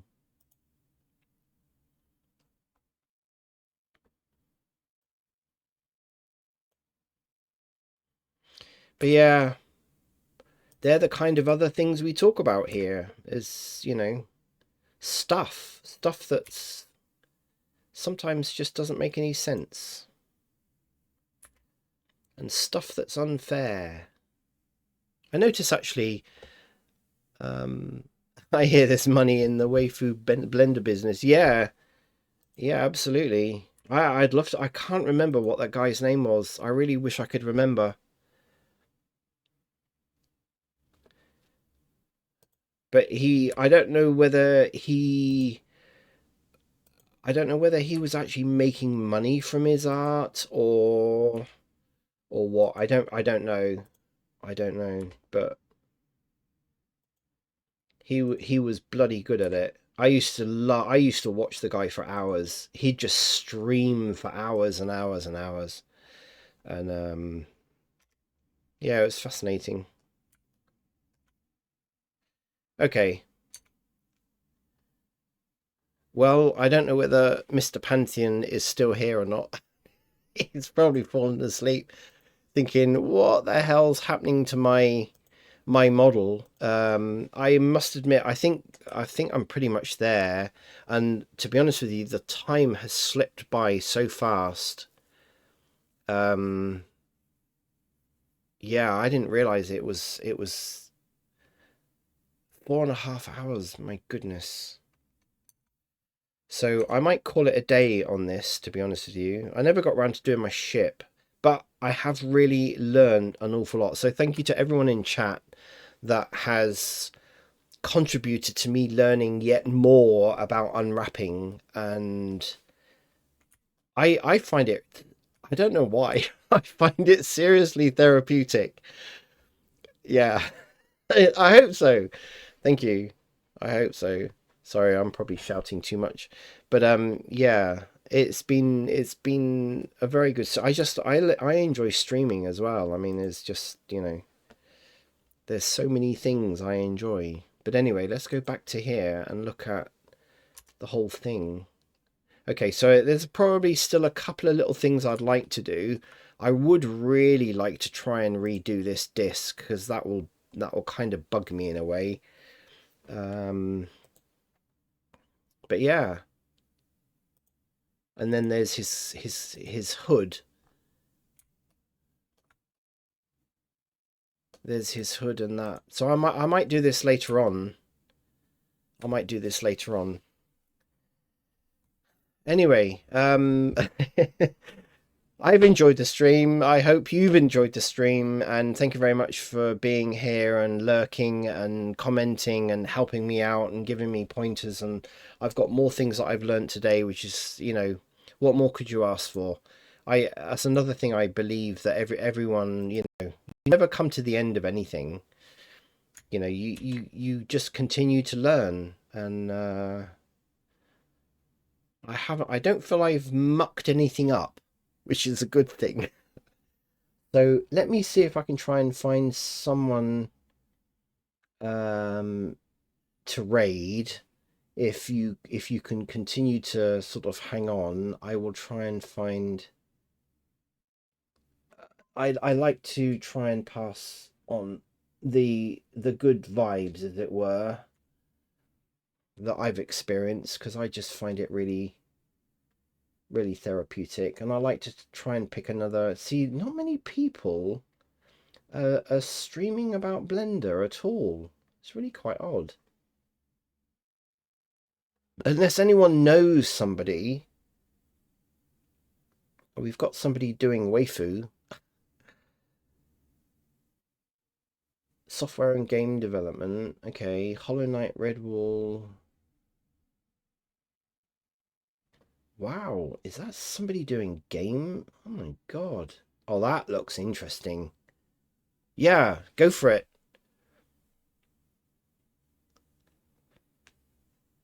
Go for it. Go for it. disgusting. I've got some other little minor things to do on your model that I would like to try and do. It's been very interesting doing this. It really has. Oh right, okay, yeah. I'm actually on yeah. Okay, I know who that is. Brilliant. Brilliant. Well, thank you very much for hanging in and being with me on my highs and lows, especially today on my highs. Um, I know I had to take some calls today and such like, so I'll talk to you later, Mr. Pantheon, about today and other things. So I know how to do this. I know how to do this. Okay, so we're gonna go here. I only learned how to do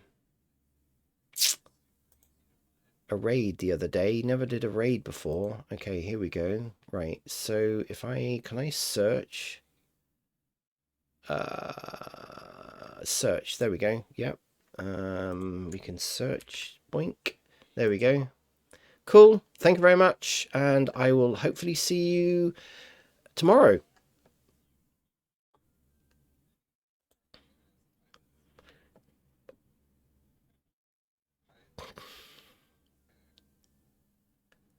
Ba, ba, ba, ba, ba.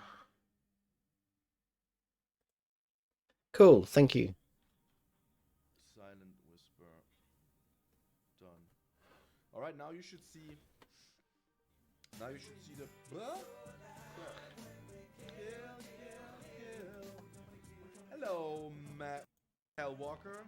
Coming to kill ya. Coming to kill ya. Coming to kill ya. Hello, hello, hello. Hey, Mr. Tyro sign. Gators Tyro and sign. gators. Hey, Tyro, if that's okay. I'll just use Tyro for short. Hey, what's up? What's up, Ape? How you doing? Yeah, I was thinking, Magus Hellwalker. I think yeah, I saw in your chat, right? I think so. Dude, I'm always happy. You know me. Thank you for the shout out. Thank you for the shout out. Mitch. I think you. Why did it not? Why did it not work though? Why did it work though? Yeah, thank you for the raid. Welcome in, guys. Yeah, thank you for the raid. Welcome in, guys. Oi, Ape. Marcus. Usually there should be a clip, right? There should be a clip, right? Maybe there's no clips then, I guess. Maybe there's no clips then, I guess. Still. What are you doing? Digging. Digging. Oh, you know why. Oh, you know why. Alright. Still digging. You don't have clips, fair enough. There you go. Don't have clips, fair enough. There you go. Okay. Yeah, cheers, Silent. Have fun. We are on the verge of winter again.